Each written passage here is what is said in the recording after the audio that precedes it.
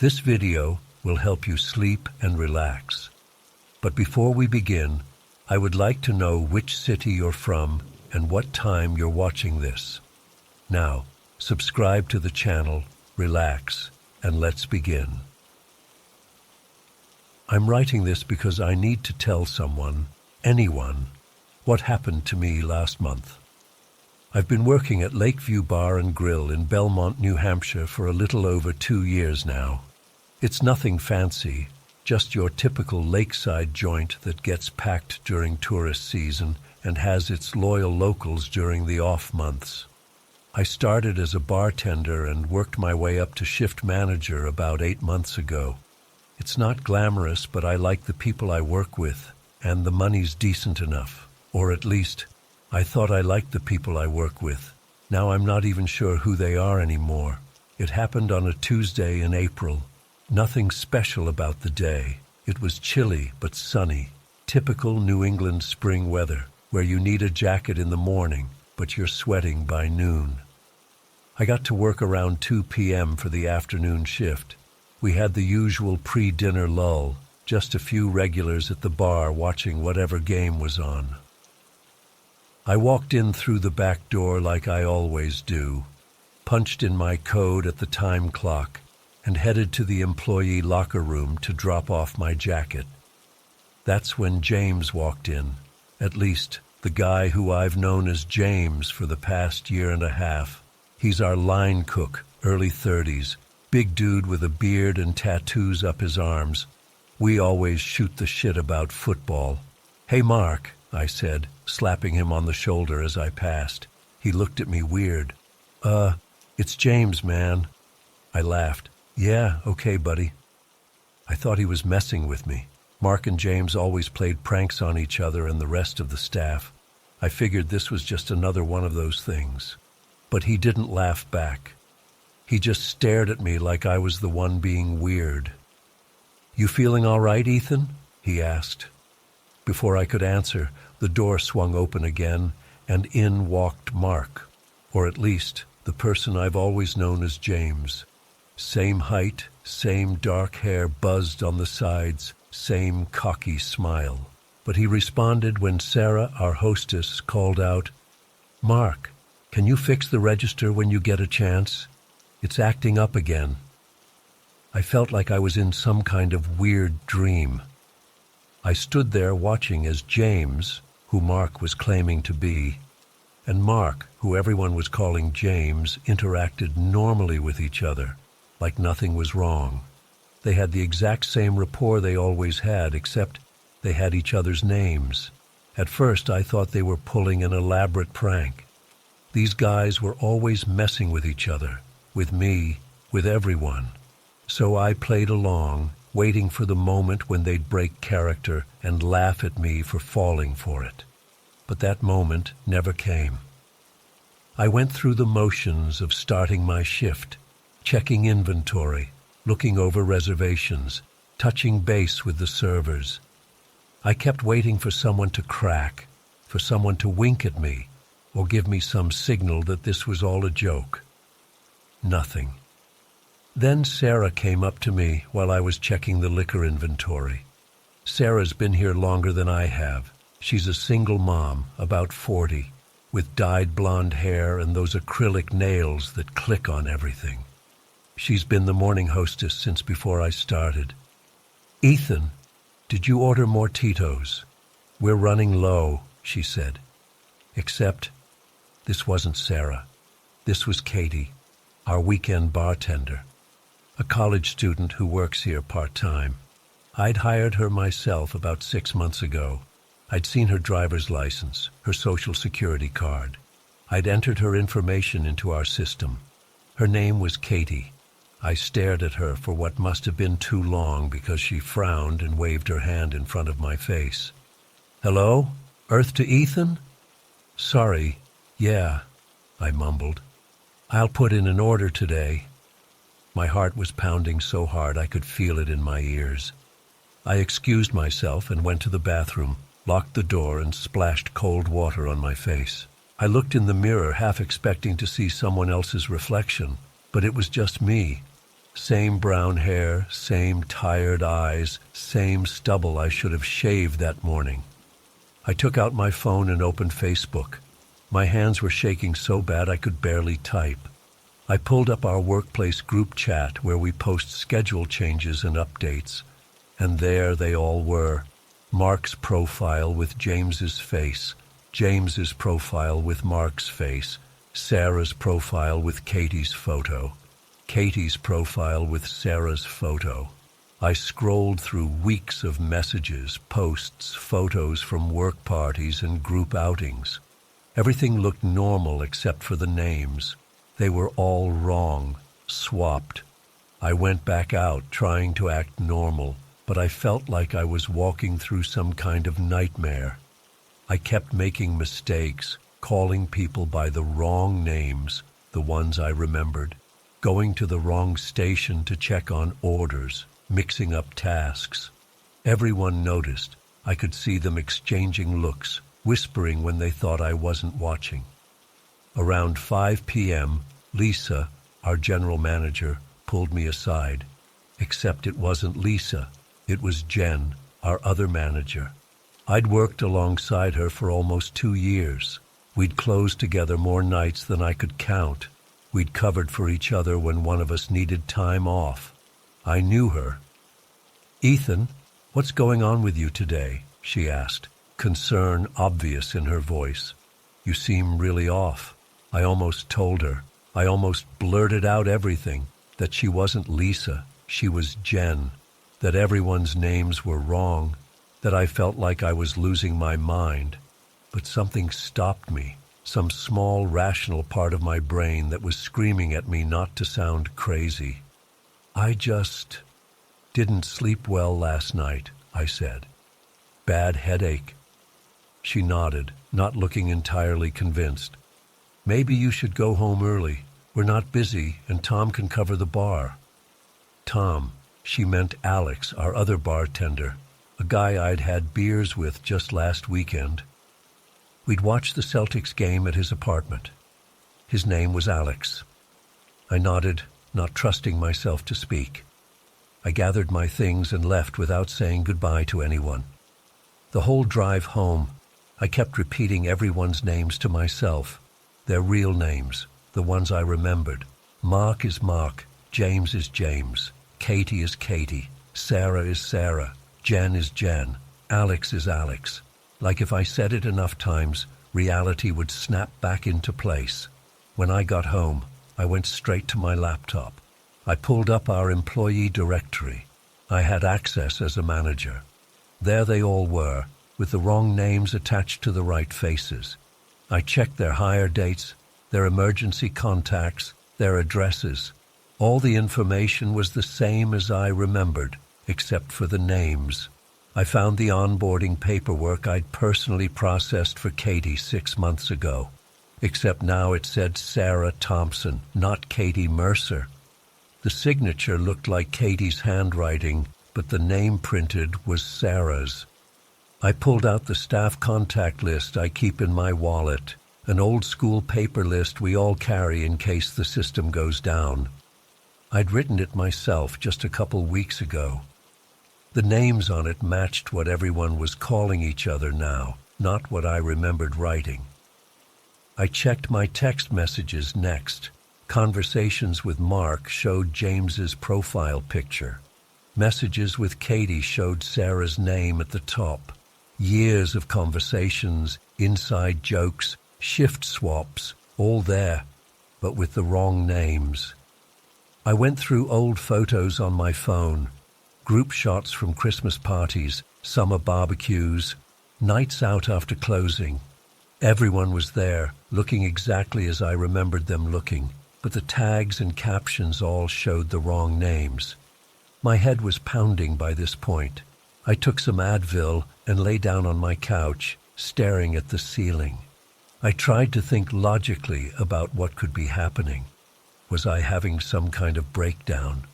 But why would my breakdown involve people swapping names? Why not something more dramatic? Was it a brain tumor or something? Some kind of specialized amnesia? But I remembered everything else perfectly. Conversations, events, personal details about these people. Just not their names, apparently. Could they all be playing an elaborate prank?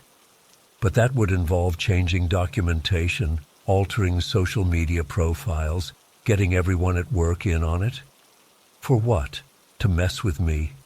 It seemed insanely elaborate and pointless. I must have fallen asleep on the couch because I woke up to my phone ringing around 9 p.m. It was Lisa, who I kept thinking of as Jen. "Hey, Ethan, just checking in. You feeling any better?" "Yeah," I lied, my mouth dry. "I think I just needed some rest." "Good. Will we see you tomorrow? I can try to find coverage if you need another day." "No, I'll be there," I said. I needed to go back. I needed to figure this out. "Great. Oh, by the way, Mark was asking if you're still on for watching the game this weekend." Mark. She meant Alex. Or did she? I couldn't even keep track anymore. Yeah. Tell him I'm in." After I hung up, I went to the kitchen and poured myself a whiskey. I never drink alone, but this seemed like a good exception. I sat at my kitchen table and tried to think. Maybe I was remembering wrong, but how could I misremember so many people? People I saw every day, people whose paperwork I'd processed. And why would I swap their names specifically, rather than just forgetting them altogether? I decided to test myself. I made a list of other people I knew, family members, friends outside of work, former classmates, celebrities. I had no trouble remembering any of their names, just my co-workers. I went back to work the next day, determined to act normal while I figured things out. I watched everyone like a hawk, looking for any slip-ups or signs that they were putting on an act. There were none. Everyone acted exactly as they always had. Same personalities, same dynamics, same quirks, just with different names. I tried an experiment. During a slow period, I casually asked Mark, who everyone called James, about his dog. "How's Rocky doing? Still destroying your shoes?" I asked. Without hesitation, he launched into a story about how Rocky had shredded his new Nikes. I remembered when he'd gotten that dog, a rescue pit bull mix with separation anxiety. The dog's name was Rocky. That detail hadn't changed. I tried the same thing with others. I asked Sarah, who everyone called Katie, about her kids. She told me her daughter had just made the honor roll. I asked Lisa, who everyone called Jen, about her upcoming vacation to Costa Rica. She excitedly shared her plans. All the details of their lives remained consistent with what I remembered. Only their names had changed, and only I seemed to notice. A week went by like this. I stopped correcting myself when I thought of them by their old names. I started using their new names out loud, though in my head I still thought of them as I always had. I functioned, but I felt like I was losing my grip on reality. I kept looking for explanations. I went to my doctor for a checkup, casually mentioning memory issues without going into detail. All my tests came back normal. I researched rare psychological conditions, amnesia, schizophrenia.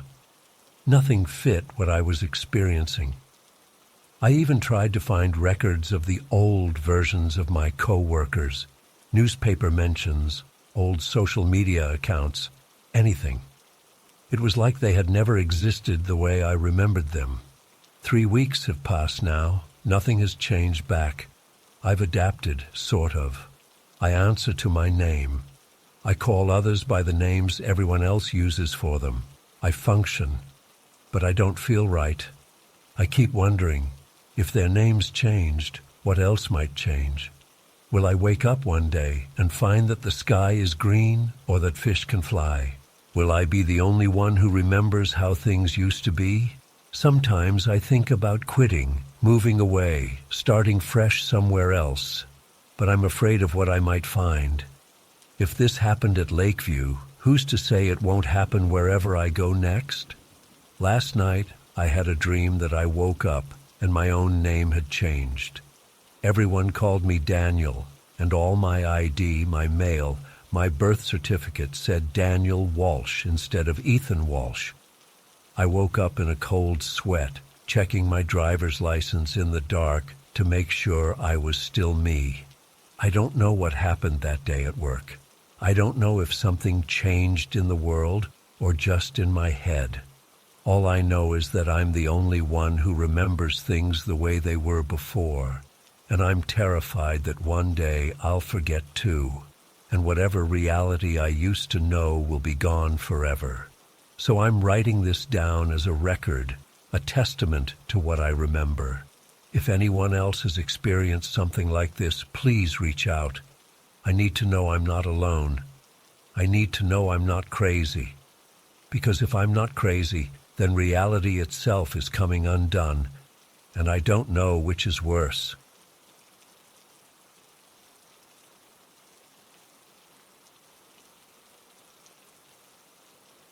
I've spent 3 days trying to wrap my head around what happened at Davis Hardware last Tuesday, and I still can't make sense of it.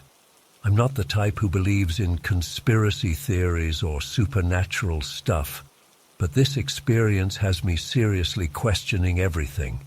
It was just a normal Tuesday afternoon. I had the day off work because I'd covered for a coworker over the weekend, and I decided to finally fix that leaky faucet in my guest bathroom that had been driving me crazy for weeks. After watching a couple YouTube tutorials, I figured I just needed a new washer and maybe some plumber's tape. Simple enough, right? Davis Hardware is about a 10-minute drive from my house in Oak Ridge. It's one of those family-owned places that's been around forever. I prefer it over the big box stores because you can actually find someone to help you without wandering around for 20 minutes. I've probably been there a dozen times since moving to this neighborhood 2 years ago. The store wasn't busy, just a couple of older guys discussing something in the electrical aisle, and a woman with a clipboard who looked like she was doing inventory. I found the plumbing section easily enough and picked up what I needed. The washer pack cost like $3.99, and I grabbed some plumber's tape just to be safe. When I walked up to the register, there was a woman I hadn't seen before. She looked about my age, maybe mid-30s, with her hair pulled back in a neat ponytail.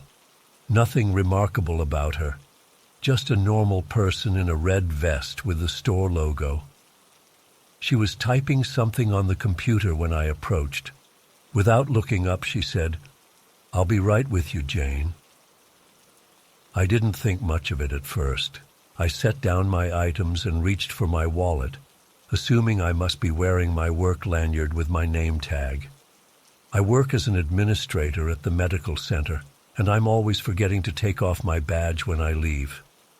But when I glanced down, I realized I was just wearing a plain t-shirt and jeans. No badge, no name tag, nothing with my name on it. Maybe she knows me from somewhere, I thought. Oak Ridge isn't huge, and I do interact with a lot of people at the medical center, but I couldn't place her face, and I'm usually pretty good with remembering people. The cashier finally looked up and smiled. "Just these today?" she asked, reaching for the washer pack and tape. "Yeah, just fixing a faucet," I replied, still trying to figure out how she knew my name. She scanned the items and said, "That'll be $7.46, Jane." There it was again. This time I couldn't help myself. "I'm sorry, but how do you know my name?" I asked, trying to sound casual about it. She looked a bit confused, then smiled. "Oh, you're probably in our system. Do you have a phone number I can look up for your rewards account?" I gave her my number, and she typed it in. "Yes, here you are. Jane Matthews on Sycamore Drive." That made sense, but something still felt off. "But you called me Jane before you looked me up," I pointed out. The cashier paused, her fingers hovering over the keyboard. She looked at me with a slightly puzzled expression, as if she was trying to recall what had just happened. "Did I?" she asked. "That's weird." "Yeah, you did. Twice, actually," I said, feeling increasingly uneasy. We just stared at each other for a moment, and then, at the exact same time, we both said, "Must be a glitch in the matrix or something." Not similar phrases, not kind of the same idea. The exact same words, in perfect unison, with identical inflection. Must be a glitch in the matrix or something. Have you ever had that moment where something so bizarre happens that your brain just freezes? That's what happened to me. I felt a cold rush through my body, like someone had just dumped ice water down my spine. The cashier's reaction is what really got to me. She just broke eye contact and continued with the transaction like nothing had happened. No acknowledgement of the fact that we'd just spoken in perfect synchronicity. No awkward laugh. Nothing. "Would you like your receipt?" she asked, as if we hadn't just experienced something impossible. I nodded, unable to form words. My hands were trembling slightly as I took the small paper bag with my purchases. As I walked toward the exit, I felt like I was moving through molasses. Everything seemed slightly off, like the colors were a bit too bright, or the angles of the store weren't quite right. I glanced back at the register before pushing open the door. The cashier was already helping another customer, smiling and chatting as if our interaction had been completely normal. The drive home was a blur.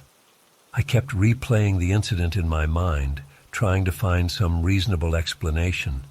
Maybe she did know me from somewhere and just didn't want to admit she'd made a mistake.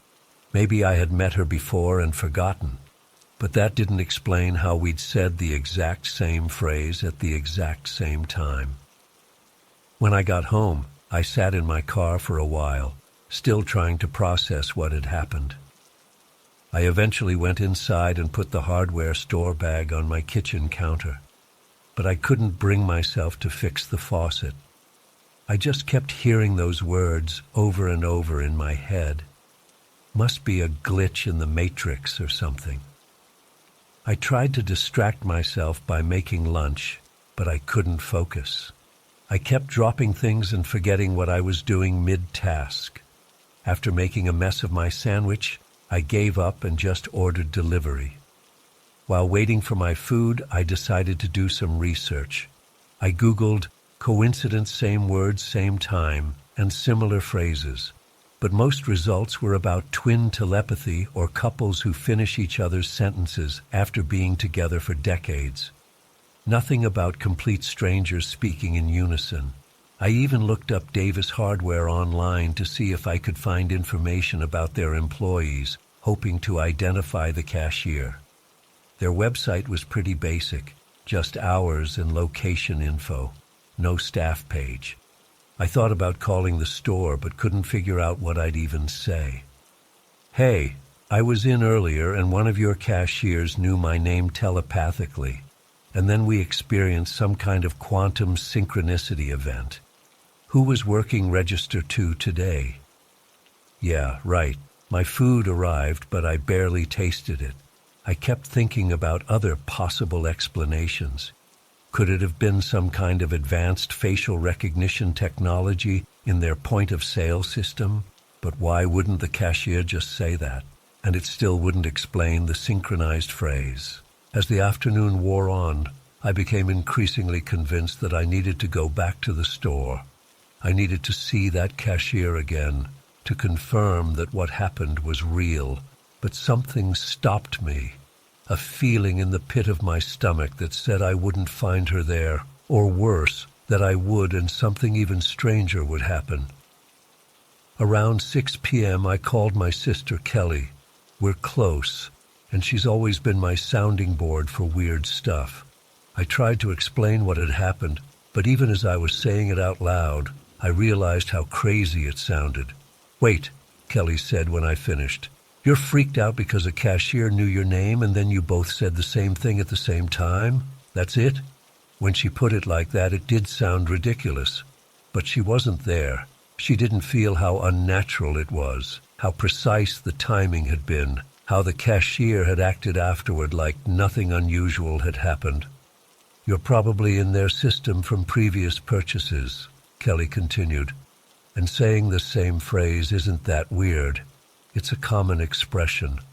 But it was word for word, Kelly. In perfect sync, like we were, I don't know, programmed to say it." There was a pause on the line. Programmed. "Jane, are you okay? You sound really stressed." I wasn't getting through to her. How could I? I barely understood it myself. After hanging up, I decided to try to put the incident out of my mind. I forced myself to tackle the leaky faucet, following the YouTube tutorial step by step. The physical activity helped a little, giving me something concrete to focus on.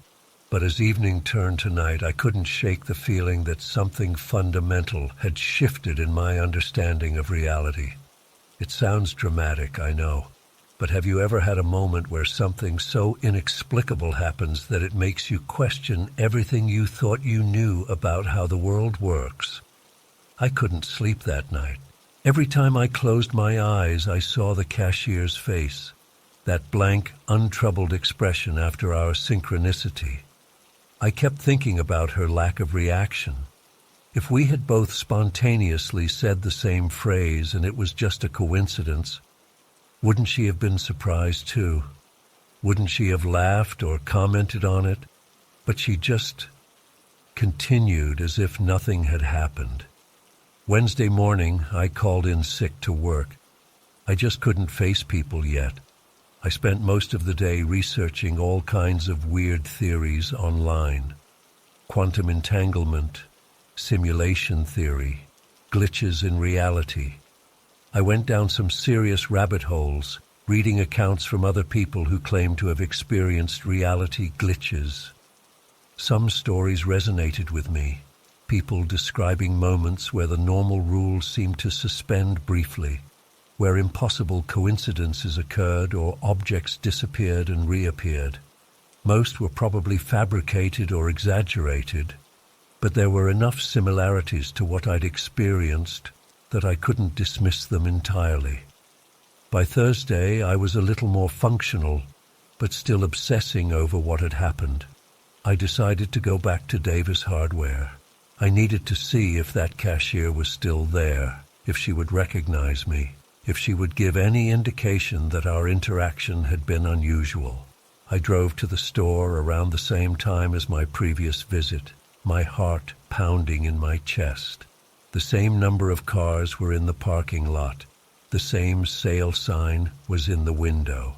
Everything looked normal. I walked in, trying to appear casual, while scanning for the woman who had checked me out on Tuesday. There were 2 registers open. One was being operated by an older man with a gray beard. The other by a young woman with curly hair, definitely not the cashier from before. I wandered around, pretending to browse, while keeping an eye on the front of the store. After about 15 minutes, I approached the man at the register. "Excuse me," I said. "I was in here on Tuesday and was helped by a woman about my age, brown hair and a ponytail. I left something behind and was hoping to speak with her." The man furrowed his brow. "On Tuesday? Should have been Diane and me working registers. Diane's got short blonde hair, though. No ponytails here," he chuckled.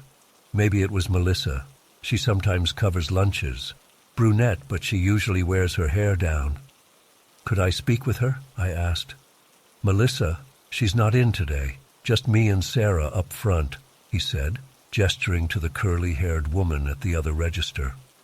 I thanked him and left, my mind racing.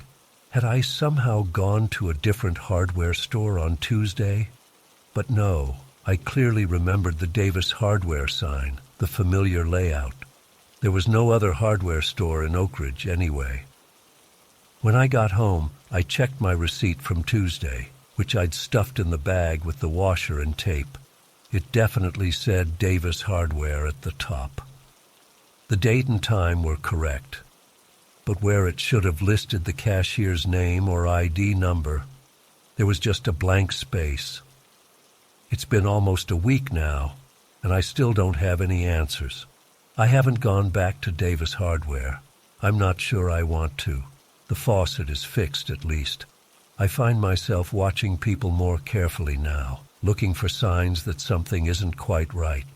When someone calls me by name at the grocery store or the bank, I freeze for a second, wondering how they know who I am. I catch myself analyzing casual conversations, paying attention to the precise words people use, waiting for another impossible synchronicity. I've tried to convince myself that there's a logical explanation. Maybe the cashier had seen my credit card before I even handed it to her. Maybe I misremembered the sequence of events. Maybe we didn't say exactly the same thing at exactly the same time. But deep down, I know what happened. For just a moment, something slipped. A curtain was pulled back accidentally, revealing the machinery behind what we think of as reality. A glitch showing that perhaps our interactions, our very thoughts and words, aren't as spontaneous or unique as we believe them to be. Sometimes I wonder if I'll ever see that cashier again, or if she was ever really there at all. Was she just some manifestation of whatever system runs this place? A character who briefly malfunctioned, showing me something I wasn't supposed to see? I still shop in Oak Ridge. I still go to work, talk with friends, watch Netflix. Life continues normally, but I can't shake the feeling that I've glimpsed something I can't unsee, that my perfectly ordinary Tuesday afternoon at the hardware store revealed, just for an instant, that nothing is as ordinary as it seems.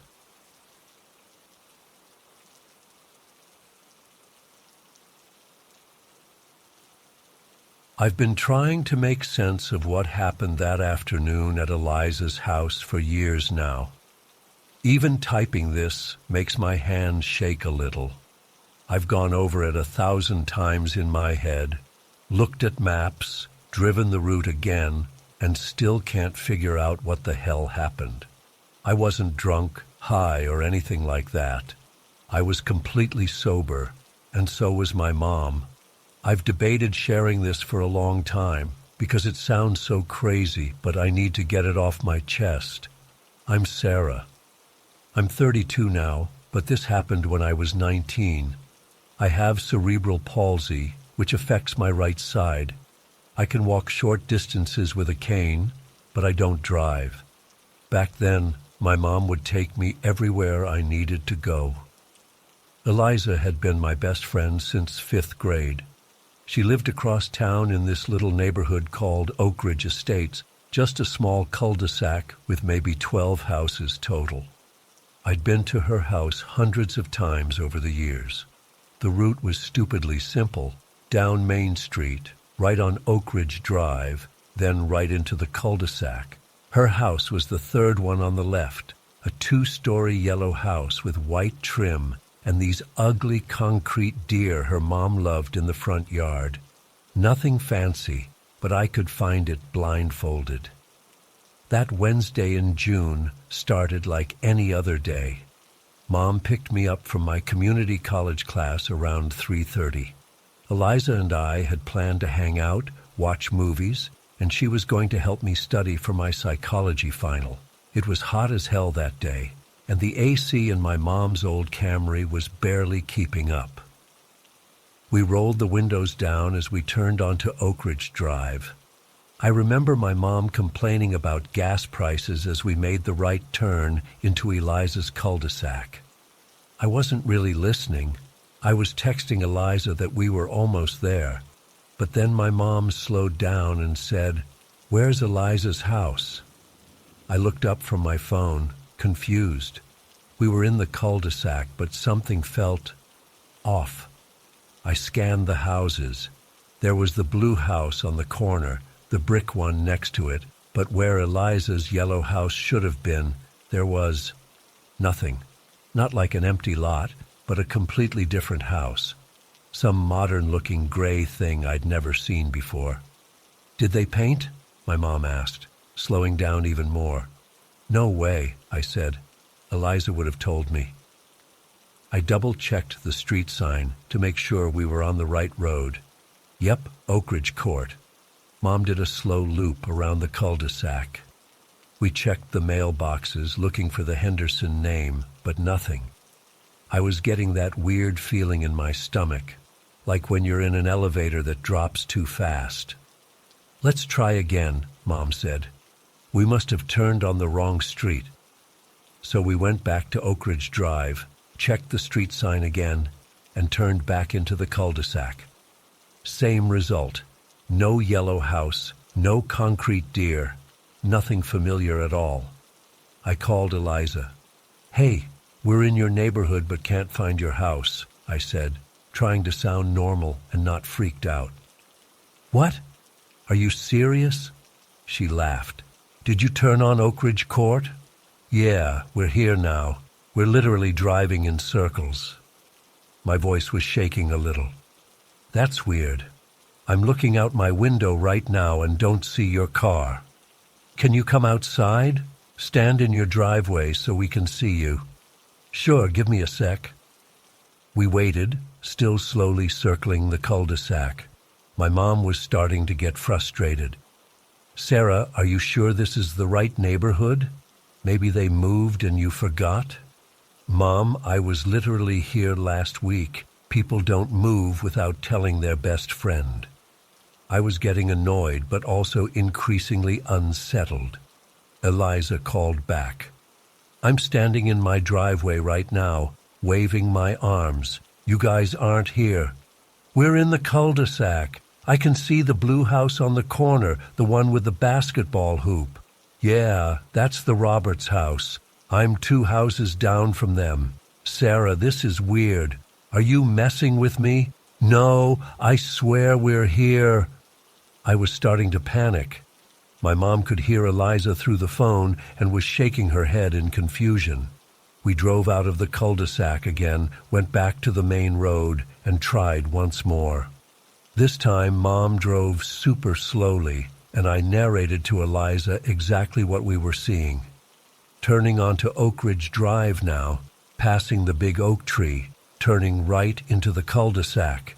There's the blue house, the brick house, but your house just isn't there, Eliza.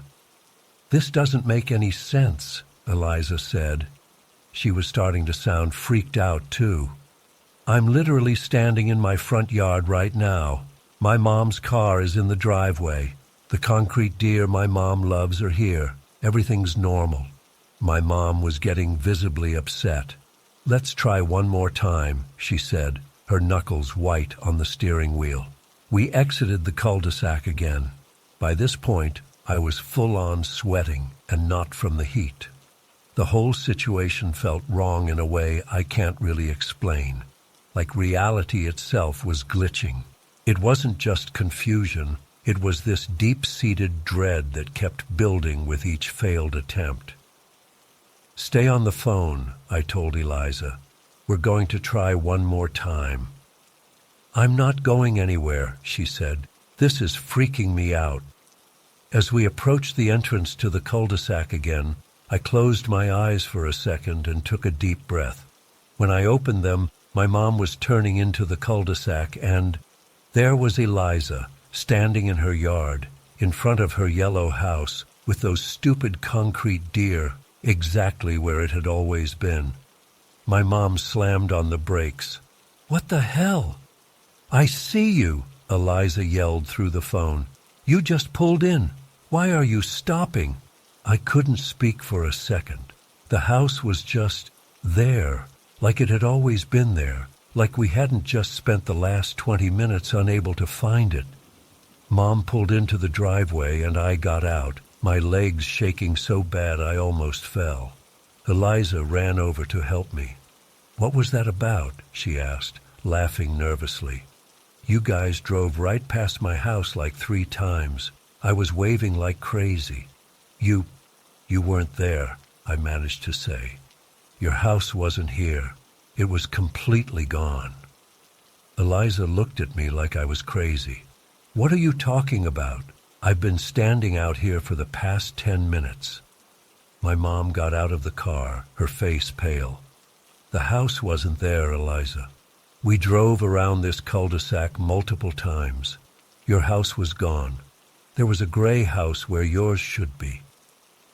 Eliza looked between us, clearly trying to figure out if we were playing some elaborate prank. "There's no gray house in this cul-de-sac," she said slowly. And she was right. Looking around, there wasn't a gray house anywhere, just the familiar homes I'd seen 100 times before, including Eliza's yellow one. We went inside, and neither of us mentioned it again that day. We watched our movies and studied like nothing had happened. But there was this tension in the air. I caught Eliza looking at me strangely a few times, and I couldn't blame her. I would have thought I was losing it too. When my mom picked me up that night, she was quiet the whole drive home. Finally, as we pulled into our driveway, she said, "Let's not talk about what happened today. I don't understand it, and I don't want to understand it." I agreed, but I couldn't stop thinking about it. The next day, I checked Google Maps, looked at satellite images of the neighborhood, even scrolled through my old photos to make sure I wasn't misremembering what Eliza's house looked like. Everything matched up with what I'd always known.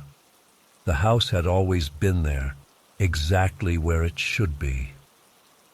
Over the next few weeks, I found myself making excuses not to go to Eliza's house. We'd meet at cafes, the mall, my house, anywhere but there. I couldn't shake the feeling that something fundamentally wrong had happened that day. Like we'd briefly slipped into some parallel universe where Eliza and her family didn't exist. The weirdest part? About 6 months later, Eliza and I had a massive falling out. It was over something stupid. She started dating my ex without telling me, but the fight was vicious.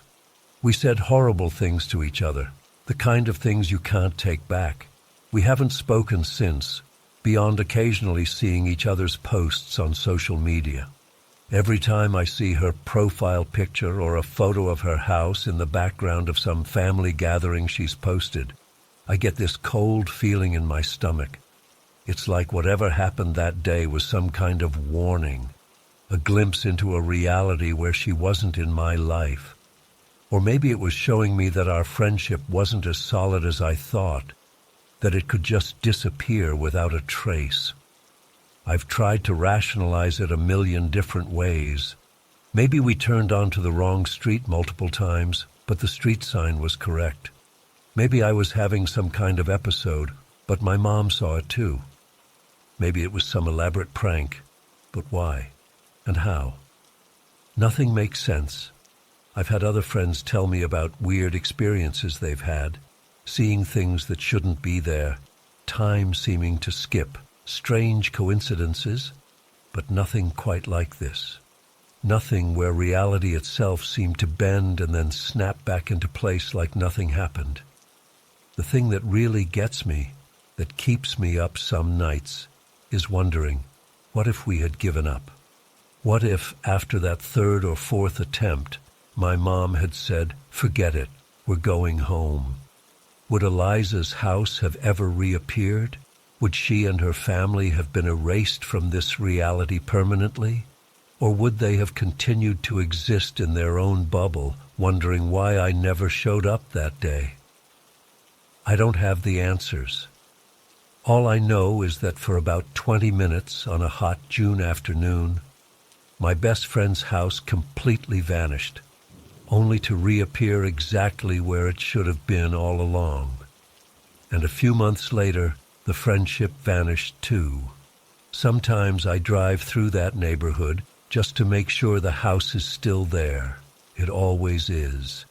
But I never stop. I never knock on the door. Some boundaries, once crossed, can't be uncrossed. Some realities, once glimpsed, can't be unseen. I still have nightmares about that day. In them, I'm driving around that cul-de-sac endlessly, searching for a house that isn't there, while Eliza's voice gets more and more distant on the phone. Sometimes I wake up convinced that she was the one who disappeared that day, not the house, and everything since has been some kind of elaborate hallucination. I don't know why I'm sharing this now. Maybe I'm hoping someone else has experienced something similar, something that defies explanation. Maybe I'm still trying to make sense of it all these years later, or maybe I just needed to get it out of my system. All I know is that whatever happened that day, it wasn't normal. And sometimes I wonder if it was the universe trying to tell me something, that some friendships aren't meant to last, that some connections are more fragile than they appear, that reality itself isn't as solid as we want to believe. I haven't been back to that yellow house in years, and I don't plan to ever return. Some doors, once closed, should stay that way, even if they sometimes disappear altogether.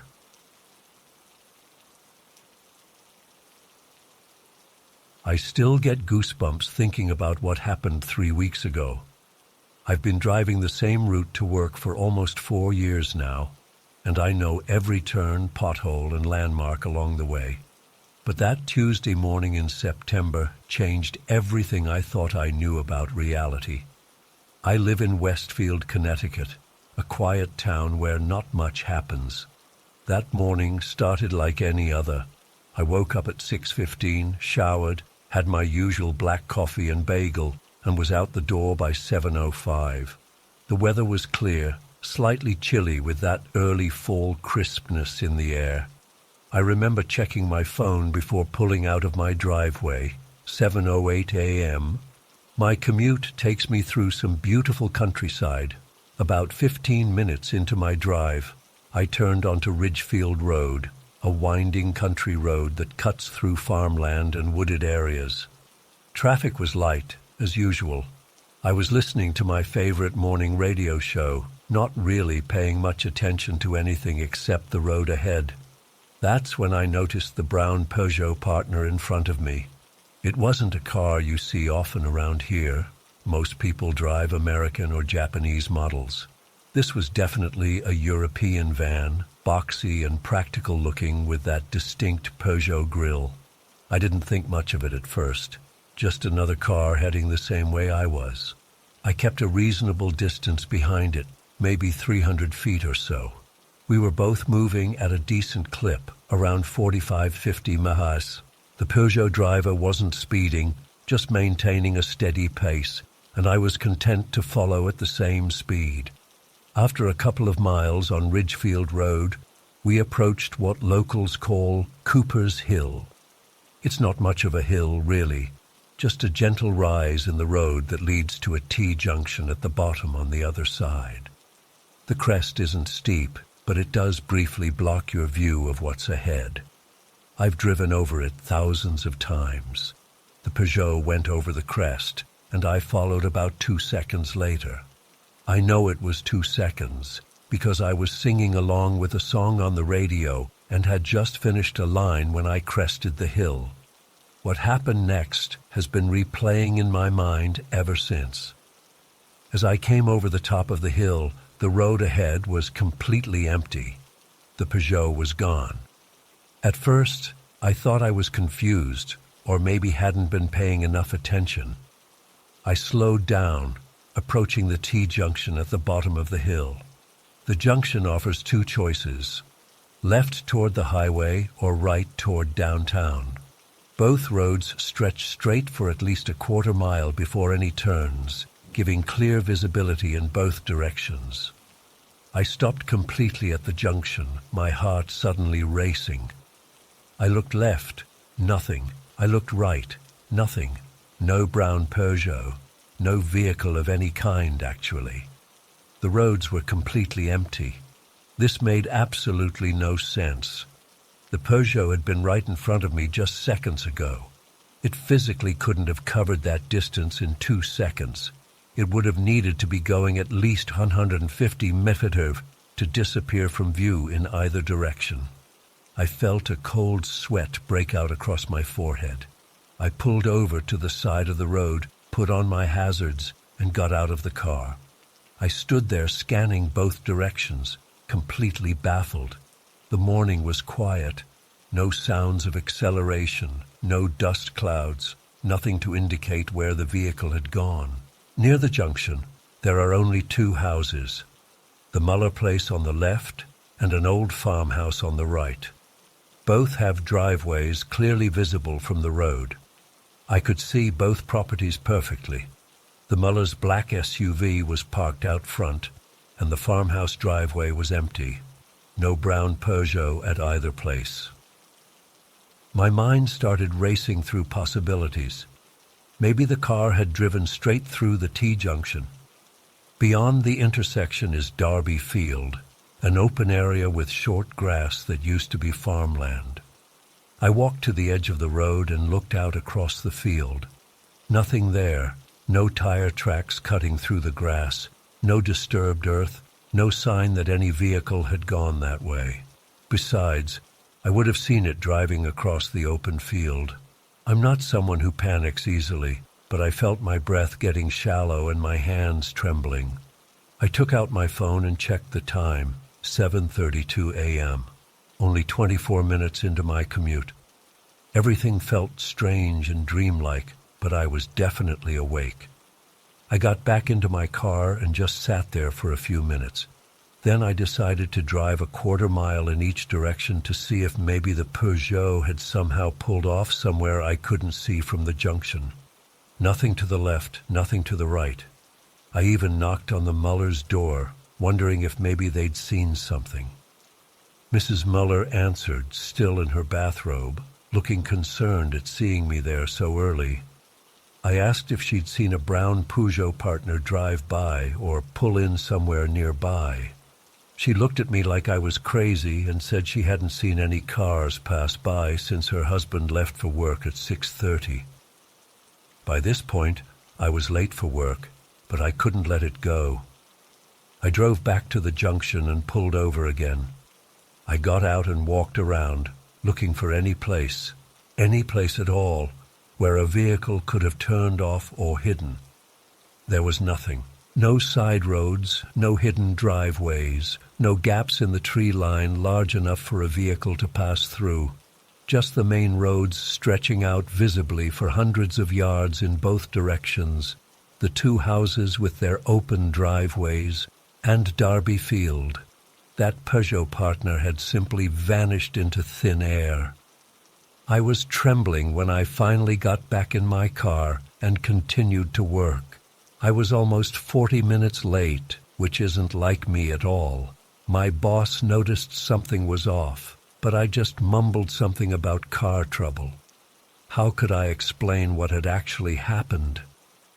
Throughout the day, I couldn't focus on anything. I kept replaying those moments in my head. The Peugeot going over the crest, me following 2 seconds later, and then nothing. It didn't make any logical sense. During my lunch break, I drove back to Cooper's Hill. In the daylight, with other cars occasionally passing by, everything looked normal. I stood at the T-junction again, scanning every inch of the surroundings.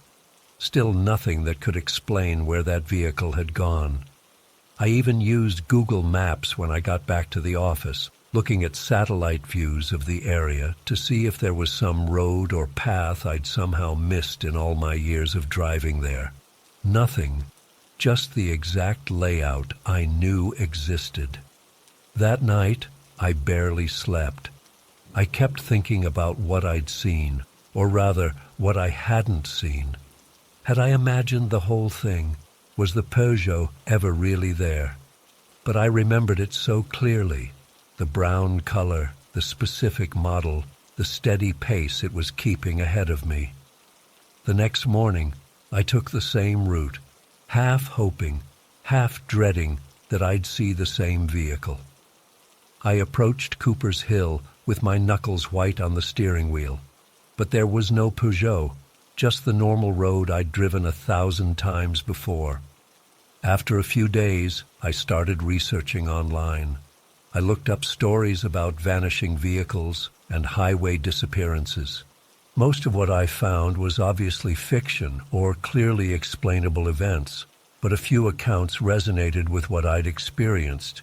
Vehicles seemingly there one moment and completely gone the next, with no logical explanation. One forum suggested something that's been haunting me ever since. The idea that sometimes the boundaries between realities might momentarily fail. That maybe what I witnessed wasn't a car disappearing, but a glimpse of something that wasn't supposed to be in our reality at all, something that slipped back to wherever it came from. It's been 3 weeks now, and I still haven't found any explanation that makes sense. I've taken different routes to work a few times, but inevitably I find myself drawn back to Ridgefield Road and Cooper's Hill, always slowing down at the crest, always half expecting or fearing to see that brown Peugeot partner again. The strangest part is how this has affected my daily life. I find myself staring at every Peugeot I see on the road. Connecticut doesn't have many of them, but whenever I spot one, especially a brown one, my heart starts racing. Last weekend, I was in the grocery store parking lot when a brown Peugeot 308, not even the same model, just the same brand and color, pulled into a space across from me. I found myself frozen, watching it from my car, waiting to see if it would simply disappear when the driver got out. It didn't, of course, but I couldn't bring myself to look away until the driver returned and drove off. I've considered talking to someone professional about this, but what would I say? I followed a car that vanished into thin air. They'd think I was having some kind of breakdown or hallucination. Maybe I am, but I know what I saw, or rather, what I didn't see. That brown Peugeot partner was there, and then it wasn't. And there's absolutely no logical explanation for where it went. Sometimes at night, I lie awake wondering, if the Peugeot disappeared without a trace, what else might not be as solid or permanent as we think? What other impossible things might happen that we don't notice or quickly explain away? And sometimes, when I'm driving to work and approach Cooper's Hill, I get this unsettling feeling that maybe it's not just cars that can disappear. Maybe people can too. Maybe someday I'll drive over that crest and find myself somewhere else, or nowhere at all. I still take that route every day. I don't know if I'm hoping to see that Peugeot again to prove I'm not crazy, or if I'm terrified of exactly that. All I know is that something impossible happened on a completely ordinary Tuesday morning, and I have no idea why or how. I check my rearview mirror more often now, just in case. I'm still trying to wrap my head around what happened last summer. I've gone through every possible explanation, and none of them make any sense. I'm not crazy. I'm not on drugs, and I'm definitely not making this up. I just need to get this off my chest because it's eating me up inside. I've always been into art, nothing professional, just sketching and drawing with colored pencils since I was a kid.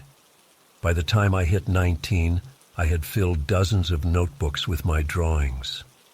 My favorite was this zebra-patterned notebook my dad got me before he left. The cover had this black and white zebra print that was actually super tacky, but I loved it anyway. That notebook was special.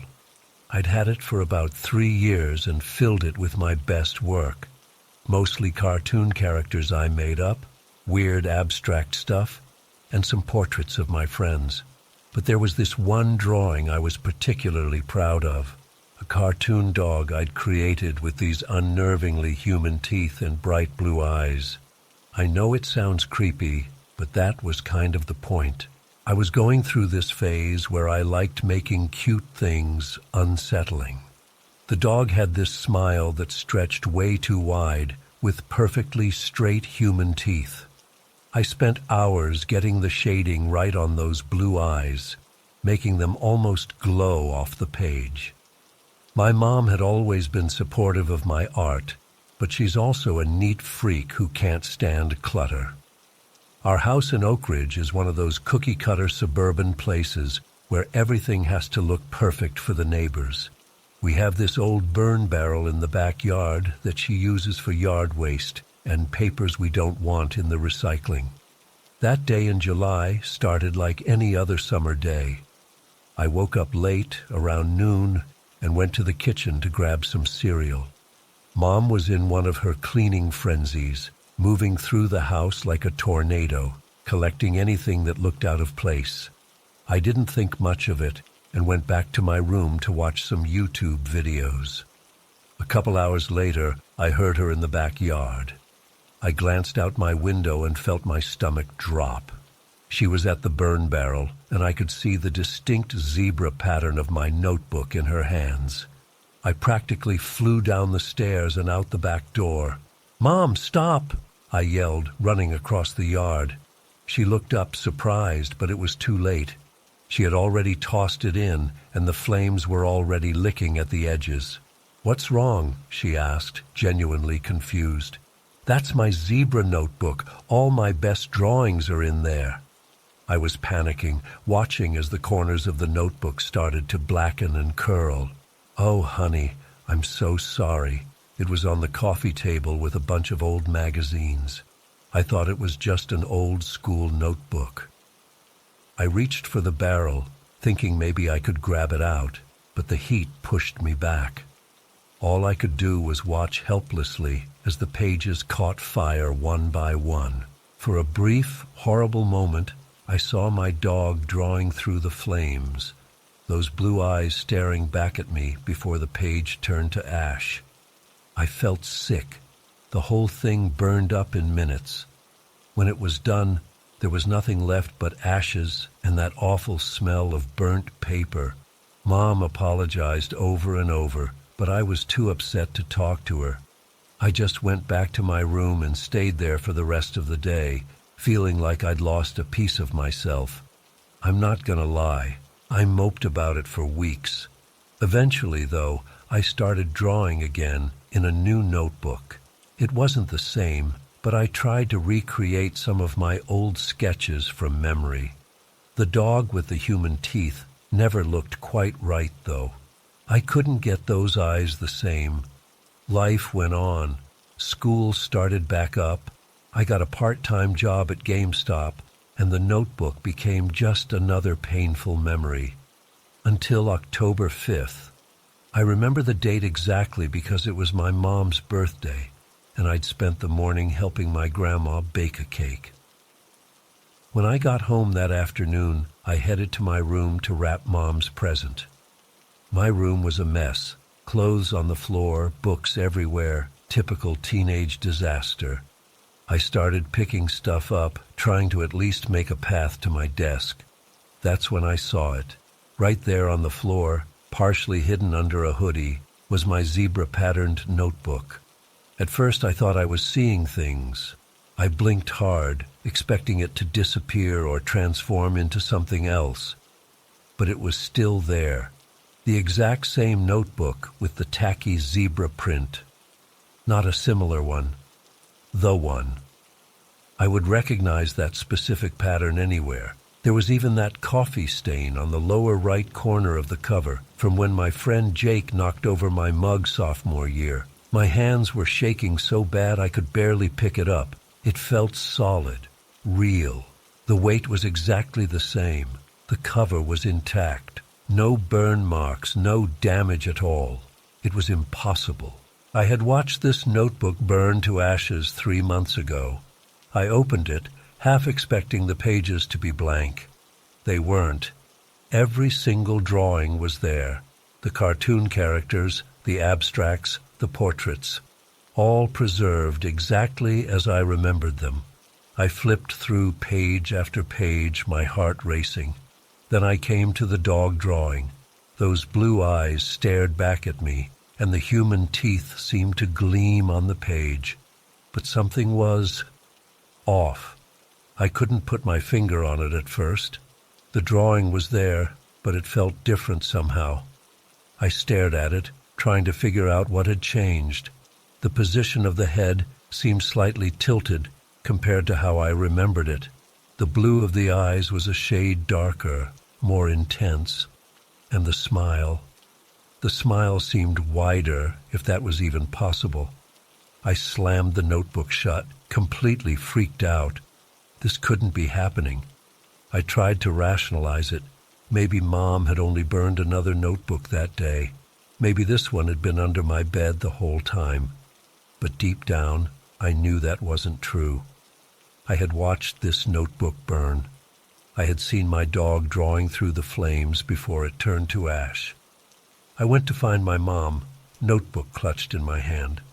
"Mom, do you remember burning my zebra notebook in July?" She looked up from the TV. "Yeah, I still feel terrible about that." "Why?" I held up the notebook. "I just found this in my room." She squinted at it, then shrugged. "Must be a different one, honey." "It's not a different one. This is the notebook, the one I watched burn." She sighed, clearly not in the mood. "Thomas, that's impossible. I threw your notebook in the burn barrel. You saw it burn. This must be another notebook with a similar cover." "Mom, look at it. It's the exact same one. It has the coffee stain and everything." She took it from me and flipped through it half-heartedly. "Well, I don't know what to tell you. Maybe you had two similar ones and forgot. Or maybe I grabbed a different notebook that day." But her explanation didn't make sense. I knew what I had seen. I took the notebook back and went to my room, examining every inch of it. The binding was intact. The pages weren't damaged. It was like it had never burned at all. I spent hours that night going through each drawing, comparing them to my memories. Most were exactly as I remembered, but some had these subtle differences. A line slightly out of place, a color slightly off. Small changes that nobody else would notice, but I knew my own work. The dog drawing was the worst.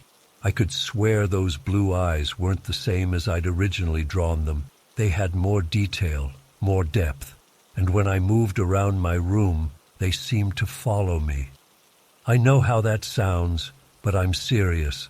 No matter where I stood, those eyes were looking right at me. I couldn't sleep that night.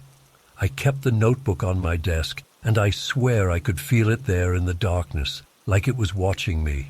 At one point, I got up and shoved it in my closet, burying it under a pile of shoes. Still couldn't sleep.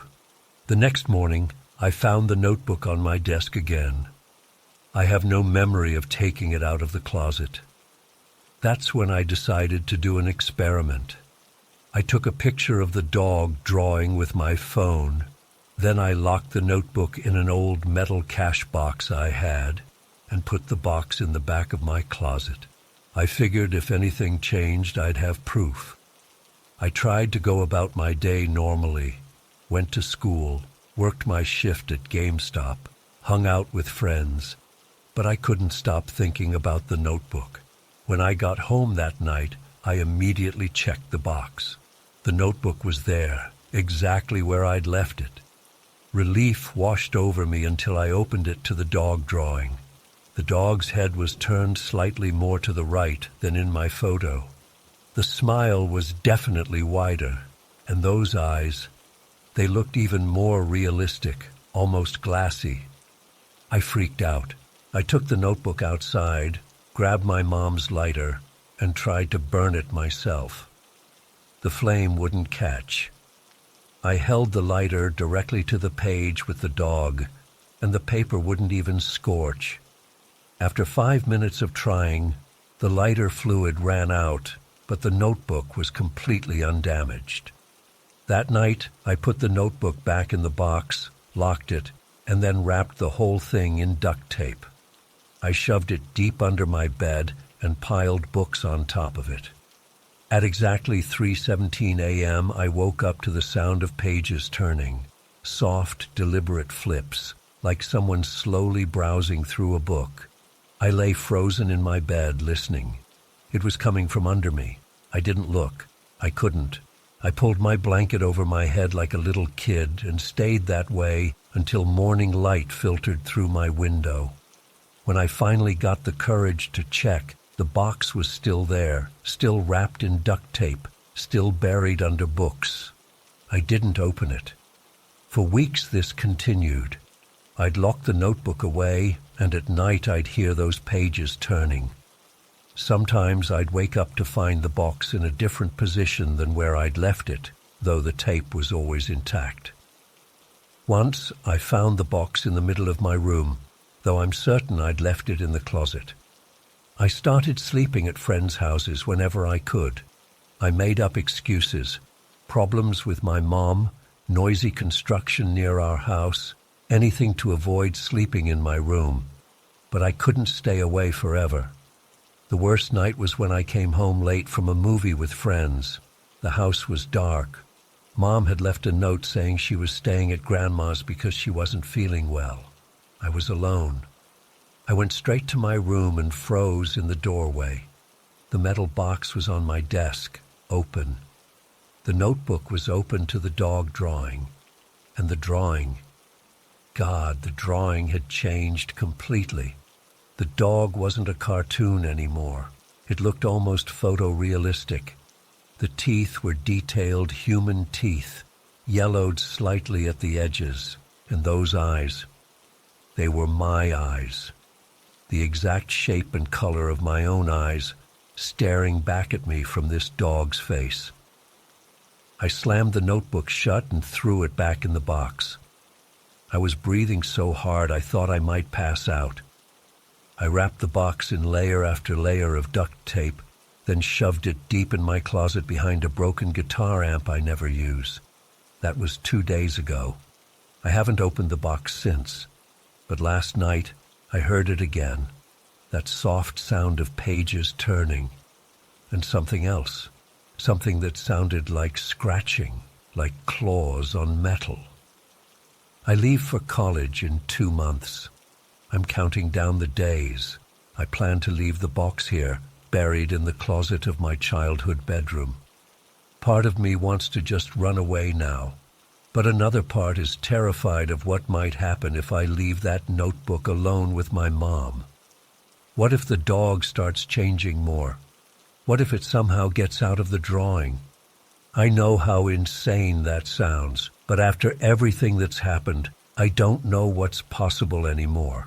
I don't have any answers. I don't understand how a notebook I watched burn to ashes reappeared in my room. I don't understand how the drawings are changing.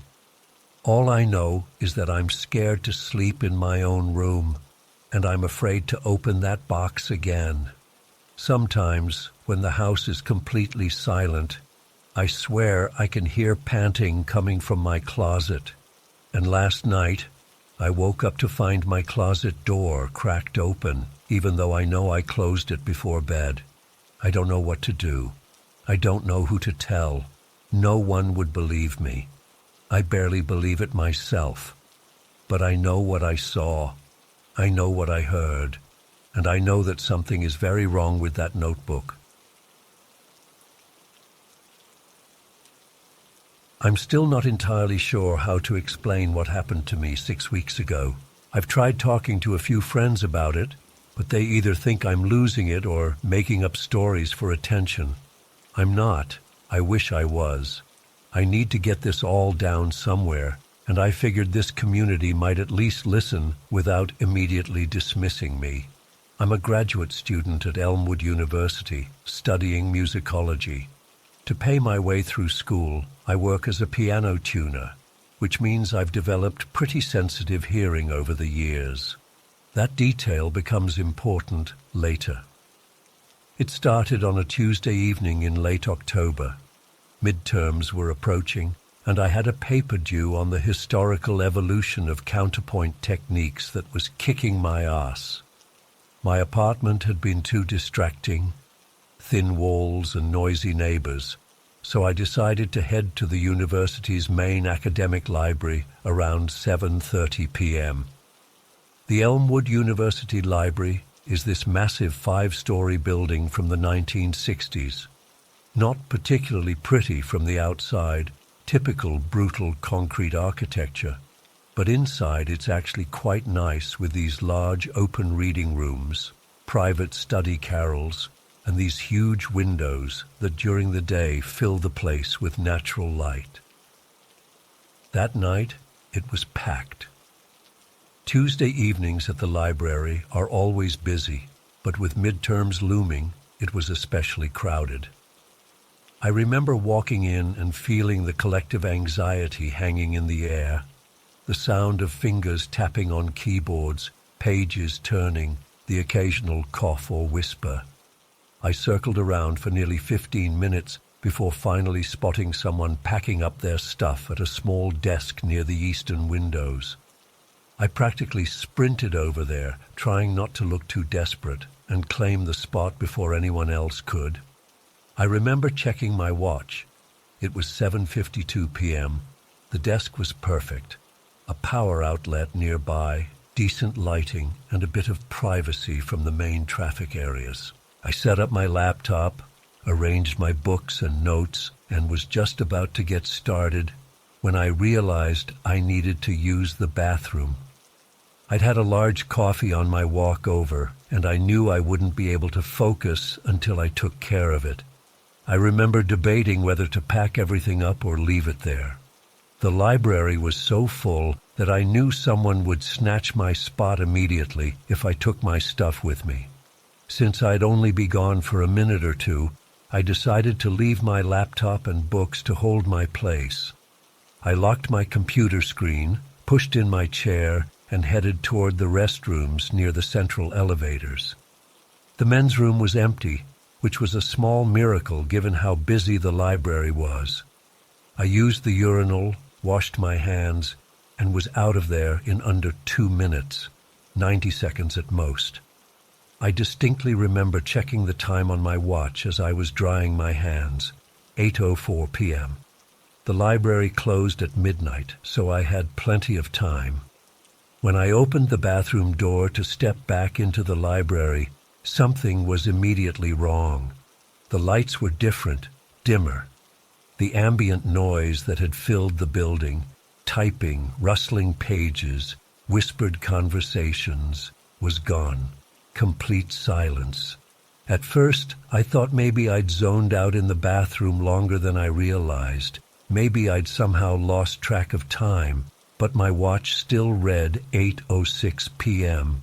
I walked out further into the main area where hundreds of students had been studying just minutes before.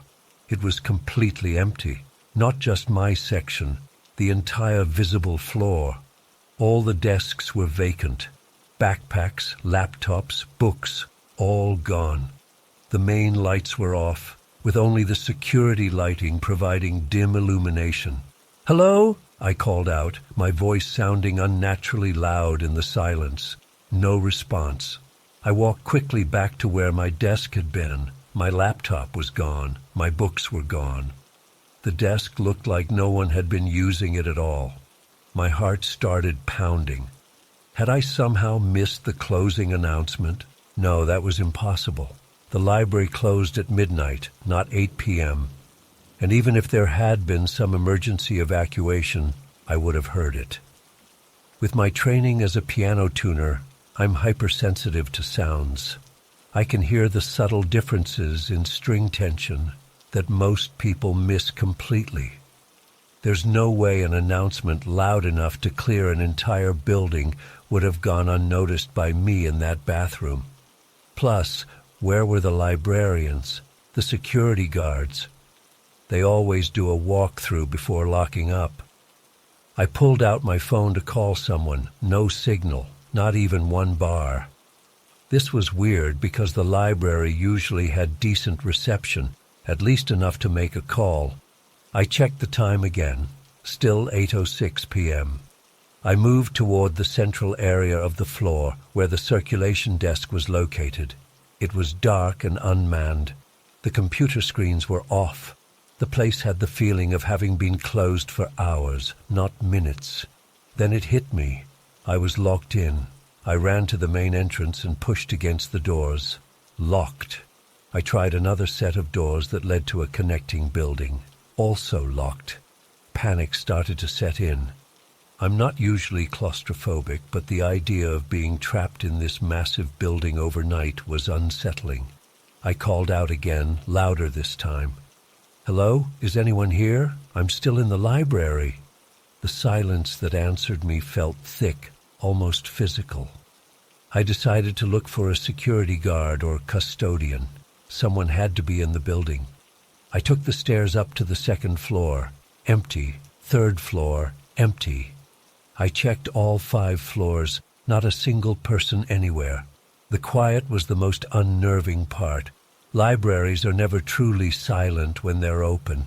There's always the hum of air conditioning, the distant sound of doors opening and closing, footsteps, whispers.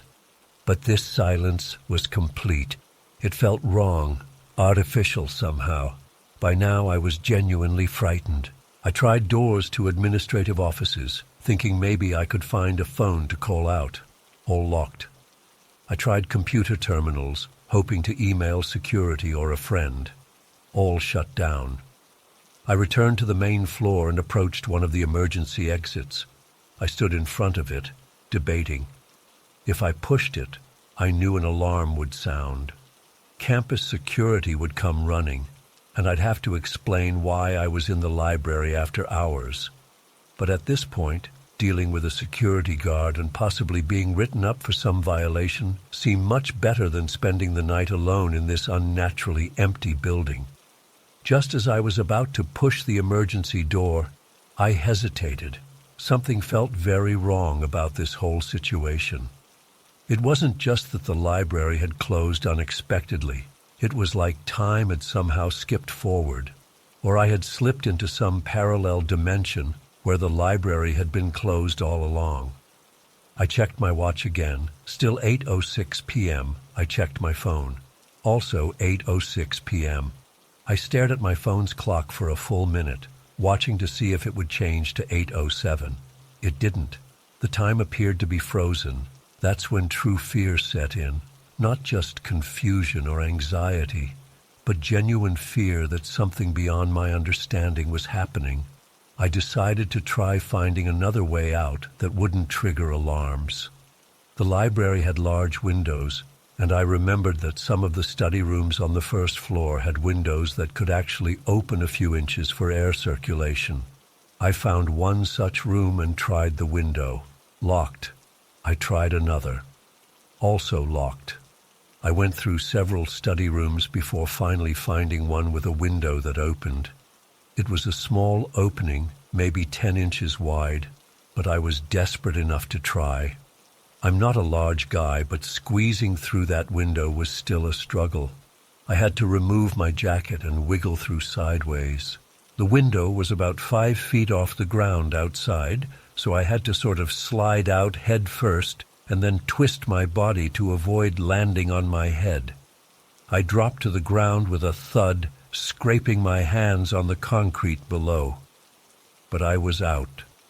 The cold night air hit me like a shock, and I gulped it down gratefully. The campus around me was quiet but normal. Lights and buildings, a few students walking on distant paths. Nothing to suggest any kind of emergency or unusual situation. I walked to a nearby bench and sat down, trying to process what had just happened. I checked my phone again. Suddenly it showed 10:42 p.m. and had full signal. Somehow, more than 2.5 hours had passed in what felt like minutes to me. I called my roommate, who answered on the second ring. "Dude, where are you?" he asked. "I thought you were studying at the library." "I was," I said, my voice shaking slightly. "Something weird happened. Is the library closed?" "What?" "No, it's open until midnight like always." I looked back at the library building. The lights were on. I could see people moving around inside through the windows. "Are you sure?" I asked. "Yeah, man. I just walked past it like 20 minutes ago. Plenty of people still there." I thanked him and hung up, then sat there staring at the building. The library was obviously open and full of students, but I had just escaped from that same building when it was empty and locked. I decided to go back in. I needed to see if my stuff was still there and maybe find some kind of explanation for what had happened. Walking back into the library was one of the hardest things I've ever done. My hands were shaking as I pulled open the door. Inside, everything was normal. Students studying, librarians at the desk, computers humming, the usual low murmur of a busy library. I went back to where my desk had been. My laptop was still there, screen locked, just as I'd left it. My books were arranged exactly as I remembered. It looked like I'd just stepped away for a moment. I checked the time on my laptop once I unlocked it. 10:47 p.m., the same as my phone and the clock on the wall. Somehow, nearly 3 hours had vanished while I was in that empty, dark version of the library. I packed up my things quickly and left. I couldn't stay there a minute longer. In the following days, I tried to rationalize what had happened. Maybe I'd had some kind of dissociative episode. Maybe I'd fallen asleep in the bathroom, though that wouldn't explain how I ended up locked in. I even wondered if someone had drugged me somehow, though I couldn't figure out how or why. But then other weird things started happening. Twice in the following week, I found myself suddenly alone in rooms that had been full of people moments before, once in a campus coffee shop and once in a lecture hall before class. Both times, I'd only looked down for a moment or stepped away briefly and returned to find everyone gone. The incidents always involved doors, too. I'd leave a room, close a door behind me, and when I reopened it, everything would be different. Time would have passed, or the space would be empty when it should have been full. The worst part came about a week after the library incident. I couldn't stop thinking about what had happened, so I decided to do some research. I went to the university archives and started looking through old campus newspapers, trying to find any mention of strange occurrences in the library. What I found chilled me to the bone. 37 years ago, a graduate student named Thomas Mercer disappeared without a trace from that same library. According to the reports, he had been studying late one evening. When the library closed, his belongings were still at his desk. Laptop open. Well, it would have been a notebook back then. Papers arranged, jacket on the back of his chair, but he was nowhere to be found. The article mentioned that he had last been seen heading toward the restroom area. He was never found. I haven't been back to the library since. I study at coffee shops or in my apartment, despite the noise. I avoid buildings with multiple doors when I can. I'm constantly checking the time on different devices to make sure they match. The incidents have stopped for now. It's been about 2 weeks since the last one, but I can't shake the feeling that whatever happened to me in that library is still out there, waiting. That somehow, for those 90 seconds I was in the bathroom, I slipped into some other dimension where time moves differently. Or worse, that whatever took Thomas Mercer 37 years ago almost got me too. I don't expect anyone to believe me. I'm not sure I would believe it if someone else told me this story, but I know what I experienced, and I know that whatever happened in that library wasn't normal. It wasn't a prank, or a misunderstanding, or a psychological episode. Something impossible happened that night, and I'm terrified it's going to happen again.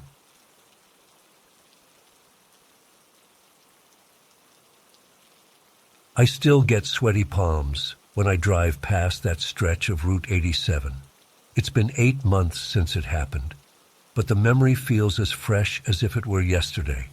I've told exactly 3 people about what I saw that afternoon.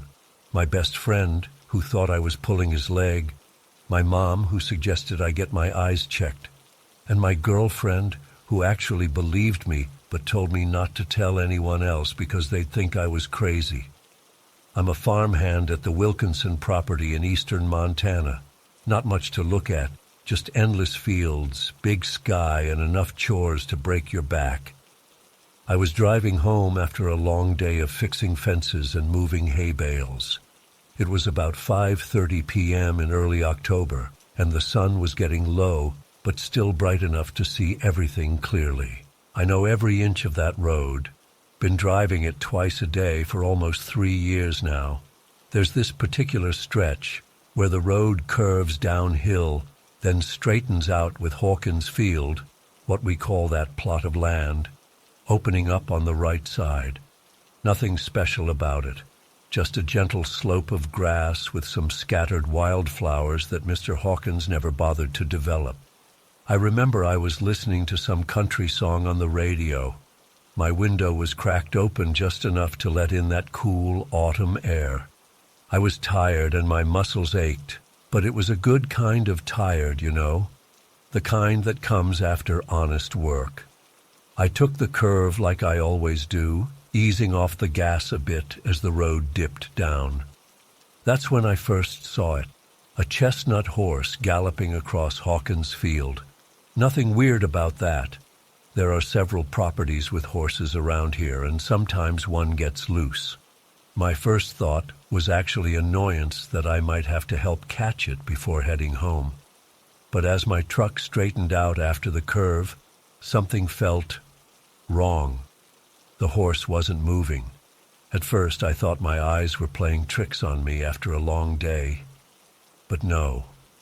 The horse was frozen mid-gallop, one front leg extended forward, the other bent underneath, its back legs pushing off the ground. Its mane and tail were suspended in the air, like someone had taken a photograph of a running horse and somehow made it 3-dimensional. I eased my foot off the gas, slowing down to maybe 15 mph. My brain couldn't process what I was seeing. The horse was about 40 yards from the road, clear as day in the evening light.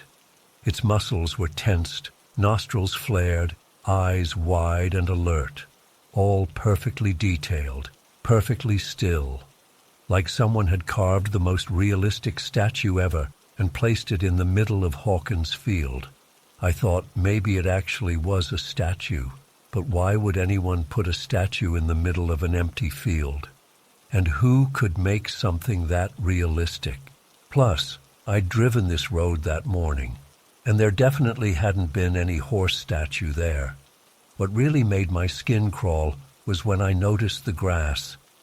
Around the horse, maybe in a 6-foot radius, the grass and wildflowers were frozen too, bent in the breeze but not moving.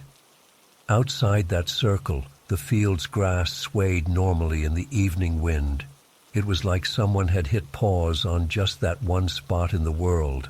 I actually pulled over to the shoulder, cut the engine. I needed to be sure I wasn't hallucinating. The silence felt heavy as I sat there, staring. The horse didn't move. Not a twitch, not a blink, nothing. Just frozen in mid-stride like time had stopped for it, and only it. I thought about getting out of my truck to get a closer look, but something deep in my gut told me not to.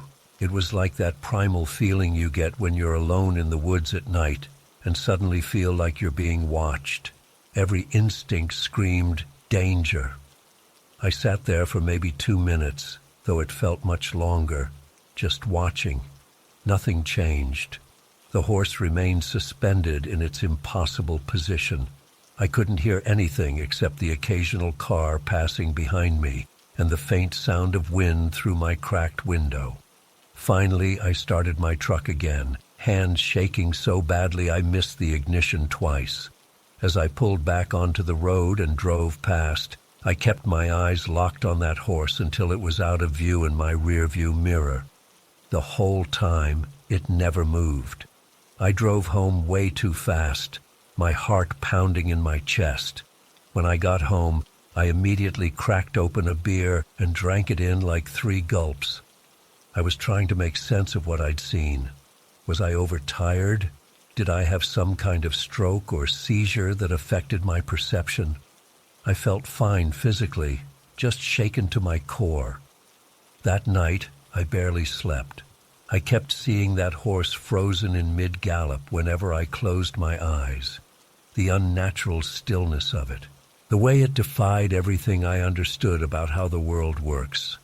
The next morning, I almost called in sick. The thought of driving past that field again made me nauseous. But I needed the job, and I figured whatever I'd seen would be gone in the daylight. I took a different route to work, though, adding an extra 15 minutes to my drive just to avoid Hawkins's field. After my shift ended, curiosity got the better of me. I decided to drive home the normal way, past the field. My hands were sweating as I approached the curve. I slowed down as the field came into view. The horse was gone. I pulled over at the same spot as yesterday and stared out at the field. Everything looked normal. Grass moving in the breeze, a couple of birds flying overhead. But then I noticed something odd. There was a circular patch in the field right where the horse had been. The grass there was flattened, like something heavy had been sitting on it. I fought the urge to get out and inspect it closer. Something still felt wrong about the whole thing, and I wasn't about to go poking around. I drove home, feeling slightly relieved but still deeply unsettled. That night I couldn't stop thinking about what I'd seen. I got on my laptop and started searching for anything similar. I typed in things like frozen animals in time stopping in small areas, and localized time anomalies. Most of what came up was science fiction stuff or physics theories that went way over my head. But then I found something that made my blood run cold. There's apparently a term in ufology called the Oz factor. It describes a phenomenon where people report time seeming to stop in a localized area during UFO encounters. Witnesses describe birds freezing mid-flight, water droplets hanging in the air, or even people seemingly paused like statues. The theory is that whatever intelligence controls these craft can manipulate space-time in small bubbles while they conduct whatever activities they're doing. I've never been a UFO guy, never given much thought to aliens or anything like that, but reading these accounts sent shivers down my spine because they described exactly what I'd seen, just with a horse instead of birds or water. I shut my laptop and tried to tell myself it was just a coincidence. Maybe the horse had some kind of seizure that made it freeze up. Maybe I was having some kind of mental episode. Any explanation seemed better than aliens were doing experiments in Hawkins Field. For about 2 weeks, I took the long way to and from work. I told my boss my truck was having issues with hills, and he bought it without question. But the detour was eating into my already limited free time, and gas isn't cheap. Eventually, I gathered up the courage to take Route 87 again.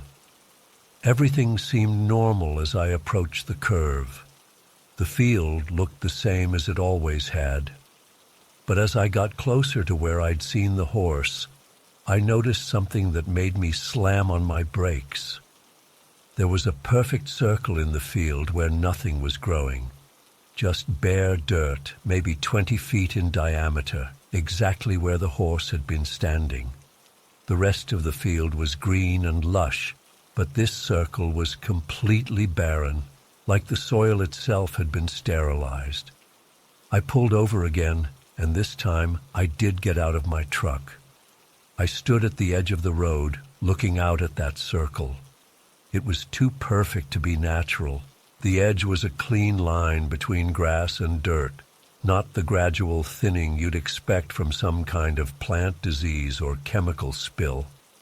I almost walked out there to get a closer look, but something stopped me again. that same gut feeling of wrongness, of danger. So I took a few pictures on my phone instead, which didn't come out well because of the distance, and got back in my truck. I showed the pictures to my friend Mike, who works for the Forest Service. He suggested it might be a fungal ring, though he admitted he'd never seen one so perfectly circular or so completely devoid of vegetation. He offered to come check it out himself, but when we drove by a few days later, it had rained, and the circle wasn't as visible from the road. Mike thought I was exaggerating and eventually dropped it. I've driven past that spot hundreds of times since then. The circle is still there, though it's less noticeable now as weeds have started to reclaim the edges. But nothing grows in the center, not even after the spring rains came. I never saw the horse again. I've asked around subtly if anyone lost a chestnut horse last fall, but nobody reported any missing animals. I've checked local papers for stories about unusual animal behavior or unexplained phenomena, but there's been nothing. Sometimes I wonder if what I saw was real or if my mind somehow manufactured the whole thing. But then I look at those photos of the circle on my phone, and I know something happened that day, something I can't explain. I've developed this habit now when I drive past Hawkins Field. I never look directly at it. I keep my eyes firmly on the road and my hands tight on the wheel. Sometimes I hold my breath until I've passed it completely.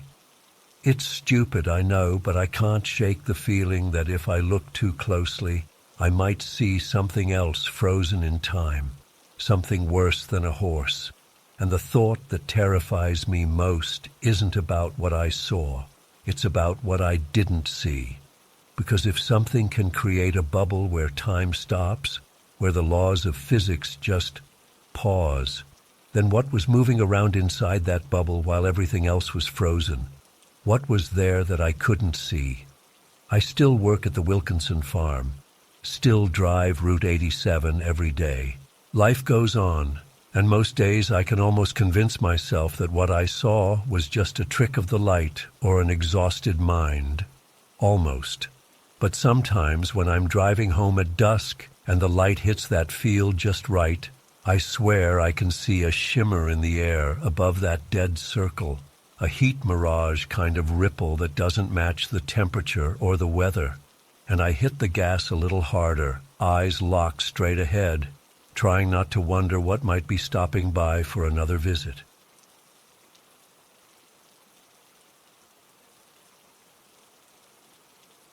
I've always thought of myself as rational. Even as a kid, I never believed in monsters under the bed or ghosts in the attic. My mom used to say I was born 30 years old because I was so practical about everything.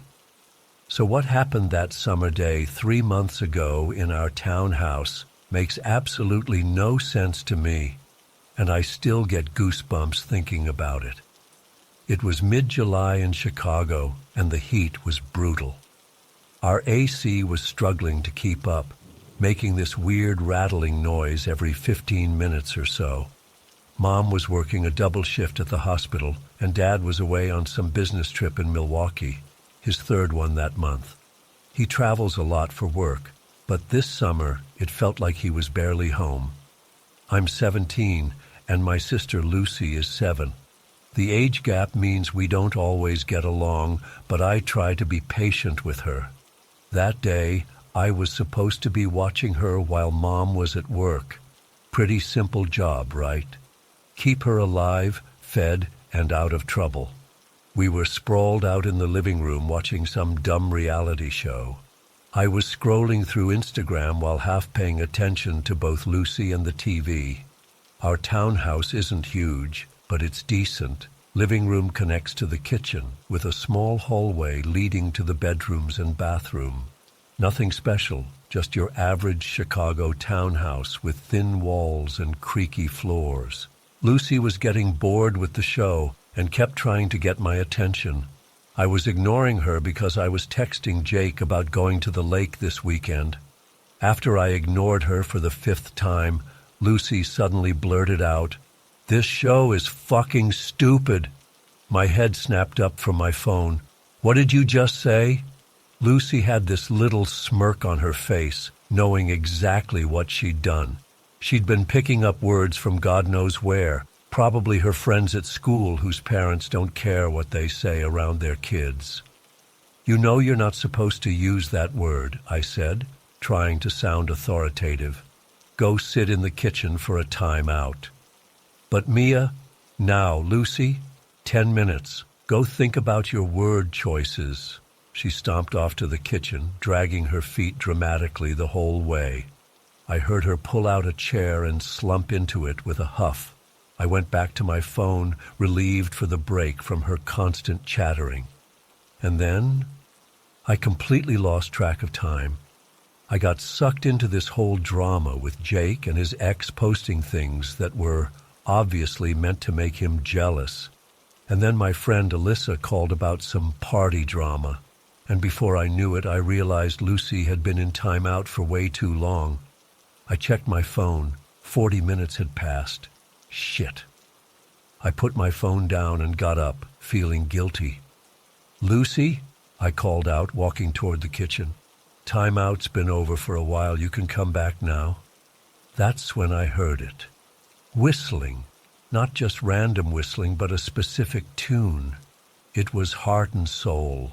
You know, that simple piano song everyone learns? But it wasn't the full song, just the first part, over and over with these little variations. The exact way my dad whistles it. I mean, exactly like Dad whistles it. He has this distinct way of doing it, starting soft, getting louder in the middle, and then trailing off at the end with this little trill he adds to the last note. It's so recognizable that Mom always says she can find him in a crowded mall just by listening for his whistle. At first, I thought, oh, Dad must be home early. But that made no sense. His car wasn't in the driveway when I checked earlier, and he would have said hello when he came in. Plus, he wasn't supposed to be back until tomorrow. I approached the kitchen slowly, confused.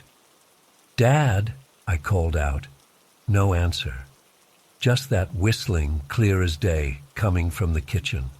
I peeked around the corner and froze. Lucy was alone, sitting at the kitchen table with her head resting on her arms, fast asleep. But the whistling continued. It filled the entire kitchen space, as clear as if someone was standing right there doing it. My first thought was that Lucy was somehow doing it in her sleep, but her lips weren't moving. She was completely still, breathing deeply, definitely asleep. The back door was closed. The windows were closed because of the AC. The TV was still on in the living room, but it was playing some commercial for laundry detergent. Yet the whistling continued, Dad's distinct tune, right there in the kitchen with my sleeping sister. I stood there for what felt like forever, trying to make sense of it. Was there a radio on somewhere? A phone playing music? But there was nothing. Just Lucy, asleep at the table, and that whistling. So familiar it made my skin crawl because I knew that whistle. I'd heard it my entire life. "Hello?" I called out, my voice shaking. "Is someone there?" The whistling didn't stop or change. It just kept going, that same loop of Heart and Soul, with my dad's exact style and flourishes. I'm not proud of this, but I was too scared to step fully into the kitchen. Instead, I backed up a few steps, keeping my eyes on Lucy. "Lucy," I called a bit louder. "Lucy, wake up." She didn't stir, and the whistling continued. My heart was pounding so hard I could feel it in my throat. I tried to think rationally. Maybe one of Dad's devices was making the noise. He has all these smart home gadgets he's always tinkering with. Maybe an echo or something was malfunctioning. But we didn't have any of those devices in the kitchen. I forced myself to take a deep breath and enter the kitchen. The sound wasn't getting louder or softer as I moved.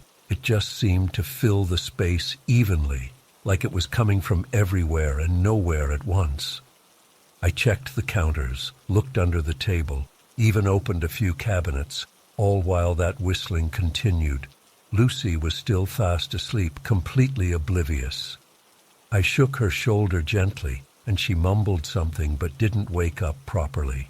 The back door. Maybe someone was outside. I moved to the door, my legs feeling like they were made of lead. I looked through the small window in the door. Our tiny backyard was empty. No one was there. I checked all the kitchen windows too. Nothing. Just our empty yard, with Mom's half-dead garden and the neighbor's fence. All this time the whistling never stopped or faltered. Perfect, consistent. My dad's whistle filling a kitchen where he wasn't present. That's when true panic set in. I'm not religious or superstitious, but in that moment, I was terrified in a way I'd never been before. It felt wrong on a level I can't even explain, like reality itself was broken. I rushed back to Lucy and shook her harder. "Lucy, wake up! We need to go!" She finally lifted her head, squinting at me with confused, sleepy eyes. "Is time out over?" she mumbled. "Yes, we need to go to Jen's house right now," I said, pulling her up from the chair. Jen is our neighbor down the street, a college student who sometimes babysits Lucy. "Why?" Lucy asked, still half asleep. "Just because," I said, not wanting to scare her. "Come on, it'll be fun." As I pulled Lucy out of the kitchen, I glanced back over my shoulder. There was nothing there, just our regular empty kitchen with the faded yellow walls and the ancient refrigerator covered in Lucy's artwork. But the whistling followed us to the doorway, still as clear as before. Then, as we stepped into the living room, it stopped. Just like that. Mid-tune, like someone had hit a mute button. I practically dragged Lucy to the front door, grabbed my phone and keys, and left without even turning off the TV. I didn't bother with her shoes or mine. We just went in our socks. I locked the door behind us with shaking hands and hurried down the street to Jen's house, constantly looking over my shoulder. Jen was confused when she opened the door and found us standing there, but she let us in when she saw how freaked out I was.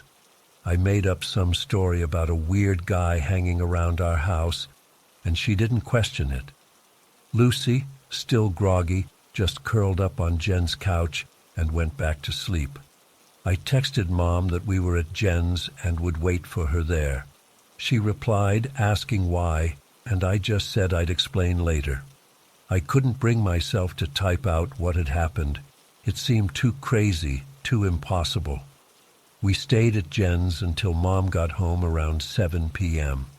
When she pulled up in her car, I grabbed Lucy and hurried over. Mom looked exhausted, still in her scrubs, her hair falling out of its bun. "What's going on?" she asked as soon as she saw my face. "Why were you at Jen's?" I waited until we were inside our house to tell her. The whole place seemed normal now. No whistling, no strange feelings, just our regular home with the AC still making that rattling noise. I told Mom everything, the whistling, how it sounded exactly like Dad's, how there was no source I could find. I expected her to be freaked out, to call someone, to do something. Instead, she just looked at me for a long moment, then sighed. "You probably just heard something from outside, Mia. Sound carries weird in summer. Or maybe it was the TV." "Mom, it wasn't the TV. It wasn't from outside. It was Dad's whistle. Exactly his whistle," I insisted. She shook her head. "You've been watching too many of those paranormal shows. There's no such thing as ghosts or whatever you're thinking." "I'm not saying it was a ghost. I'm saying there was whistling in our kitchen that shouldn't have been there." Mom just patted my shoulder like I was Lucy's age. "You got spooked. It happens. Why don't you go take a shower and relax?" Her dismissal almost bothered me more than the whistling itself. It was like she didn't want to acknowledge that anything strange had happened, like she was deliberately shutting down the conversation. I tried bringing it up again the next day, but she changed the subject. Lucy didn't remember anything. She'd been too sleepy. I felt completely alone with what I'd experienced. Dad came home 2 days later. I was sitting in the living room doing summer reading for AP English when I heard the back door open. Mom was at work again, and Lucy was at a play date. I heard footsteps in the kitchen, then the sound of his bags being set down, and then he started whistling. Heart and soul, the exact same way I'd heard it in the empty kitchen. The same pitch, the same rhythm, the same little trill at the end of each loop. I froze, my blood turning to ice. It was identical to what I'd heard when no one was there. Dad walked into the living room, still whistling, then smiled when he saw me. "Hey, kiddo, house still standing after being in charge?" I couldn't speak for a moment. All I could think was, that's it. That's the exact whistling I heard when you weren't here. "Mia," he asked, noticing my expression, Were you here 2 days ago?" I finally managed to ask. He looked confused.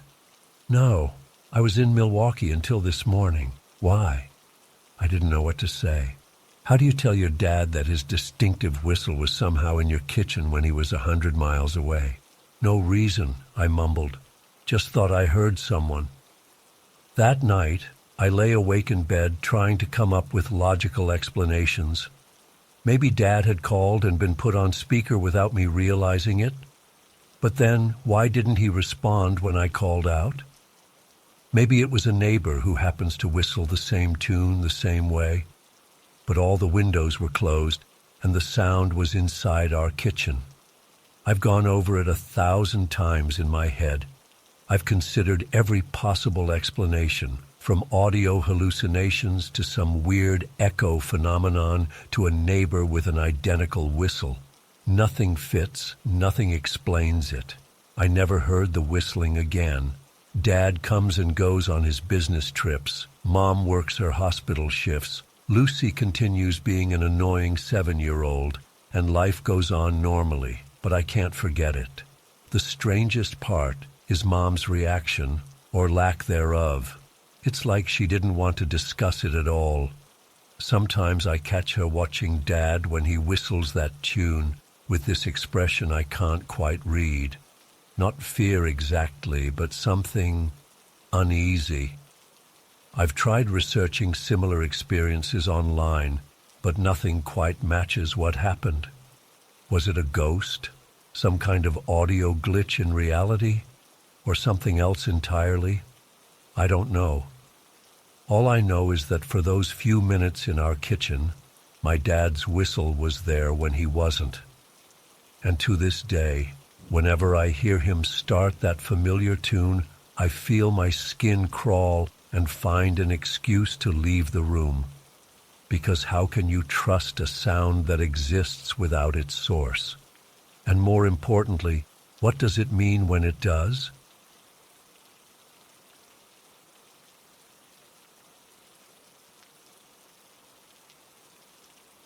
I haven't been able to sleep properly for almost a week now. I know this sounds ridiculous. I mean, they're just spoons, right? But I can't shake this feeling that something is fundamentally wrong with our apartment, or maybe with reality itself. It started last Thursday morning. I woke up around 6:30 a.m., about 20 minutes before my alarm was set to go off. My wife Sarah was still asleep next to me. Nothing seemed out of the ordinary. Our cat Milo was curled up at the foot of the bed. The foggy San Francisco morning light was filtering through our blinds, and I could hear the usual traffic noise from the street below our apartment. I got up quietly to make some coffee, trying not to wake Sarah. Our apartment isn't big, just a one-bedroom in the Mission District that we've been renting for about 3 years now. We've made it cozy, though. Sarah's a photographer, so we have some of her landscape prints on the walls, and I've slowly been collecting vinyl records that fill a shelf in our living room. I went to the kitchen, filled the kettle, and grabbed a mug from the cabinet. Then I opened the drawer to get a spoon for my coffee, and that's when I noticed it. All our regular tablespoons were gone. In their place were 8 identical soup spoons. Big ones, the kind you'd use for chili or something. At first, I thought I was just groggy and looking in the wrong section of our utensil organizer. We keep the bigger serving spoons and stuff toward the back of the drawer. But no, all our regular spoons had vanished. There were just these 8 soup spoons I'd never seen before, sitting neatly in the organizer where our regular spoons should have been. I distinctly remember thinking, Sarah must have bought new spoons, even though it made no sense. Why would she throw out perfectly good spoons and replace them with soup spoons? But my brain was trying to find a logical explanation. I grabbed one of the soup spoons for my coffee, which was awkward because it was way too big for the mug, and went about making breakfast. Sarah woke up about 20 minutes later and came to the kitchen. "Morning," she said, giving me a kiss on the cheek before heading to the coffee maker. I watched as she opened the drawer and paused, just like I had. "Mark, where are our spoons?" she asked, looking confused.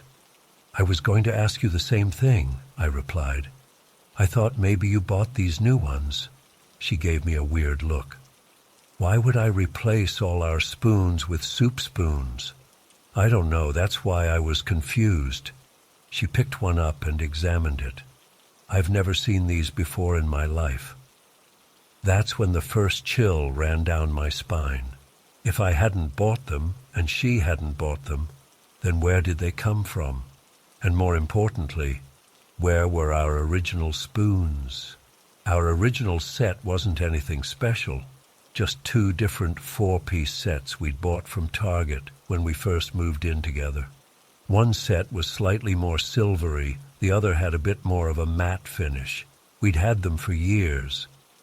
"Maybe we got drunk and ordered these online," Sarah suggested, but her voice sounded uncertain.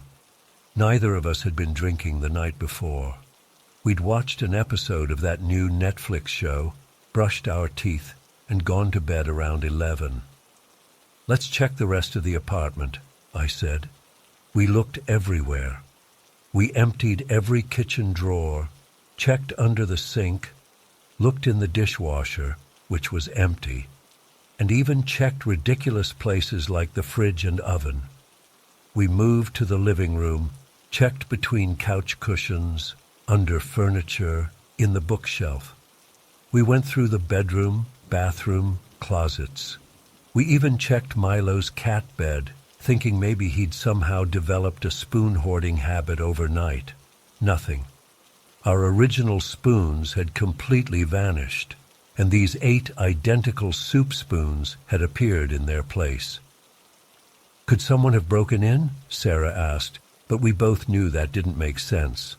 Our door has 2 locks, and we always use both. The windows were all closed and locked from the inside. Plus, who breaks into an apartment to replace spoons? "Maybe the landlord," I suggested weakly. "Our landlord, Mr. Chen, has a key for emergencies, but he's always been respectful of our privacy." "To swap out our spoons? That's insane," Sarah said. "And anyway, I heard him leave for his morning Tai Chi in the park when I got up. He wouldn't have had time." We stood in our kitchen, looking at the soup spoons laid out on the counter. They were all identical, large, stainless steel with a simple curved handle and no markings or brand names on them. "This is really weird," Sarah said finally. I could tell she was getting genuinely disturbed by the situation, and honestly, so was I. "I'm sure there's a logical explanation," I said, not believing it myself. Let's just use these for now, and we can buy new regular spoons on the way home from work. We tried to go about our morning routine normally, but the spoon situation cast a weird shadow over everything. I kept catching Sarah glancing at the drawer, as if she expected our regular spoons to magically reappear. At work, I couldn't concentrate. I kept thinking about those spoons. It was such a small thing, but the impossibility of it gnawed at me. How could all our spoons vanish overnight and be replaced with different ones? I even Googled spoons replaced while sleeping to see if this was some kind of known phenomenon or prank. Nothing. I texted Sarah around noon, still thinking about the spoons. Any theories? She replied, "Can't stop thinking about it either." Asked Katie if she ever heard of anything like this. She thinks we're both going crazy. After work, we stopped at Target and bought a new set of regular spoons. When we got home, we put them in the drawer alongside the mysterious soup spoons. The apartment felt normal, but also not. I kept looking around, trying to spot anything else that might have changed overnight. "Should we set up a camera tonight?" Sarah suggested as we were eating dinner. "Just to see if anything happens?" I nodded. Good idea. We set up Sarah's DSLR on a tripod pointed at the kitchen drawer, set to take a photo every minute throughout the night. Nothing happened that night or the next. The mysterious soup spoons remained, as did our new regular spoons. We started joking about it, calling the soup spoons the intruders or the replacements. But under the jokes was a genuine uneasiness. On Sunday, Sarah's parents came over for lunch. At one point, her mom was helping serve dessert and opened the utensil drawer. "Oh, what beautiful soup spoons," she said, picking one up. "Are these new?"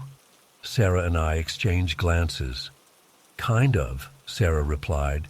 "Do they look familiar to you?" Her mom examined one. "No, but they're lovely, very simple and elegant." When they left, Sarah turned to me. "So, they're definitely not from my parents." That night, I woke up at around 3 a.m. to use the bathroom. As I was walking back to bed, I heard a sound from the kitchen, a slight metallic clink. My heart started racing. I stood frozen in the hallway, straining to hear any other sounds. Nothing. I slowly crept toward the kitchen, my phone in hand with the flashlight ready. I half expected to see someone or something standing there, but the kitchen was empty. The drawer with the spoons was closed. I hesitantly opened it. All our newly purchased regular spoons were gone. In their place were 8 more of the identical soup spoons. Now we had 16 identical soup spoons. I must have made a sound because Sarah appeared in the doorway. "Mark, what's wrong?" I couldn't speak. I just pointed at the drawer.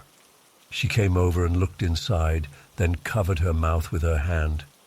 "The camera," she whispered. We checked the camera footage immediately. The time-lapse showed nothing unusual. No one entered the kitchen. The drawer never opened on its own. Yet somehow, between photos taken 1 minute apart at 2:47 a.m. and 2:48 a.m., our regular spoons disappeared and more soup spoons appeared. It was as if reality itself had glitched. We didn't go back to sleep that night.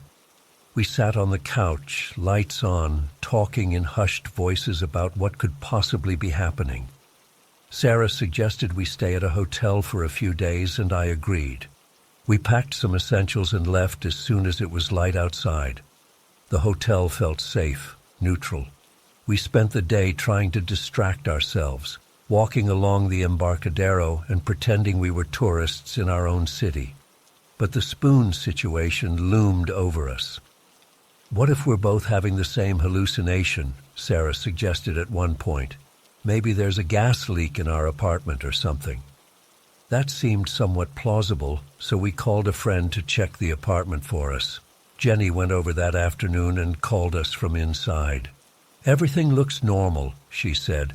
"No gas smell or anything weird. But guys, what's with all the soup spoons? Your drawer is full of them." So it wasn't a hallucination. Jenny had no reason to lie, and she couldn't have known about the spoons unless they were really there. We went back to the apartment that evening cautiously. Nothing seemed out of place except for the drawer full of soup spoons, 16 now, all identical. "Let's get rid of them," Sarah said suddenly. "All of them, right now." I agreed. We gathered all 16 soup spoons and put them in a plastic bag. I took the bag down to the dumpster behind our building and threw it in, feeling an irrational sense of relief as I did so. When I got back upstairs, Sarah had already put another new set of regular spoons we'd bought into the drawer. "There," she said, "problem solved." But I couldn't shake the feeling that it wasn't over. That night we again set up the camera. We both took sleeping pills to help us get through the night without waking up anxiously to check the drawer. The sound of Sarah screaming woke me the next morning. I bolted out of bed and ran to the kitchen. She was standing there, the drawer open, her face pale. The drawer was filled with soup spoons, not 16, but at least 30 or 40, overflowing the utensil organizer, and they were all identical to the ones we'd thrown away. I checked the camera footage with shaking hands. Again, nothing unusual showed up. No intruders, no drawer opening on its own. Just a 1-minute gap where reality seemed to shift. That was 5 days ago. Since then, we've tried everything. We threw away all the spoons and didn't replace them. The next morning, the drawer was full of soup spoons. We stayed up all night watching the drawer. Nothing happened, but when Sarah went to the bathroom for literally 2 minutes, and I followed her to talk, we came back to find the drawer full of soup spoons. We're staying with friends now. We haven't been back to the apartment in 2 days. I keep thinking about those spoons, multiplying in our drawer like some kind of twisted magic trick. Sarah thinks we should break our lease and move.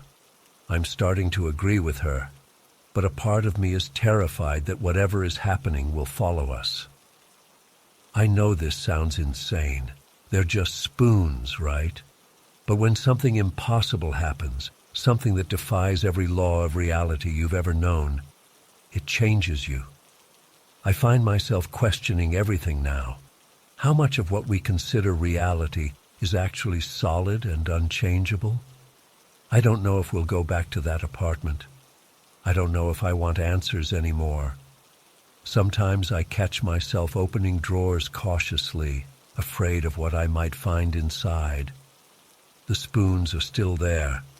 I know they are. Multiplying. Waiting.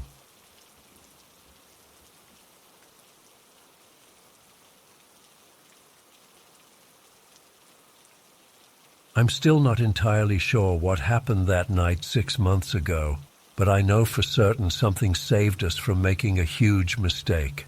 I've been trying to make sense of it ever since, but the more I think about it, the less logical any explanation seems.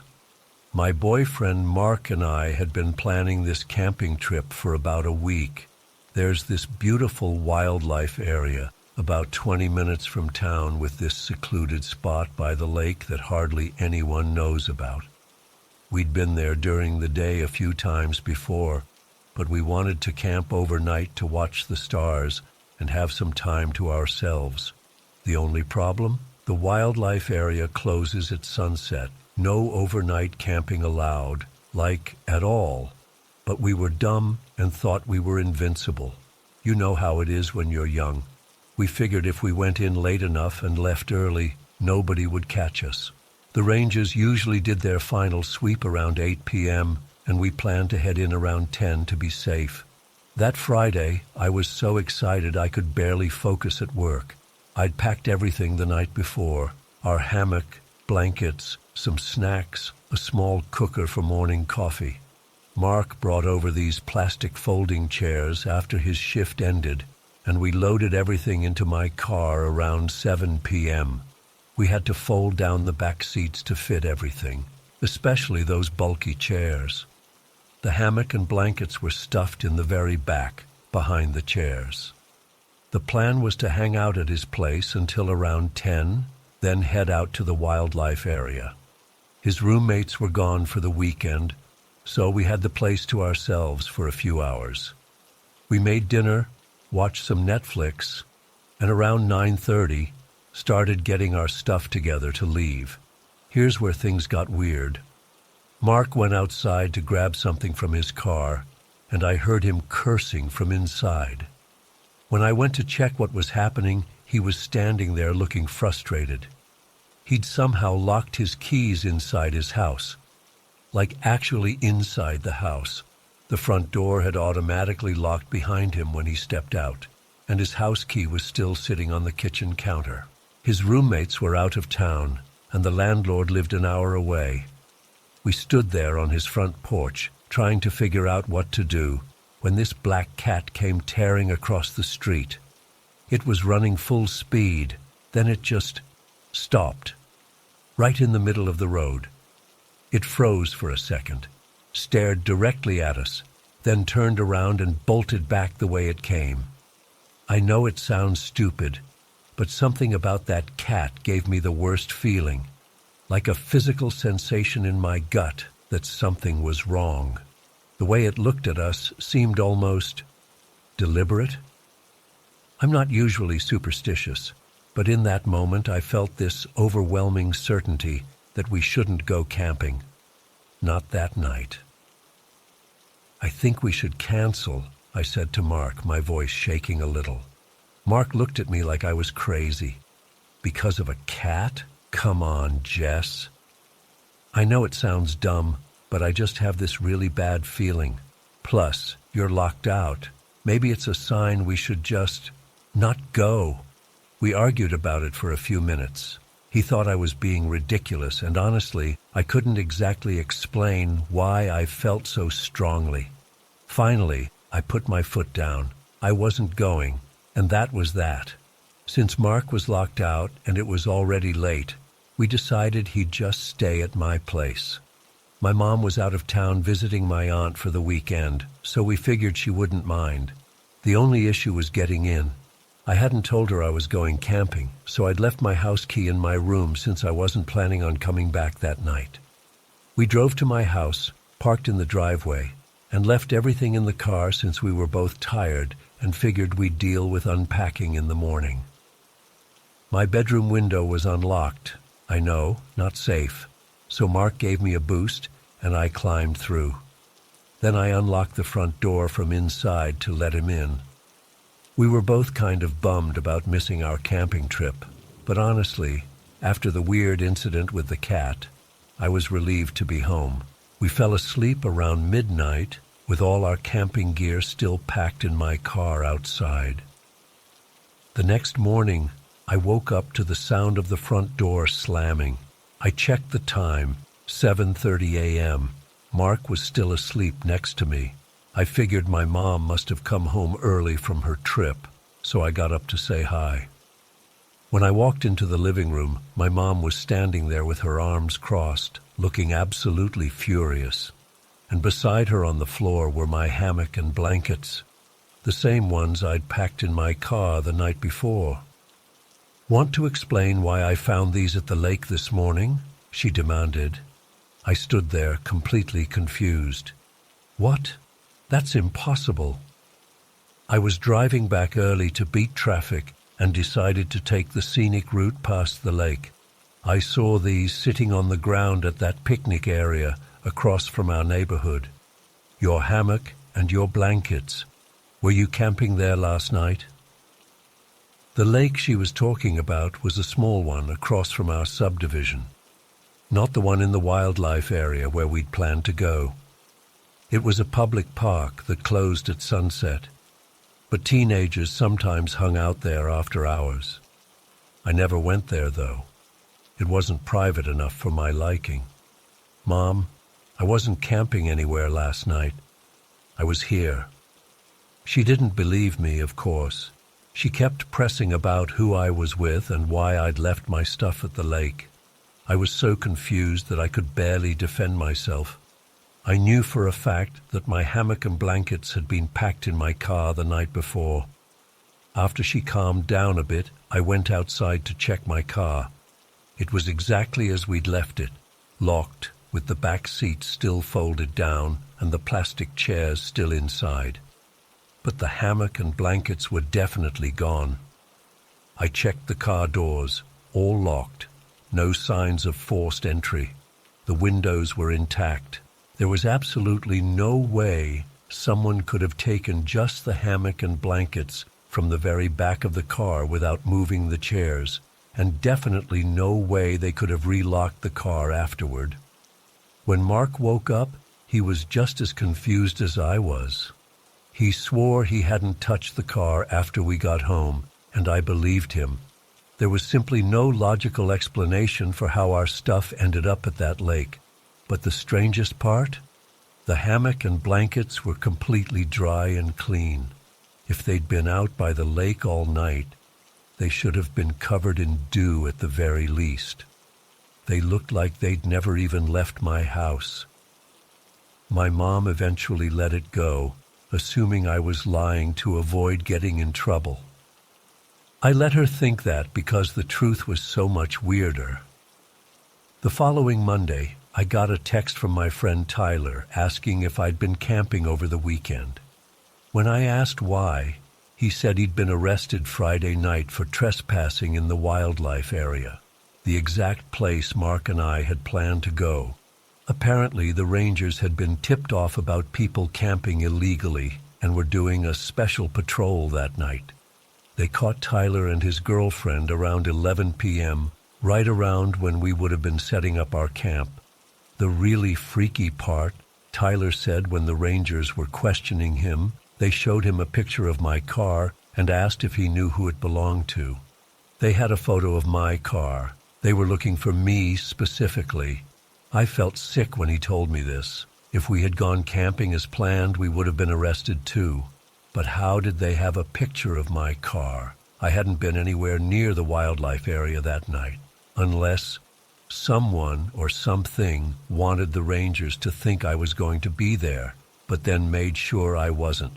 The same someone or something that somehow moved my hammock and blankets from my locked car to the lake across from my house. I know how crazy this sounds. Trust me, I've gone over every possible rational explanation. Maybe Mark took the stuff out without telling me. Maybe someone broke into my car without leaving evidence. Maybe my mom was lying about where she found the hammock. But none of those explanations make any sense. The only thing I keep coming back to is that black cat, the way it stopped and stared at us like it was trying to tell us something. And then all these impossible things happened that ultimately kept us from getting arrested. I've researched black cats and superstitions since then. In some cultures they're considered bad luck, but in others they're protectors. Some believe they can sense danger and warn humans. I still drive past that wildlife area sometimes, and I always get this prickly feeling on the back of my neck, like someone's watching me, or something. I haven't seen the black cat again, though I find myself looking for it whenever I'm driving around town at night. Maybe it was all just a series of weird coincidences. Maybe there's a logical explanation I'm still missing. But I can't shake the feeling that something supernatural intervened that night. Something that knew we were heading for trouble and created this impossible situation to protect us. I don't expect anyone to believe me. I barely believe it myself. But I know what I experienced, and I know that somehow my hammock and blankets traveled from my locked car to a lake I never visit, while the police were looking for me somewhere else entirely. I've never tried to camp in that wildlife area again. Some warnings you just don't ignore. Whatever forces were at work that night, I'm grateful they kept us safe. But I still get chills thinking about how easily things could have gone differently if that black cat hadn't stopped in the middle of the road and changed everything.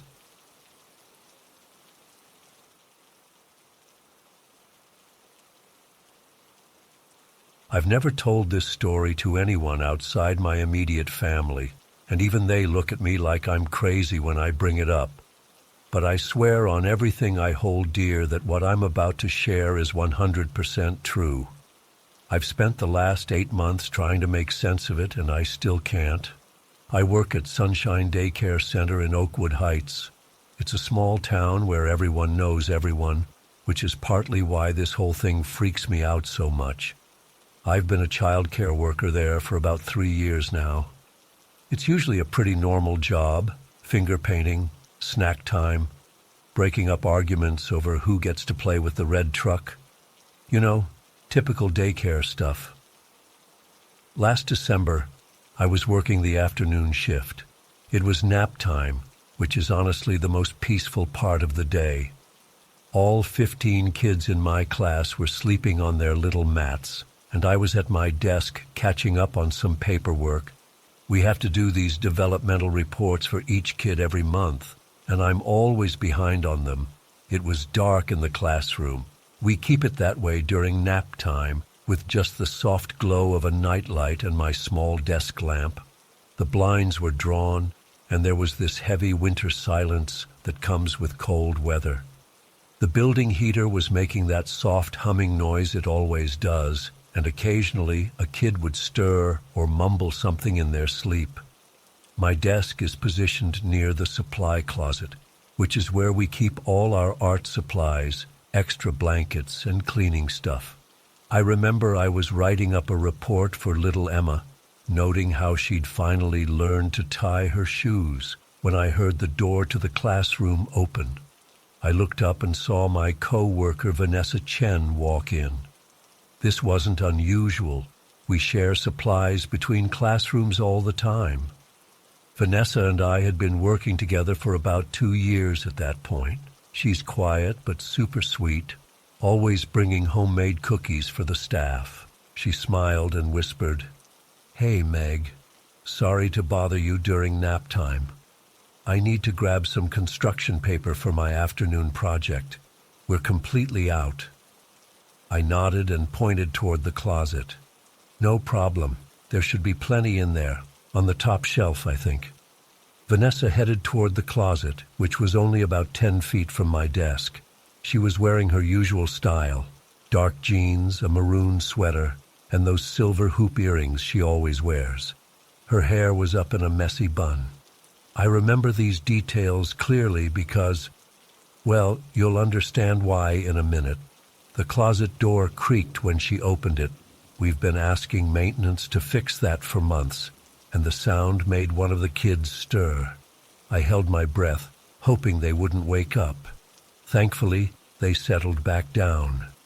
I continued with my paperwork while Vanessa rummaged around in the closet. After a minute or so, she called out in a hushed voice, "I don't see the construction paper. Are you sure it's in here?" "Yeah, it should be on the top shelf toward the back," I whispered back. "You might need the step stool. It's in there somewhere." "I don't see the step stool either," she said, sounding slightly frustrated. I remember smiling to myself because Vanessa was always missing things that were right in front of her. Just last week, she'd spent 10 minutes looking for her phone while it was in her pocket. "It's probably hiding behind something," I teased. "That closet likes to eat things." She laughed softly. "Yeah, no kidding. Ugh, it's so dark in here." I heard more rustling and the sound of boxes being moved around. This went on for maybe another minute before I realized it had gotten quiet. Too quiet. "Find it?" I asked, not looking up from my paperwork. No response. "Vanessa," I whispered a bit louder, glancing toward the closet. Still nothing. Thinking she might not have heard me, I got up from my desk and walked over to the closet. The door was wide open, but Vanessa wasn't there. The closet isn't big, maybe 6 feet deep and 4 feet wide, and I could clearly see that it was empty. No Vanessa. My first thought was that she must have stepped out while I wasn't paying attention. Maybe she went to the bathroom or back to her classroom. But I would have heard the classroom door open and close. It's pretty loud and distinctive. Plus, why would she leave without the construction paper or saying anything? I poked my head back into the classroom to check if she was somewhere else in the room. Nope. Just 15 sleeping kids breathing softly in the dim light. I stepped back to the closet and looked inside again, as if she might magically appear. The construction paper was right where I said it would be, on the top shelf toward the back. The step stool was tucked behind a box of tissue paper on the floor. A weird feeling started creeping up my spine. I went to check the small coat room attached to our classroom, thinking maybe she went in there for some reason. Empty. Then the kids' bathroom. Also empty. By now I was genuinely confused. I knew I hadn't imagined her coming in. We had a whole conversation. I saw her. I watched her walk to the closet. I heard her voice coming from inside it just minutes ago. I decided to check the other classrooms. Maybe she gave up on finding the paper and left, and I somehow missed hearing the door. I quietly slipped out of my room, asking another teacher to keep an eye on my nappers for a minute. I checked the classroom next door, Vanessa's room, but another teacher named Diane was covering it. "Hey, have you seen Vanessa?" I asked Diane. She looked at me like I was asking a weird question. "Yeah, she left for lunch about 20 minutes ago. Said something about meeting her sister at that new cafe downtown." I felt all the blood drain from my face. "Are you sure it was 20 minutes ago?" "Yeah, pretty sure." "Why? Is everything okay?" I mumbled something about being confused about schedules and went back to my classroom, my mind racing. 20 minutes ago, I was sitting at my desk doing paperwork when Vanessa walked in. Or someone who looked exactly like Vanessa walked in. I tried to rationalize it. Maybe it was someone else who looked similar. But no, I've worked with Vanessa for years. I know what she looks like, how she talks. I made direct eye contact with her. We had a conversation. The rest of nap time I sat at my desk, unable to focus on my reports. My hands were shaking slightly, and I kept glancing at the closet, half expecting, I don't know what. The kids started waking up around 2:30, and I went through the motions of helping them fold their blankets and get ready for afternoon activities, but my mind was elsewhere. Then at 3:15, Vanessa came back from lunch. She walked into my classroom to ask if I could cover her for 5 minutes while she made a quick phone call. And that's when I nearly lost it. She was wearing exactly the same outfit as the Vanessa I had seen earlier. Dark jeans, maroon sweater, silver hoop earrings, hair in a messy bun. Exactly the same. "Are you okay?" she asked, noticing my expression. "You look like you've seen a ghost." The irony of her choice of words wasn't lost on me. Vanessa, were you in my classroom earlier, during nap time?" I asked, trying to keep my voice steady. She frowned. "No, I went to lunch with my sister, just got back like 10 minutes ago. Why? Did you need construction paper at any point today?" Now she looked really confused. "No, we did our art project this morning. We used paint, not paper." "Megan, what's going on?" I couldn't tell her. How could I explain that I saw her, talked to her, while she was supposedly having lunch across town? She'd think I was losing my mind. Hell, I was starting to think I was losing my mind. "Nothing, just mixed up with something else. Sure, I can cover you for 5 minutes, no problem." After she left, I went back to the closet and stared at it for a long time. There was nothing unusual about it, just a regular supply closet with shelves of art materials, cleaning supplies, and extra blankets. I checked every corner, ran my hands along the walls looking for, I don't know, a secret passage, a sign that I wasn't going crazy. The thing that keeps haunting me is that I'm sure, 100% certain, that I saw Vanessa enter that closet.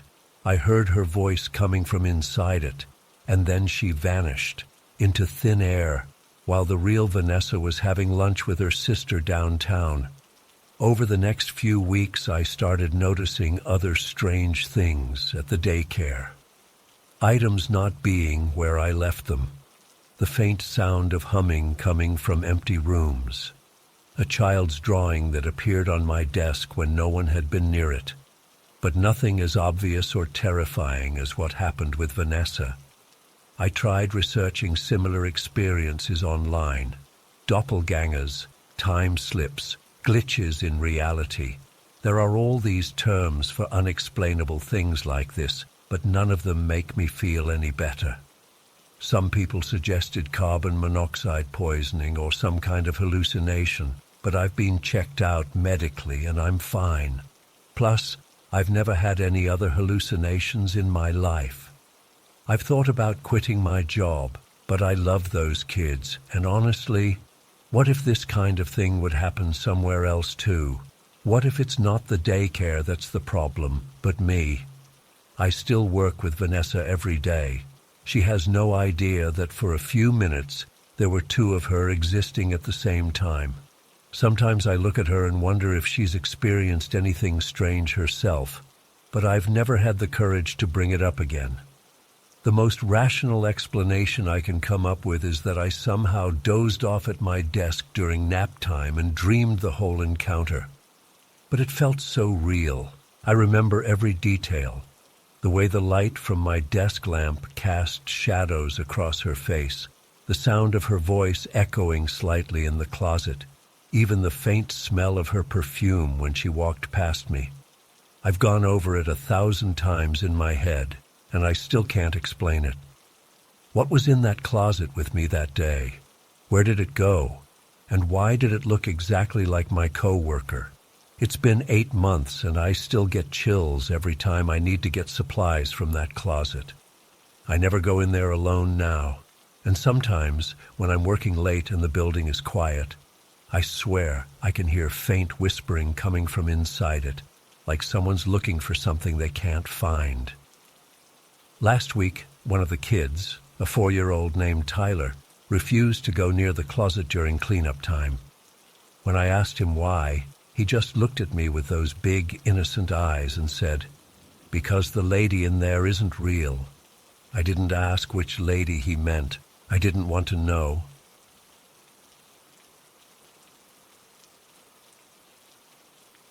I don't usually share personal stuff online, but I need to tell someone about this. I've been losing sleep for weeks now, and I can't talk to anyone I know without sounding completely insane. Maybe someone here has experienced something similar, or has some kind of explanation that doesn't involve me questioning my own sanity. Last summer, my sister Eliza and I adopted 2 cats from the local shelter in Pinewood Valley where we live. We've always been animal people, and after our old dog passed away, the house felt too quiet. The shelter had these 2 female cats that had been brought in together, a calico named Luna and a gray cat named Whisper. The lady at the shelter said they were probably sisters since they were found together as strays, though they looked nothing alike. Luna was this energetic, colorful little thing, while Whisper was all gray with these intense yellow eyes that seemed to follow you around the room. The first couple weeks with them were totally normal. Luna was playful and affectionate, exactly what you'd expect from a young cat. Whisper was more reserved, the kind that watches everything but keeps her distance. She'd sit on the windowsill for hours just staring outside, barely moving. I figured she was just the quiet type. Then the weird stuff started happening. I work from home most days, so I'm usually in my office with the door open. I can see down the hallway into part of the living room from my desk. About 3 weeks after we got the cats, I noticed something odd. Whisper walked past my office door, heading toward the living room. Nothing unusual about that. But then, maybe 10 seconds later, I saw her walking the exact same way again. I figured she must have turned around in the living room and come back without me noticing, then headed that direction again. But it kept happening. I'd see Whisper walk into the bathroom, and then moments later, I'd spot her coming from my bedroom, which is in the completely opposite direction, walking toward the bathroom again. At first, I honestly thought I was just working too hard and not paying enough attention. One day, I decided to actually watch her. I was sitting on the couch reading, and Whisper was lying on the floor near me. She got up, stretched, and walked toward the bathroom door. I watched her the entire time as she disappeared into the dark bathroom. I waited a few seconds, expecting to hear her using the litter box we kept in there. Instead, movement caught my eye from the kitchen doorway. Whisper was walking out of the kitchen, heading toward the bathroom again. I literally hadn't taken my eyes off the bathroom door. There was no way she could have exited the bathroom, circled through the dining room to the kitchen, and appeared again in that time. It was physically impossible. I got up and checked the bathroom. Empty. No cat. I checked for any other exits. There were none. Just the one door. I called out to Eliza, who was upstairs in her room. "Hey, have you noticed anything weird about Whisper?" "What do you mean?" she called back. I wasn't sure how to explain it without sounding crazy, so I just said, "Never mind, I'll tell you later." That night, we let both cats outside before bed like we always did. Luna usually came back within 20 minutes, but Whisper sometimes stayed out longer. This particular night, Luna came back as expected. About 10 minutes after letting her in, we heard scratching at the front door. Eliza went to open it, and there was Whisper, waiting to come in. "There you are," Eliza said, letting her in. Whisper trotted into the living room and jumped onto the couch, curling up next to Luna. I was in the kitchen getting a glass of water when I heard more scratching at the door. "Did one of them go back out?" I called to Eliza. "No, they're both right here on the couch," she answered. The scratching continued. I walked into the living room, and sure enough, both cats were on the couch, Whisper grooming herself and Luna half asleep. The scratching at the door grew more insistent. I approached the door cautiously and looked through the peephole. In the dim porch light, I could see a gray cat sitting there. My stomach dropped. I opened the door slowly, and there was Whisper, or what looked exactly like Whisper, waiting to come in. I turned around to look at the couch. Whisper was still there, watching me with those yellow eyes. I looked back at the door. The gray cat was still sitting there, identical down to the small white patch on her chest. "Eliza," I called, trying to keep my voice steady. "Can you come here a second?" She came to the door and froze. What the hell? The cat at the door meowed softly, the same distinctive low rumble that Whisper always made. It walked past us into the house while we stood there, stunned. As it entered the living room, our Whisper, the one already inside, arched her back and hissed. The new arrival did the same. They circled each other, both looking exactly the same, making identical movements. Then Luna jumped between them, meowing loudly, and the tension broke. The Whisper that had just entered walked to the water bowl in the kitchen, drank for a few seconds, then walked down the hallway toward my bedroom and disappeared from sight. Our original Whisper stayed in the living room, seemingly unbothered now, and resumed grooming herself. "Did you see that?" I asked Eliza, my voice barely above a whisper. Maybe it's a stray that looks like Whisper, she suggested, but she didn't sound convinced. Should we go see where it went? We checked my bedroom, the bathroom, every closet and corner of the house. No sign of a second gray cat. Just Whisper, now curled up on the couch again as if nothing had happened. The next morning I told myself it had been a neighborhood cat that looked similar, but deep down I knew that wasn't true. The resemblance had been perfect, not just the coloring, but the size, the movements, even that unique meow. Over the next few days, I started paying obsessive attention to Whisper's whereabouts. I saw her walk into rooms and not come out, only to appear somewhere else in the house. Once, I was in the kitchen making a sandwich, and Whisper was sitting by her food bowl. I dropped a piece of turkey, and she moved to eat it. I glanced up at the window above the sink for literally 1 second, and when I looked back down, she was gone. Before I could even process this, I heard Eliza call from the living room, "Whisper, come get your toy." I walked in to see Whisper playing with a catnip mouse. She couldn't have gotten past me in the kitchen without me noticing. The incidents with the door continued too. We'd let Whisper out, and minutes later, with her clearly visible inside the house, we'd hear scratching at the door. Sometimes we'd open it to find what appeared to be Whisper waiting. Other times, nothing would be there, but the scratching would continue anyway. During dinner one night, about 2 weeks after the first incident, we were all at the table, me, Eliza, and our parents who live with us. Whisper was sleeping on the windowsill in the dining room. We were halfway through the meal when we heard the familiar scratching at the front door.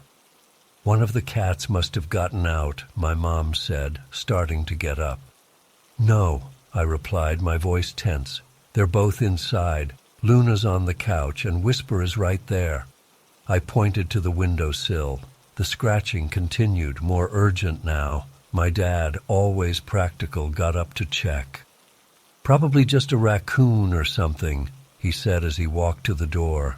He opened it, then called back. "It's Whisper. She must have gotten out when I brought in the mail earlier." My blood ran cold.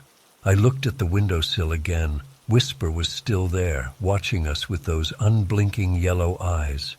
"Dad," Eliza said, her voice shaking, "Whisper is in here with us." My dad looked confused, then walked back to the dining room with what appeared to be Whisper following him.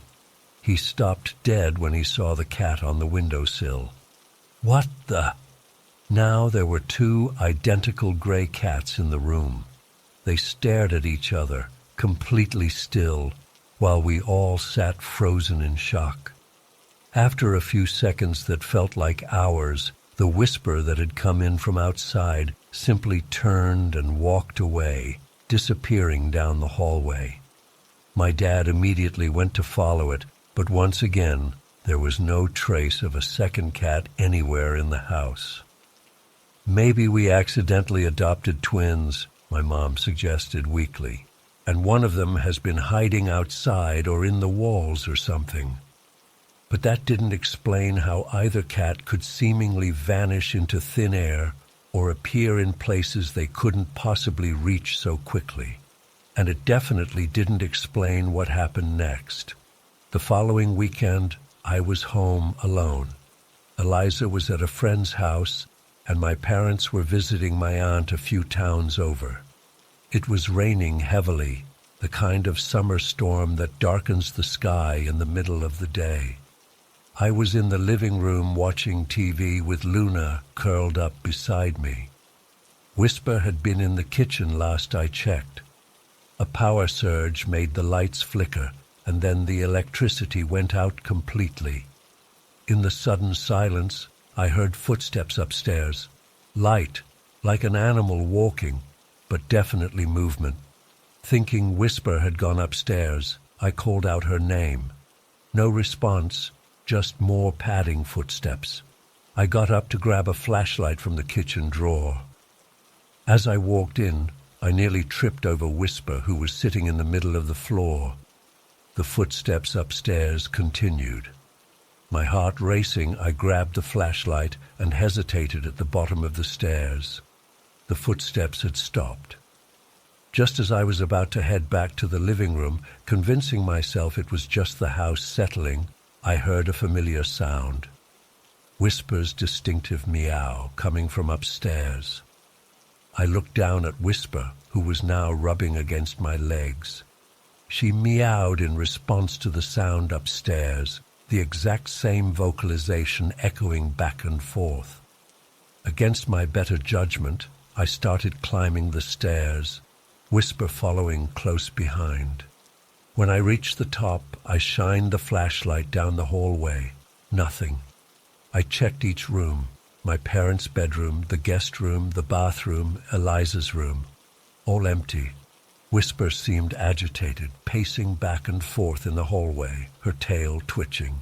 Then she stopped suddenly, staring intently at my bedroom door, which was closed. I was certain I'd left it open that morning. As I approached the door, Whisper darted between my legs and stood in front of it, her back arched.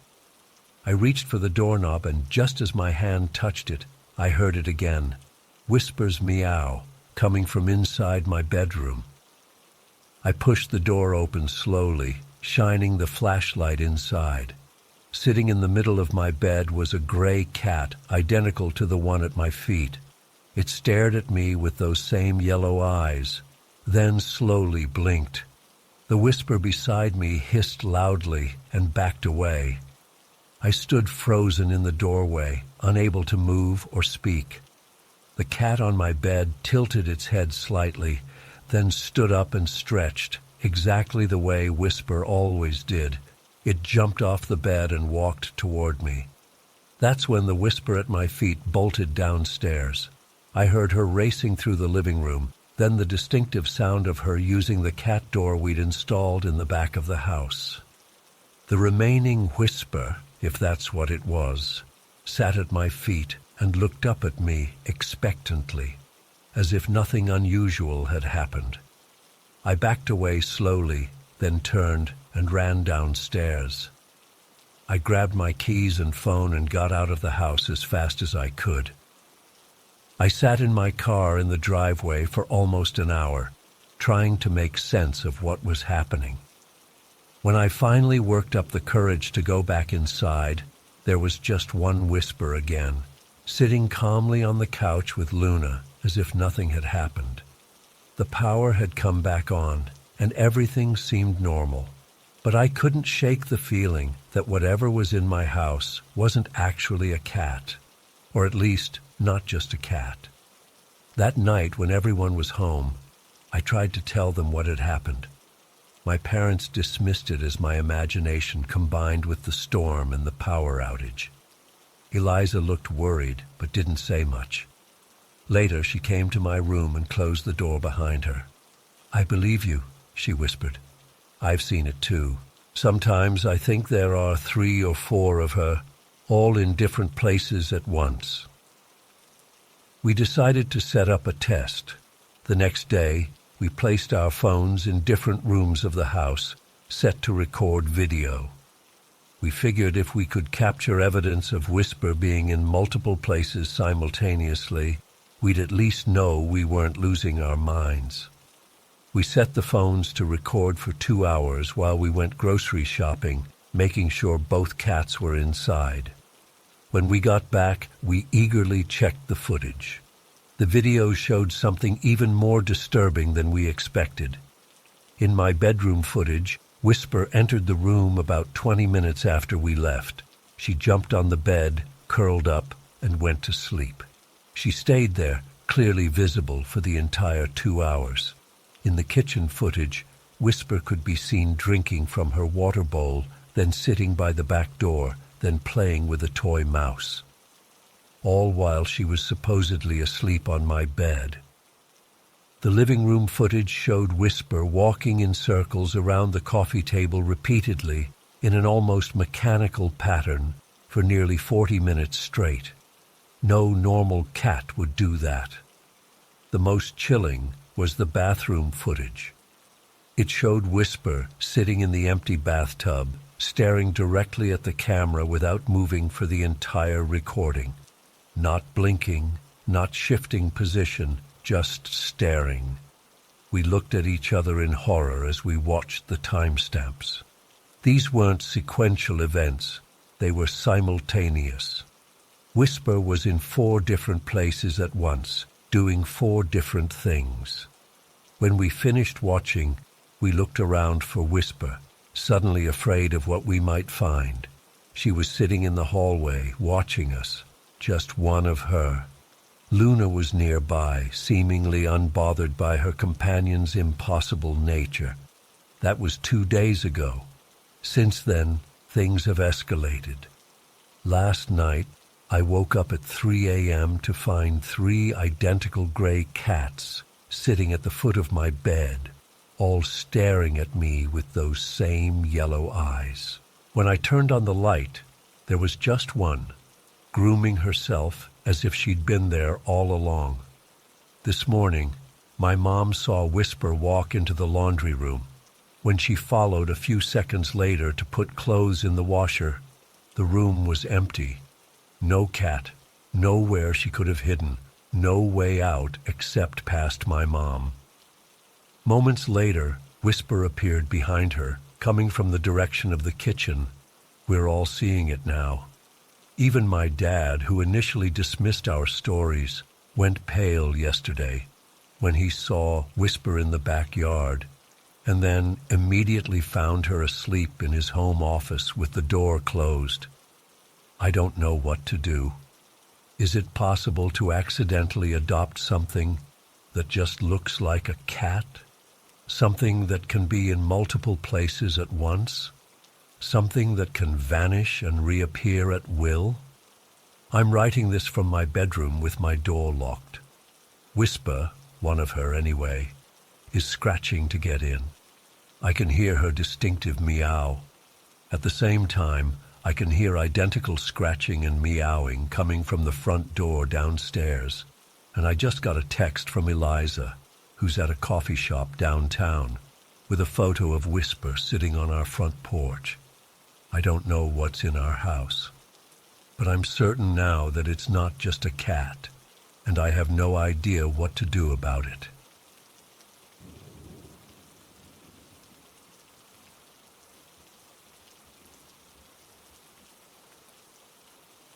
I still get chills thinking about what happened last December. It's been almost a year now, but I haven't been able to talk about it until recently. I've been seeing a therapist, and she suggested writing it down might help. So here goes. My ex Michael and I had this weird relationship where we still hung out sometimes, even after breaking up. We're both into astronomy, and California has some amazing stargazing spots if you know where to look. That night, we planned to check out this place near Grimeville, a tiny town about 30 minutes from where I live. It's one of those places that's not really on the map, just a cluster of old houses and a church, surrounded by fields and hills. We left my place around 6:45 p.m. I remember checking the time because we wanted to get there before it got completely dark to set up the telescope. The drive started normal enough. We crossed over Belmont Bridge, and Michael was talking about some podcast about paranormal stuff. I wasn't really paying attention. I was more focused on the GPS, showing we were only about 4 minutes from Grimeville. That's when things started getting off. The GPS said 4 minutes, but after what felt like 15 minutes of driving, we were still on the same stretch of road. I checked the time on my phone, 7:10. We'd been driving for 25 minutes, but somehow it felt longer. I mentioned it to Michael, and he agreed it was weird, but thought maybe the GPS was glitching. It still says 4 minutes away, I said, showing him my phone.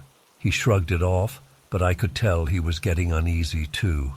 The road stretched ahead, empty and dark. There were no other cars, which wasn't too unusual for a back road like that. but it added to the eerie feeling. The fields on either side of us looked endless in the growing darkness. When we finally saw the first houses of Grimeville, I felt relieved. The GPS announced, "You have arrived at your destination." But according to the time, that simple 4-minute drive had somehow taken 21 minutes. I tried to brush it off. Maybe I'd misremembered how far away it was, or maybe there was more traffic than I realized. The town was exactly how I remembered it from passing through once before. Small wooden houses with peeling paint, dim street lights, and stop signs that looked like they'd been there since the 70s. We turned left at the first intersection, planning to find a good spot near the edge of town for stargazing. That's when we saw the dog. It was just standing in the middle of the road, this medium-sized dog, maybe a terrier mix. It wasn't moving, just staring at our car.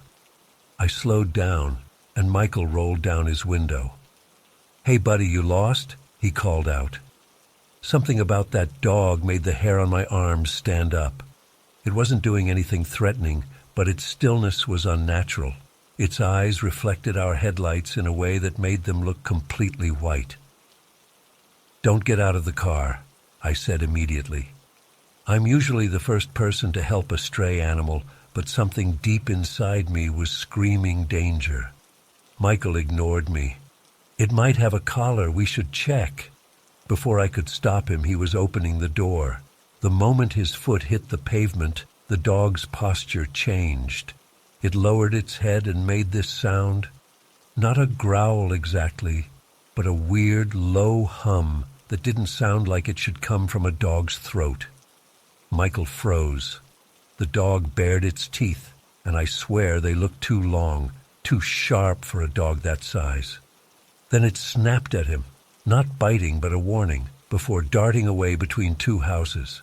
The second it disappeared, every animal in the vicinity seemed to lose it. Dogs started barking from yards we couldn't see. Something that sounded like a cat was screeching. Even birds started making noise, despite it being well after sunset. Michael got back in the car quickly. His face was pale. "That was weird," he said, trying to sound casual, but failing. "Did you see its eyes?" I just nodded and started driving again, slower now. The sounds gradually died down as we moved through the town, but the silence that followed felt even worse. We made another turn, and Michael suddenly pointed to one of the houses. "Jess, look at that." On the side of one of the houses was a symbol painted in what looked like dark red. It was a circle with some kind of pentagram inside, but not the typical 5-pointed star. This had weird symbols between the points that I couldn't make out in the darkness. "Probably just some teenagers messing around," I said, not believing it myself. Michael was taking pictures with his phone. "The flash isn't working right," he complained. When I glanced over, his screen was showing nothing but static where the photos should be. We kept driving, turning toward the church I remembered from before. The last time I'd driven through Grimeville, about 3 months earlier in the daytime, I'd seen something bizarre near that church. A cat had been sitting on the fence, and as I drove past, I swear it had stood up on its hind legs and changed. Its silhouette had morphed into something humanoid before disappearing behind the fence.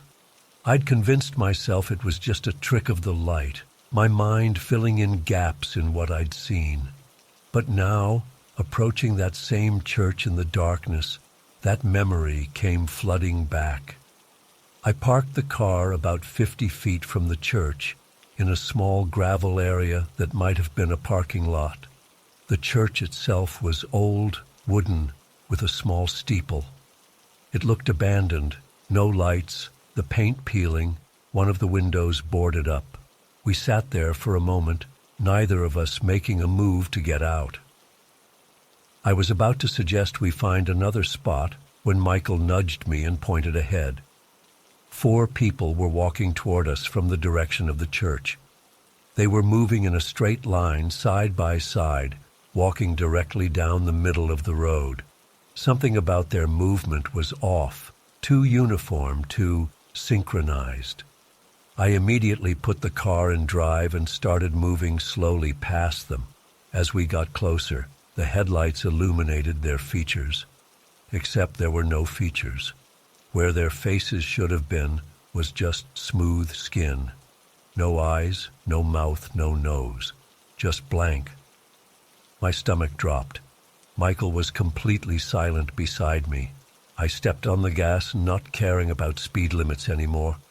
In the rearview mirror, I could see them all turn their heads in unison to watch us drive away. "Did you see?" Michael started. "Yes," I cut him off. I didn't want to say it out loud. Saying it would make it real. We drove in silence for a few minutes. My hands were shaking on the steering wheel. I wanted to leave, to head straight back to the main road and never look back. But Michael insisted we try one more spot. There was this old Victorian house on the edge of town that was supposedly haunted. He'd read about it online, and that's partly why he'd wanted to come to Grimeville in the first place. I don't know why I agreed. Maybe I was in shock, or maybe I thought what we'd seen couldn't be real, and seeing something normal would help reset my brain. We found the house easily. It stood alone at the end of a dirt road, a looming silhouette against the night sky. We parked at the bottom of the driveway and sat there, staring up at it. Most of the windows were broken, and the front porch sagged in the middle. Michael turned off the engine but left the headlights on, illuminating the path to the front steps. "Let's just take a quick look," he said, already opening his door. I grabbed his arm. "I don't think we should." He hesitated, then nodded. "Just to the bottom of the steps, then. We'll stay in the headlights." We got out of the car and walked about 20 feet up the driveway. The air felt different here, heavier, colder. With each step, I felt more certain we were making a mistake. When we reached the bottom of the porch steps, I stopped. "This is far enough," I said firmly. Michael nodded, but he was staring up at the house with this weird fascination. "Do you feel that? It's like pressure on my ears." I did feel it, like the air was pressing in around us, making it harder to breathe. And there was something else, a sensation of being watched by multiple sets of eyes. "We need to go," I said, turning back toward the car. The headlights flickered once, twice, and then went out completely, plunging us into darkness. I grabbed Michael's hand and practically ran back to the car. We fumbled with the doors in the dark and scrambled inside. Michael turned the key, and thankfully the engine started immediately, but the headlights remained off. He tried the switch several times. Nothing. Then, just as we backed away from the house, they came back on. All by themselves. In the newly restored light, I caught a glimpse of movement from one of the upper windows of the house, a dark shape moving quickly past the broken glass. Michael saw it too. I could tell from the way his breath caught. We got back on the main road through town, both of us silent, processing what was happening. The digital clock on the dashboard read 8:37 p.m., but it felt like we'd been in Grimeville for hours. As we drove slowly through town again, things got even stranger. Shadowy figures darted between houses, too quick to be people, too large to be animals. The radio in the car turned on by itself, blasting static before shutting off again. Michael tried to turn it back on, but the power button did nothing. We passed a parked car that hadn't been there before. An old-fashioned sedan that looked like it was from the 1950s. When we circled back around the block less than a minute later, it was gone. No sound of an engine starting, no sign of where it could have gone on the empty streets. Then there was the truck. We first noticed it turning onto the street ahead of us, a red pickup with one headlight brighter than the other. It drove about 100 yards, then turned right and disappeared. 2 minutes later, As we approached a different intersection, the same truck appeared again, making the exact same turn. It was like watching a video on loop. "That's the same truck," Michael said, his voice tight. "Look at the headlight." It was the same uneven headlights, the same red paint visible in our own headlights, the same speed and turn. We saw it happen a third time before we turned onto another street. Throughout the town, we kept seeing signs we hadn't noticed before. They all contained the name Morning Star in faded letters. Morning Star Lane, Morning Star Farm, and most disturbing of all, a large sign at what appeared to be an empty field that read Morning Star Entrance with an arrow pointing into complete darkness. We decided we'd had enough. It was time to leave Grimeville and never come back.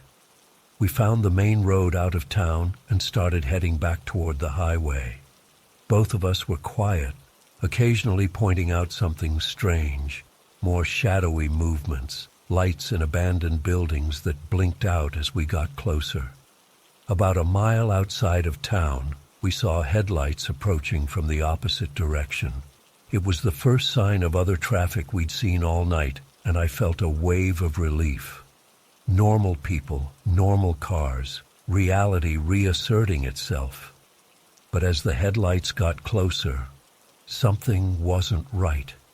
They seemed to be floating above the road, higher than they should be, and they were getting closer without getting larger or more defined.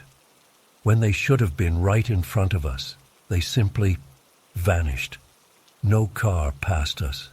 The road ahead was completely empty. Michael and I didn't speak for the rest of the drive home.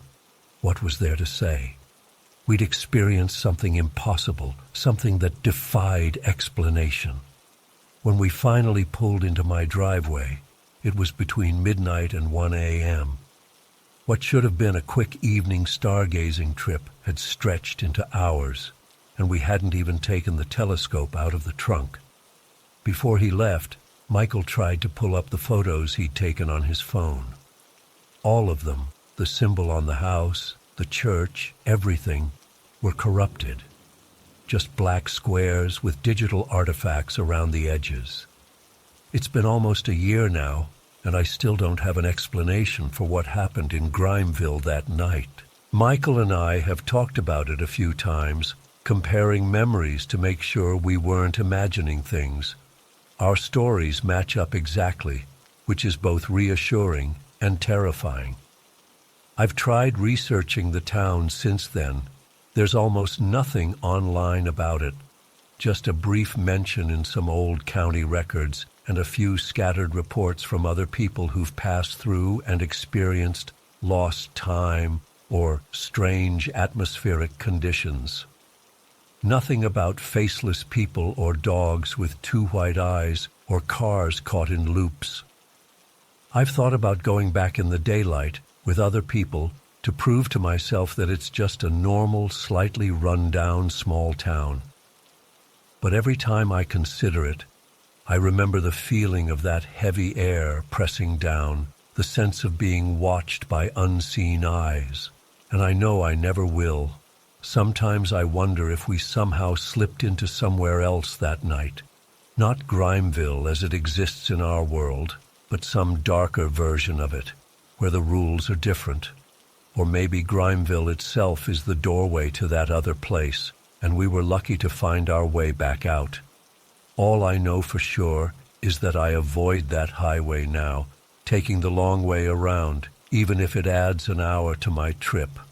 And when people talk about stargazing spots or ghost hunting or exploring abandoned places, I stay quiet. Because how do you explain to someone that you've seen behind the curtain of reality? And what's there isn't what any of us want to believe.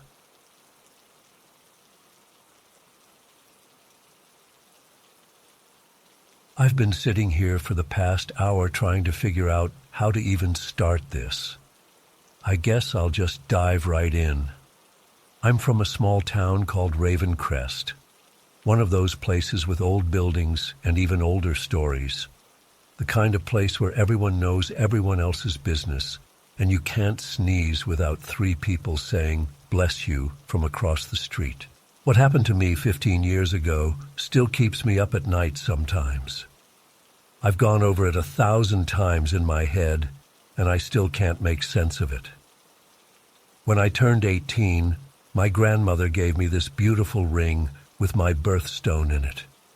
It wasn't anything super fancy or expensive, but it was special because it had been in our family for generations. The stone was this deep blue sapphire, September baby, set in silver with these little intricate designs around the band. The first time I put it on, it fit perfectly, like it was made for me. I never took that ring off. Not to sleep, not to shower, not to swim. Never. I'd twist it around my finger when I was nervous, and sometimes I'd catch myself just staring at it, especially when the light hit it just right and made the stone look like it had little galaxies inside. So when it disappeared, I completely lost it. I remember the day I noticed it was gone. I was sitting in history class, doodling in my notebook instead of paying attention to Mr. Reynolds going on about the Civil War. I went to fidget with my ring like I always did, and my finger was bare. I still remember that punch in the stomach feeling when I realized it wasn't there. At first, I thought maybe it had just slipped off somewhere. I tore apart my room, flipped my mattress, checked all my pockets, looked under furniture, even dug through the trash. Nothing. I retraced my steps from the day before, asked friends if they'd seen it, even got permission to search the school's lost and found. The ring had just vanished. My mom suggested it might have fallen off outside, or maybe someone had stolen it, but neither explanation felt right. I would have noticed if it had slipped off. It wasn't loose, and who would have stolen it without me noticing? Plus, it wasn't valuable enough to steal. It was just a simple family heirloom. I was devastated. My grandmother had passed away just a month after giving me that ring, so it was my last connection to her. I cried for days. Eventually, I had to accept that it was gone, even though it felt like losing her all over again. Months went by. Summer came and went. I started my first semester of college. The ring was still gone, but the sharp pain had dulled to a persistent ache. I still caught myself reaching for it, only to remember it wasn't there anymore. Then came that day in November. I remember it was cold and rainy, the kind of day where all you want to do is curl up under a blanket with a hot drink. I'd come back to my dorm after classes, soaking wet and freezing. I was alone. My roommate had gone home for the weekend. I stripped off my wet clothes to take a hot shower, peeling off my blue long-sleeve shirt that I'd worn at least a dozen times since the ring disappeared. As I pulled it over my head, I heard something hit the tile floor with a distinct ping. The sound was small but clear. I looked down, and there it was, my ring. I froze. I literally couldn't move. I stood there, half naked and dripping wet, staring at my birthstone ring on the floor like it was some kind of alien object. It was just there, as if it had been hiding in my shirt the whole time. But that was impossible. Completely, utterly impossible. I'd worn that shirt so many times since losing the ring. It had been washed and dried multiple times. I'd folded it, worn it, stretched it. There's no way the ring could have been stuck in there without me noticing. It wasn't a thick shirt or anything with pockets or places a ring could hide.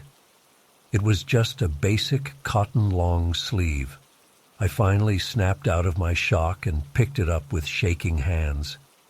It was definitely my ring, the same intricate silver work, the same deep blue sapphire. I slid it on my finger, and it fit perfectly, just like before. I stood there crying. feeling like I'd been reunited with an old friend. I called my mom immediately, still in my towel, and tried to explain what had happened. She was happy I'd found it, but didn't seem to understand why I was so freaked out. "You probably just missed it when you were looking," she said. "It must have been caught in the hem or something." But I knew that wasn't possible. I'd worn that shirt so many times. I'd washed it. I'd folded it. There's no way the ring had been there all along. It wasn't like I was careless. I'd torn apart my entire life looking for this ring. That night, I couldn't sleep. I kept looking at the ring on my finger, turning it around and around, watching the way the dim light from outside my window caught on the stone. I was happy to have it back, but I was also deeply unsettled. It felt like the laws of reality had been bent just a little. I wore it to class the next day. I kept touching it to make sure it was still there, still real. My friend Megan noticed and asked if it was new. "No," I said, "it's my grandmother's ring. I lost it a few months ago, but I found it again." I didn't explain how I'd found it. I wasn't sure I could explain it in a way that wouldn't sound crazy. The next 3 days were normal. Well, as normal as they could be when you're wearing a ring that seemed to have materialized out of nowhere. I showered with it on, like I always had before. I slept with it on. I was determined not to lose it again. Then came Thursday. I'd had a long day of classes, followed by a study group that ran late. I got back to my dorm around 10 p.m., exhausted. I remember washing my hands before heating up some ramen for dinner. I distinctly remember seeing the ring on my finger as I turned off the tap. I ate my sad college dinner, watched an episode of a show on my laptop, and then went to brush my teeth. As I was squeezing toothpaste onto my brush, I noticed. The ring was gone. Again. I dropped my toothbrush in the sink and stared at my bare finger. No, this couldn't be happening. Not again. I searched everywhere. The sink, the floor, my bed, my clothes. I retraced my steps from the bathroom to my desk to my bed. Nothing. I checked the trash, under furniture, in my sheets. I even went back to the common room where I'd heated my ramen, thinking maybe it had fallen off there. Nothing. It was gone. Again, as if it had never been there at all. I sat on the floor of my dorm room at 1 a.m., surrounded by everything I owned, which I'd torn apart looking for the ring. I felt like I was losing my mind. Had I imagined finding it? No, that was impossible. I'd worn it for days. Megan had seen it. It was real. But it was gone, just as mysteriously as it had appeared. I didn't sleep that night, or much the next night. I kept searching, kept checking the same places over and over, hoping maybe I'd somehow missed it. I never found it. That was 15 years ago, and I've never seen that ring again. I've moved multiple times, to different cities, different apartments. I've gone through that blue shirt 100 times, checking every seam, every inch of fabric. Nothing. I've tried to come up with logical explanations. Maybe someone took it. Maybe I did lose it down a drain or outside somewhere. Maybe I had some kind of mental break and imagined finding it again. But none of those explanations feel right. Sometimes I wonder if the ring was trying to tell me something. Was it my grandmother, reaching out from wherever she is now? Was it some kind of sign I was supposed to understand? Or maybe, and this is the thought that keeps me up at night, maybe there are things in this world that don't always follow the rules we think they should. Maybe that ring existed in some kind of in-between place, and for a few days the conditions were just right for it to cross back over to me. I still catch myself looking for it sometimes, checking my finger out of habit, even after all these years. I've had other jewelry since then, other rings, but none that felt like that one, none that felt like they were meant for me. The strangest part is that I don't feel sad about it anymore.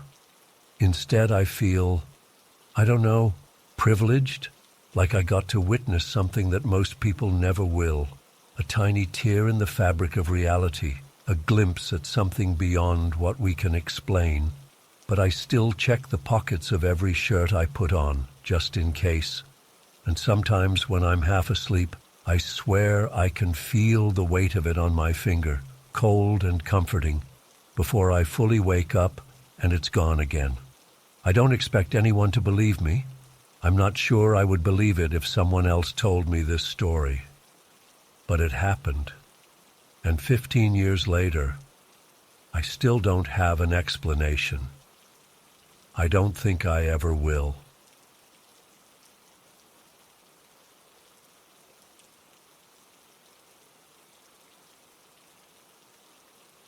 I've never shared this story with anyone outside my immediate family. Even now, typing this out makes my hands shake a little. It's been 10 years since my grandfather passed, but what happened during our family vacation to Ireland still keeps me up at night sometimes. My grandfather Jack was everything to me growing up. My dad split when I was 3. So Grandpa stepped in as the father figure I never had. He taught me how to fish, how to change a tire, and always made it to my baseball games. He had this booming laugh that filled up a room, and these warm, weathered hands that made you feel safe just by holding them. By the time I was in my early 20s, Grandpa Jack's health had started declining. His knees were shot from years working construction, and he used a cane to get around. Nothing serious, but enough that stairs were becoming his enemy. That summer, our whole extended family decided to take a trip to Ireland. Grandpa had inherited this old vacation house in a tiny riverside community near Westfield from his own father, who had emigrated from Ireland decades ago. None of us had ever visited, and with Grandpa's mobility getting worse, we figured it might be our last chance to go together. The house was exactly what you'd expect from a rural Irish cottage. Stone exterior with ivy climbing the walls, creaky wooden floors, and rooms that never seemed to warm up completely despite it being summer. It had 4 bedrooms, one downstairs for Grandpa and Grandma because of his knees, and 3 upstairs where the rest of us stayed. My parents took one room, my aunt and uncle another, and I shared the third with my 2 cousins. The first few days were amazing. We explored the countryside, visited the local pub where apparently my great-grandfather had been a regular, and Grandpa told stories about his childhood and the tales his father had shared with him about Ireland. I'd never seen him so animated, despite his physical limitations. It happened on our 4th day there. We'd spent the morning hiking along the river, minus Grandpa, who stayed back at the house with Grandma, and returned for lunch around 1 p.m. Everyone was gathered in the small living room and adjoining kitchen area. I remember the layout perfectly. The living room was at the front of the house with large windows overlooking the garden. The kitchen was toward the back, and the downstairs bedroom where my grandparents stayed was off to the right of the living room. The staircase to the 2nd floor was in the center of the house, opposite the front door. After lunch, I realized I'd left my phone charger upstairs in my room. My phone was almost dead, and I wanted to take pictures later that afternoon when we visited some ancient ruins nearby. I excused myself and headed for the stairs. I was about halfway up when I glanced left toward the bedroom I shared with my cousins. The door was partially open, and through the gap, I saw someone sitting on the edge of the bed by the window. It was Grandpa, no question about it. I'd recognize his silhouette anywhere. Slightly hunched shoulders, that plaid button-up shirt he'd been wearing that day, his gray dress pants. He was sitting completely still, just staring out the window with his back to me. My first thought was confusion. How the hell did he get up the stairs with his bad knees? He must have been in pain. Then I felt a little worried that he'd gotten himself stuck up there and was too proud to call for help. "Grandpa?" I called out. "You okay in there? Everyone's downstairs if you want to join them." He didn't move or respond. I thought maybe he hadn't heard me, so I took another couple steps up. That's when I heard it, Grandpa's unmistakable laugh booming from the living room downstairs. It was that full-bellied laugh he'd do when my uncle would tell one of his terrible jokes. My blood went cold instantly. I froze on the stairs, my knuckles white as I gripped the banister. I looked back toward the bedroom, and the figure was still there, still unmoving. I couldn't see his face, just his back and profile, but it was unmistakably my grandfather. Same clothes, same posture, same thinning gray hair. My heart started racing so fast I could feel it in my throat. I turned and practically flew down the stairs, nearly tripping in my panic. I burst into the living room, wide-eyed and breathless, and there was Grandpa Jack, sitting in the armchair by the fireplace with a cup of tea in his hand, mid-conversation with my uncle. He was wearing the exact same plaid button-up and gray dress pants I'd just seen upstairs. My grandma was next to him on the sofa, and my parents and aunt were scattered around the room. "You all right, Tommy? Look like you've seen a ghost," Grandpa said, his brow furrowing with concern. I couldn't speak for a second. My mom got up, probably thinking I was sick or something. "Grandpa," I finally managed, my voice shaking. "Have you been upstairs at all today?" He shook his head, looking confused. "You know I can't manage those stairs anymore, son. Haven't been up there since we arrived." My uncle laughed. "What's going on, Thomas? Did you break something up there and trying to blame it on the old man?" But no one was laughing when they saw my face. I must have looked terrified because the room went quiet. There's someone upstairs," I said, "in my room. I thought I saw Grandpa sitting on my bed." My uncle immediately stood up, and my dad followed. "Stay here," he told everyone, though he was looking at me.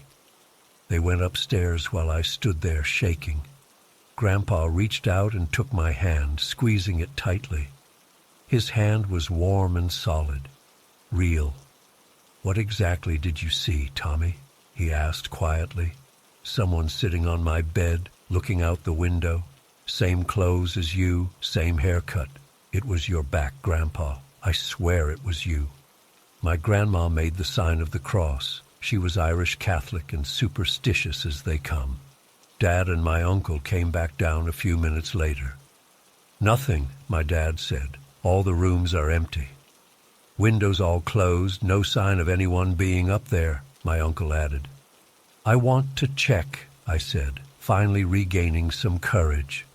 I went back upstairs with my dad right behind me. The bedroom was exactly as he'd said, empty. The bed was made, nothing disturbed. The window was closed and locked from the inside. I checked the closet, under the bed, behind the curtains. No sign of anyone. No way for someone to have left without coming down the stairs past me. The rest of the day, everyone tried to play it off as my imagination. Suggested maybe I'd seen a shadow or was overtired from all the hiking. Only Grandma seemed genuinely disturbed, muttering prayers under her breath when she thought no one was listening. That night, I couldn't sleep. I kept staring at the spot where I'd seen the figure, half expecting it to materialize again. My cousins slept soundly in their beds across the room, oblivious to my silent panic. The next morning, Grandma pulled me aside while everyone was having breakfast. "In Ireland we have stories," she said in a low voice, "about seeing a person's fetch, their double, especially in old houses like this one." "What does it mean?" I asked, already dreading her answer. She hesitated. "It's an omen, Tommy. When you see someone's double, it means their time might be coming to an end." I wanted to dismiss it as superstition, but something about her words settled in my stomach like a stone. I didn't tell Grandpa about this conversation. What was I supposed to say? "Hey, I saw your doppelganger and Grandma thinks it means you're going to die soon." We stayed in Ireland for another week. I never saw the figure again, but I couldn't shake the feeling of dread. Every time Grandpa coughed or winced from knee pain, my heart would skip a beat. When we returned home, life went back to normal. Months passed, then a year. Nothing happened to Grandpa. His health remained stable, not great, but not declining either. I started to convince myself it had been my imagination after all. Then, almost 2 years after our Ireland trip, Grandpa Jack had a massive stroke in his sleep. He survived, but was never the same. He couldn't speak clearly anymore, couldn't walk without assistance. 6 months later, he had another stroke, and this time he didn't make it. At his funeral, as I stood there in my black suit staring at his casket, the memory of that figure sitting on the bed came flooding back. That still, silent version of my grandfather, staring out at nothing. A premonition, perhaps? A warning I couldn't understand? It's been 10 years now since we lost him. I've researched doppelgangers, glitches in reality, everything I could find. Some theories suggest parallel universes sometimes overlap. Others point to the Irish folklore about the fetch that Grandma mentioned. There are psychological explanations, too. Something called autoscopy, where your brain creates a hallucination of a person you know. None of these explanations satisfy me. None of them explain why, in that moment on the stairs, I was so absolutely certain that what I saw was my grandfather, or something wearing his form. The worst part is that I sometimes wonder if I could have done something differently. If that figure was some kind of warning, was I supposed to act on it somehow? Could I have prevented what happened to Grandpa if I'd understood what I was seeing? I still think about that house in Ireland sometimes. It's still in our family, but none of us have gone back. My grandma sold it after Grandpa died, but the new owners reported strange occurrences, items moving on their own, cold spots in certain rooms, and once, a sighting of an elderly man sitting on a bed upstairs, staring out the window. I don't know what I saw that day. A ghost? A premonition? A glitch in reality? Whatever it was, it's etched into my memory forever. My grandfather's doppelganger, sitting motionless on that bed, somehow existing in 2 places at once. And sometimes, late at night when I can't sleep, I still wonder if it was trying to tell me something that I failed to understand.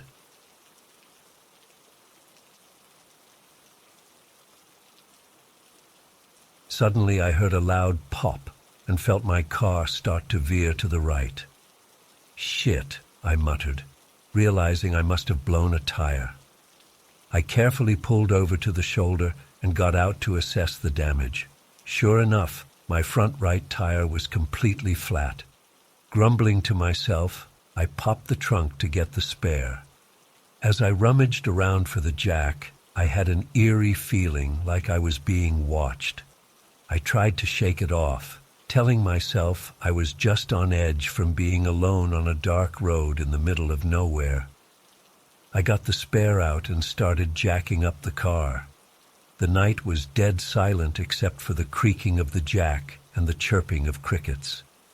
As I loosened the lug nuts, that creepy sensation of eyes on me grew stronger.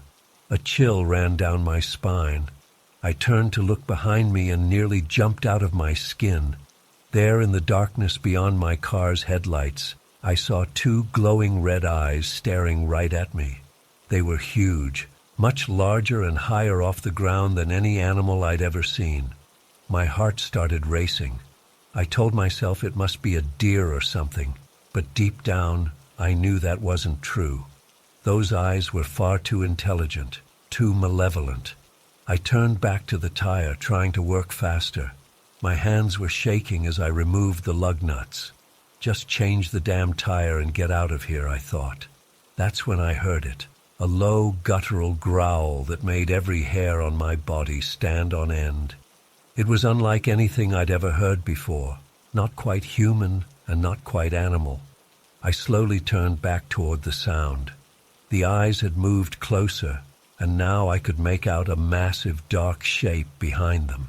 It was huge, at least 7 feet tall and powerfully built. But the silhouette was all wrong. The proportions weren't human. As my eyes adjusted, I started to make out more details. And that's when true terror gripped me. The thing had the general shape of a man, but with the head of a goat. Huge curled horns protruded from its skull. Its legs bent backwards at the knee like a goat's hind legs, and it was covered in thick, matted fur. I'd heard the local legends about the goatmen of Prince George's County, but I'd always laughed them off as silly campfire stories. But here it was, standing right in front of me. And it looked hungry. With a bellow that sounded like a man's scream mixed with a goat's bleat, the creature charged at me. I dove into my car, not even bothering with the door. As I fumbled for my keys with trembling hands, I heard the hideous sound of claws scraping against metal. The car rocked violently as the goatman slammed into it. I finally got the key in the ignition and cranked it. The engine roared to life, and I stomped on the gas, peeling out onto the road with the back hatch still open and the jack clattering to the asphalt behind me. I expected the blown tire to slow me down, but adrenaline and terror propelled me forward at breakneck speed. In my rearview mirror, I could see the goatman bounding after me on all fours, moving inhumanly fast. Suddenly, there was a horrible screech of metal. The goatman had caught up and was clawing at the back of my car. I swerved back and forth, trying to shake it off. There was a loud snap, and my rearview mirror went dark. The thing had torn my antenna clean off. I could hear it scrambling on the roof now, its claws puncturing the metal like it was tin foil. Screaming in terror, I slammed on the brakes and swerved hard.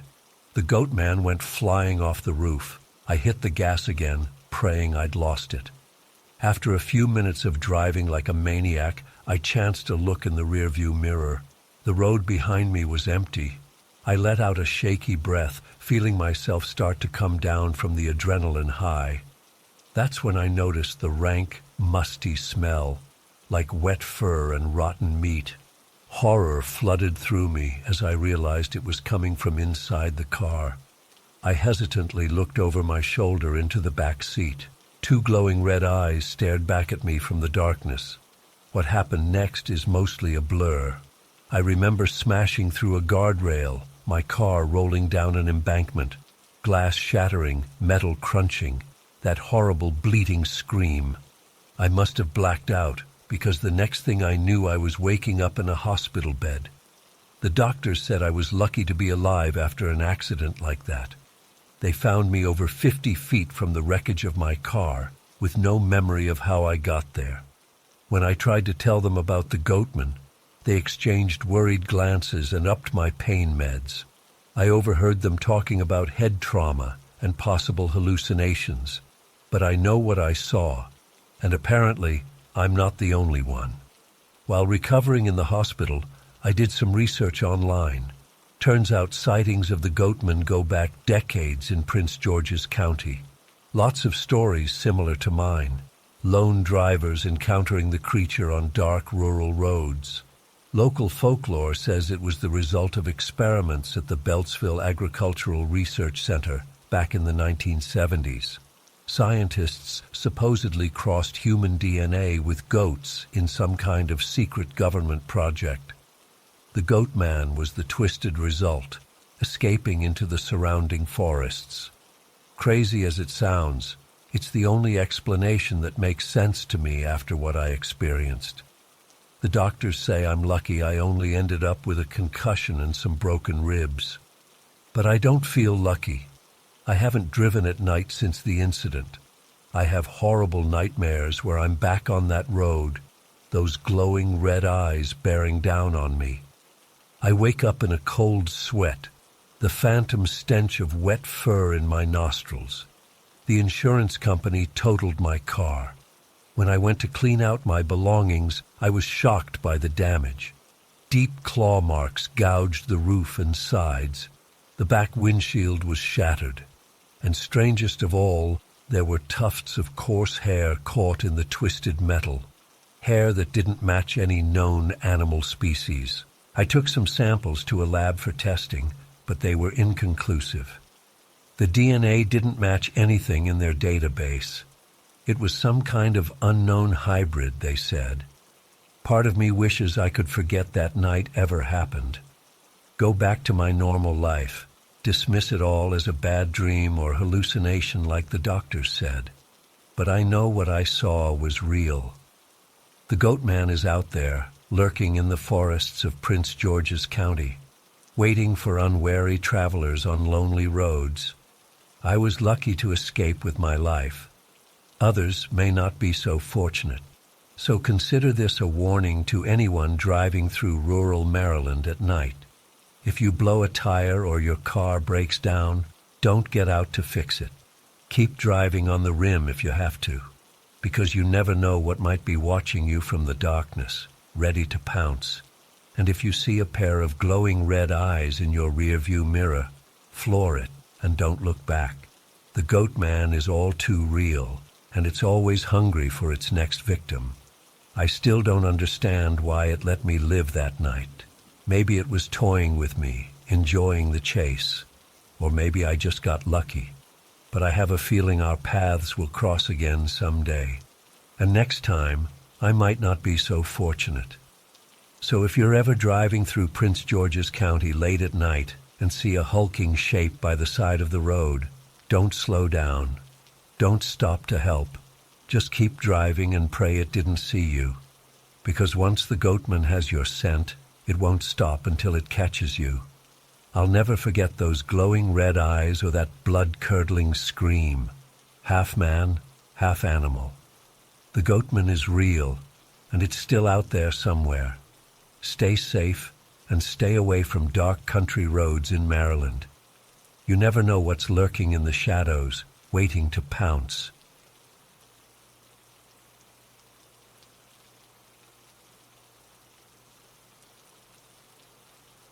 Day started off normal enough.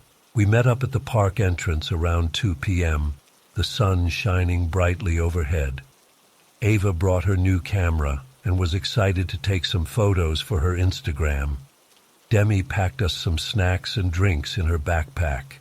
I remember thinking how perfect the weather was, warm, but with a light breeze that rustled through the trees.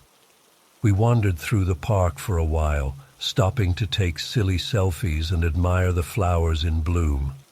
Eventually, we found a nice grassy area to sit and relax.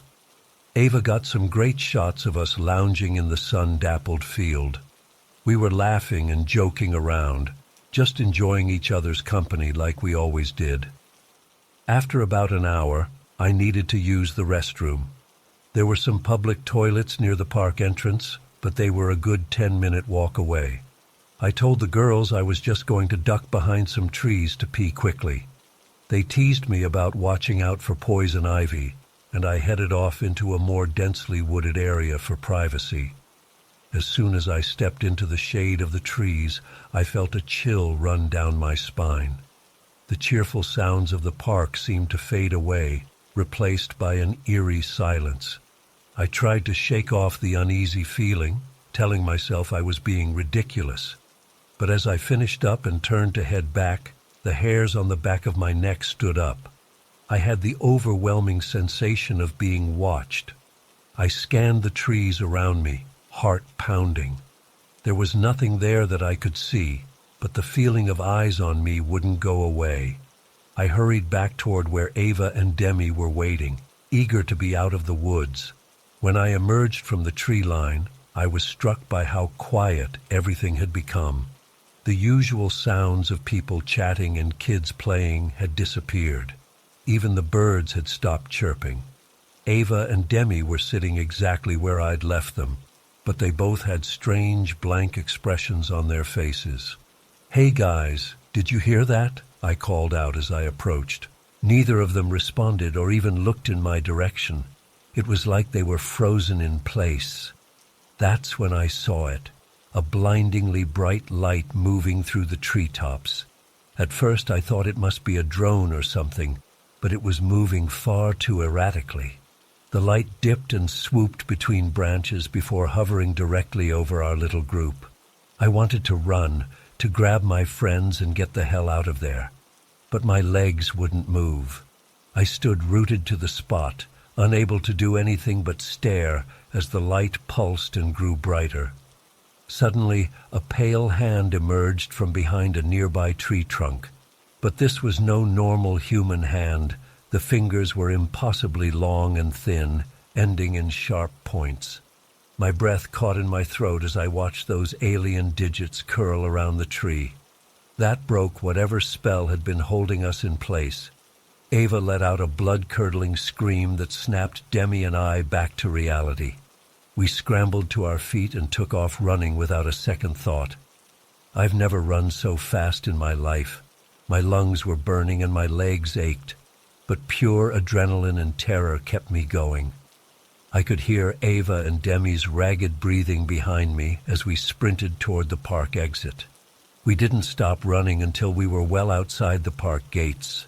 Bent over and gasping for air, I looked around wildly, half expecting to see that thing chasing after us. But the street looked completely normal. Cars driving by, people walking their dogs, nothing out of the ordinary. "What the fuck was that?" Ava choked out between breaths. I shook my head, still trying to process what had just happened. That's when we realized Demi wasn't with us. Panic set in all over again as Ava and I shouted Demi's name, looking frantically up and down the street. Had that thing gotten her? Should we go back into the park to search? The thought made my stomach churn. Just as we were about to call the police, Demi came walking calmly out of the park. Relief flooded through me, but it was short-lived. There was something off about her. Her eyes looked glazed over and unfocused. When we rushed over to her, asking if she was okay, she just stared at us blankly. "I'm fine," she said in a monotone voice. "I need to go home now." Before we could stop her, she turned and walked away. Ava and I exchanged bewildered looks. This wasn't like Demi at all. We tried calling after her, but she didn't even glance back. The next few days were a confused blur as Ava and I tried to make sense of what had happened. We called and texted Demi constantly, but got no response. When we went by her flat, no one answered the door. It was like she'd vanished. A week later, I got a notification that Demi had blocked me on all social media. Ava messaged me right after. The same thing had happened to her. It was like Demi had cut us out of her life completely. It's been months now, and we still haven't heard from her. Ava and I have gone over that day in the park countless times, trying to find some logical explanation. But nothing makes sense. What was that light? That inhuman hand? And what happened to Demi in those moments she was separated from us? I can't shake the feeling that something took her that day, something beyond our understanding. The Demi that walked out of that park wasn't the same person who went in with us. Sometimes I wake up in a cold sweat, remembering the bone-chilling terror of that moment. Other times I wonder if I imagined the whole thing. But then I remember Demi's strange behavior, her disappearance from our lives, and I know it was real. I haven't been back to Stanmore Park since that day. I can't bring myself to go anywhere near it. Ava feels the same way. We've tried to move on with our lives, but the memory of what happened haunts us. I find myself scanning the skies sometimes, half expecting to see that eerie light again. I don't know if we'll ever find out the truth about what occurred that afternoon. Part of me hopes we do for Demi's sake, but another part dreads ever coming face to face with whatever it was we encountered. All I know is that my view of reality has been forever changed. There are things out there beyond our comprehension, and sometimes they find us when we least expect it. If you're ever in Stanmore Park, keep your eyes open and your friends close. You never know what might be watching from the shadows.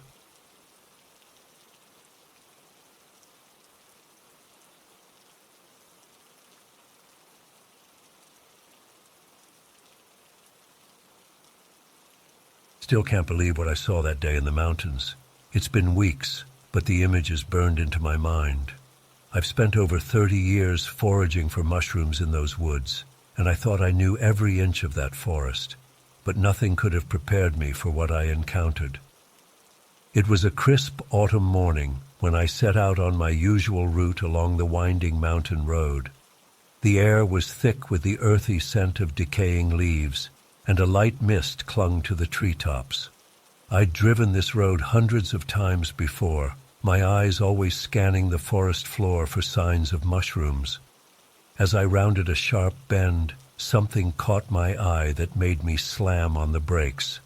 There, about 50 feet ahead, was what looked like a small person, and I mean really small, maybe 2 feet tall at most. It was crouched down next to a boulder that had fallen partially onto the road. At first, I thought my eyes were playing tricks on me. Maybe it was just an oddly shaped stump or a large bird. But then it moved. The creature stood up on 2 legs and put its hands on the boulder. I watched in disbelief as it started to push against the rock. Impossibly, the massive stone began to shift under its tiny hands. I blinked hard, certain I must be hallucinating. But when I looked again, the creature was still there. I could make out more details now. It appeared to be wearing some kind of rough brown clothing that blended in with the forest. Its movements were quick and fluid, almost animal-like. My heart was pounding in my chest.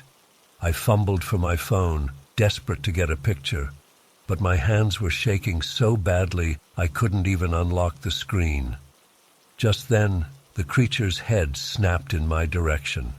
Even from this distance, I swear I could see its eyes widen in alarm. In a flash, it darted off the road and disappeared into the thick underbrush. I sat there for several minutes, trying to process what I'd just witnessed. Part of me wanted to get out and investigate, but my legs felt like jelly. Eventually, I managed to pull myself together enough to drive to the spot where I'd seen the creature. The boulder had indeed been moved several inches off the road. I searched the area, looking for footprints or any other sign of the being, but found nothing conclusive. Just some crushed vegetation where it might have run off. As I stood there, my mind racing, I started to take in my surroundings with new eyes. This particular stretch of road cut through a remote, densely forested area. There were countless rock formations, caves, and hollow logs that could serve as shelter or hiding spots. The terrain was rugged and largely unexplored by humans. It hit me then. This would be the perfect habitat for a community of small, intelligent creatures to remain hidden. They'd have natural escape routes, places to hide, and minimal human interference. The more I thought about it, the more sense it made. I spent the rest of the day combing the area, searching for any other signs of these beings. But aside from what seemed like an unusual number of perfectly round holes at the bases of trees, I found nothing definitive. As the sun began to set, I reluctantly headed home. I knew I should tell someone what I'd seen, but who would believe me? I've always prided myself on being a rational person. I'm not the type to buy into Bigfoot stories or alien abductions, but I know what I saw. That night, I barely slept. I kept replaying the encounter in my mind, questioning my sanity. But the more I thought about it, the more certain I became. This wasn't some trick of the light or my imagination running wild. I'd seen a real, living creature, one that shouldn't exist according to everything we know about the natural world. The next morning, I was back on that mountain road at dawn. I spent the entire day searching the area, looking for any trace of the little being. I left out some berries and nuts in clearings, hoping to lure it out. But there was no sign of it, or any others like it. I've been back almost every day since then. I've set up trail cameras and spent countless hours watching and waiting.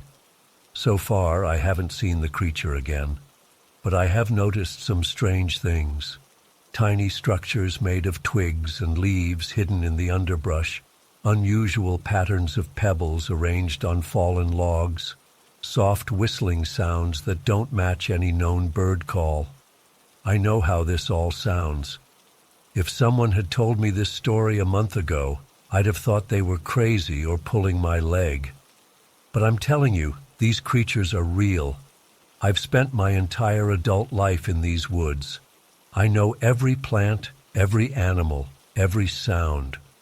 What I saw that day was something entirely new.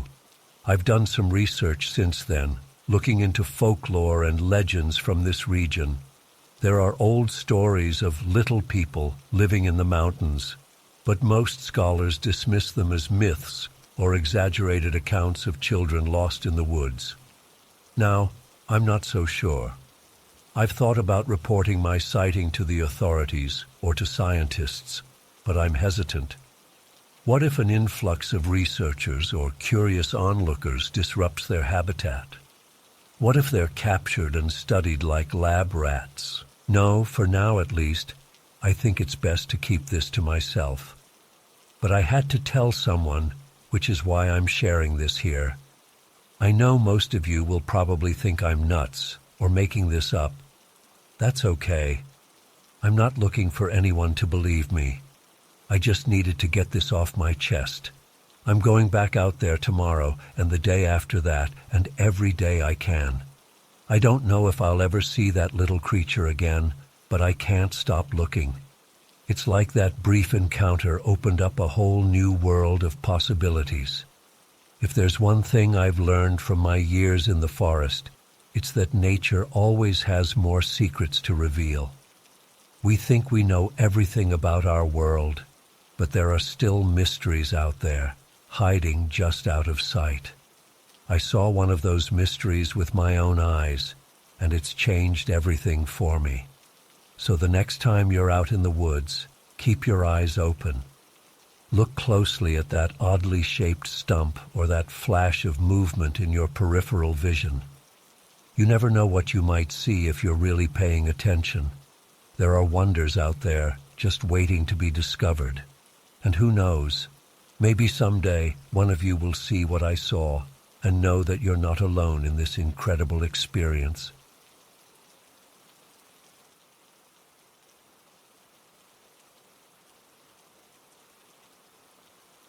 It started off as a perfect fall morning, crisp air, leaves crunching underfoot, sunlight filtering through the trees.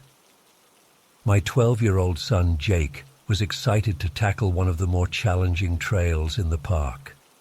As we set off, everything seemed normal.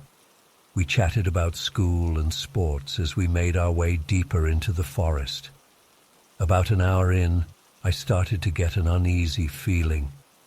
It was subtle at first, just a vague sense that something wasn't quite right. I tried to shake it off, telling myself I was being paranoid. But as we continued hiking, the feeling only intensified. I noticed Jake kept glancing around nervously. When I asked if he was okay, he said, "Dad, do you feel like we're being watched?" A chill ran down my spine. So he felt it too.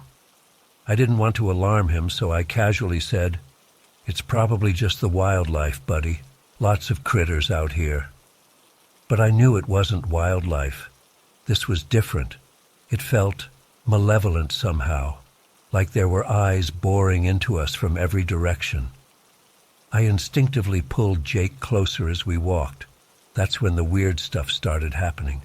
Out of the corner of my eye, I kept seeing flashes of movement, dark shapes darting between trees. But when I'd turned to look, there was nothing there, just empty forest. Jake saw it too. "Dad, what was that?" he'd ask in a trembling voice. I'd make up some explanation about squirrels or birds, but we both knew that wasn't it. The sounds were the worst part. At first it was just snapping twigs and rustling leaves. Perfectly normal forest noises, except they seemed to be following us.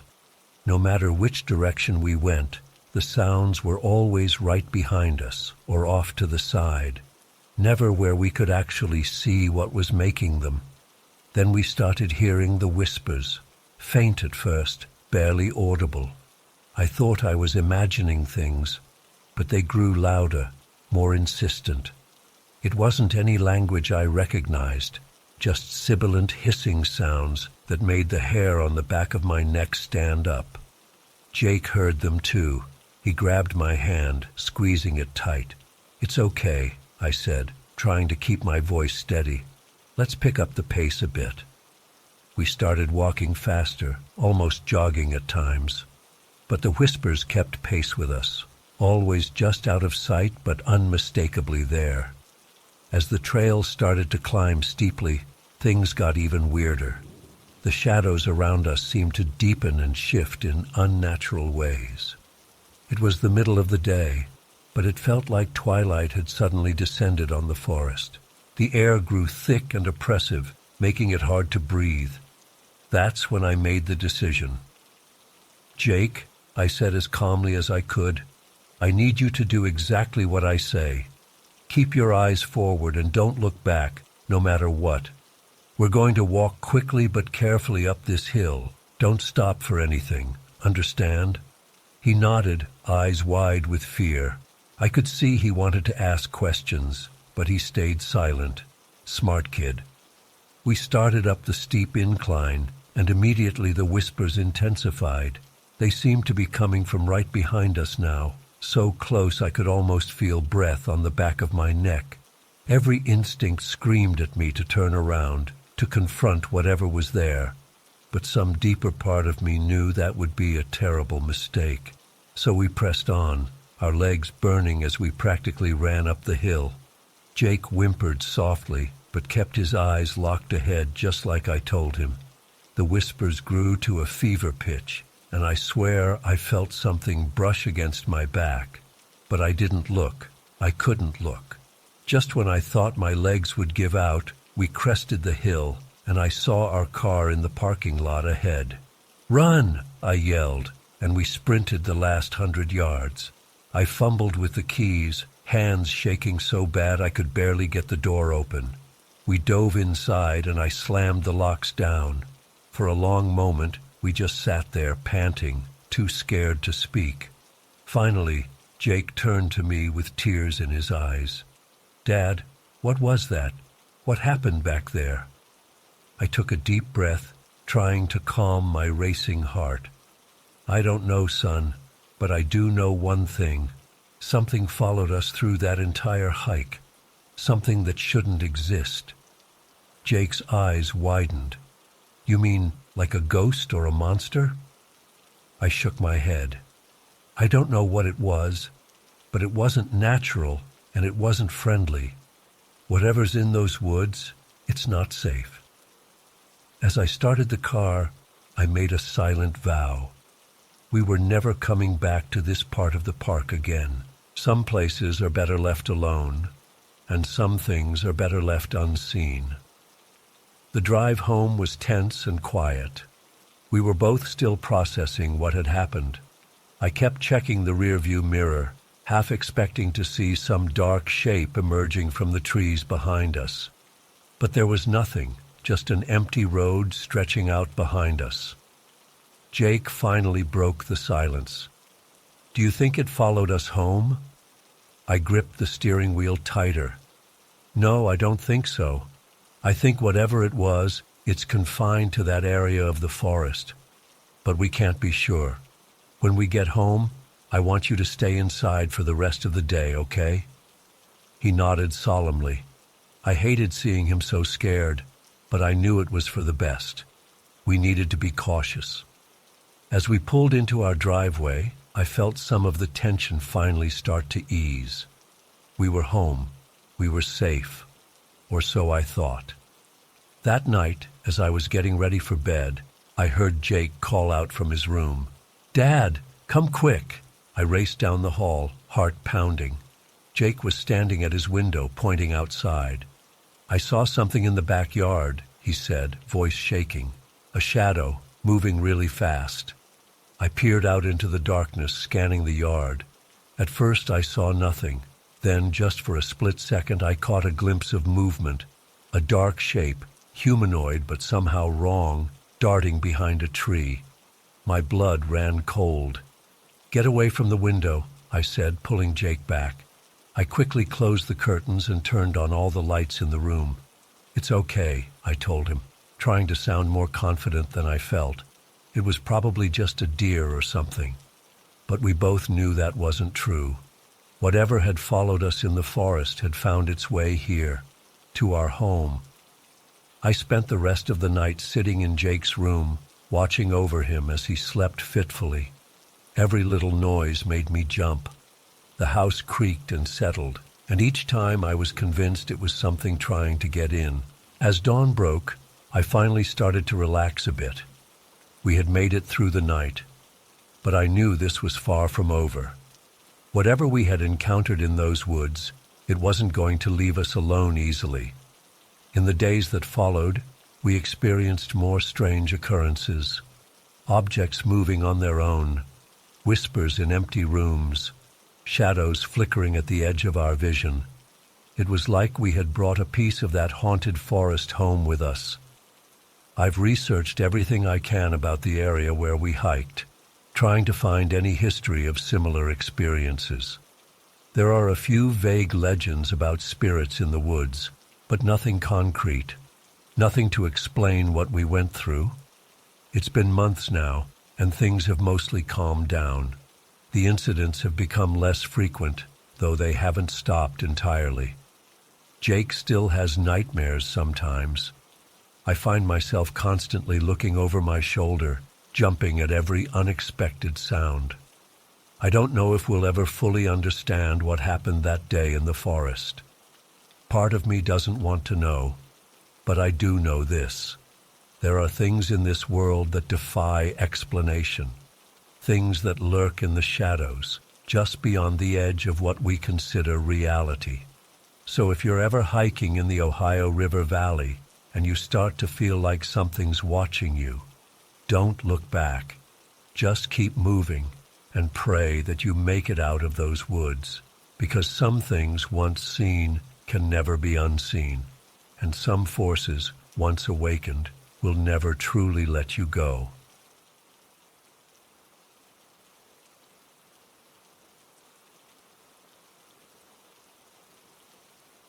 The party started off great. About 20 of us were there, mostly friends from college. We were hanging out by the bonfire, drinking beers, playing music, and just having fun. As the night went on, a few of us decided it would be cool to explore the property a bit.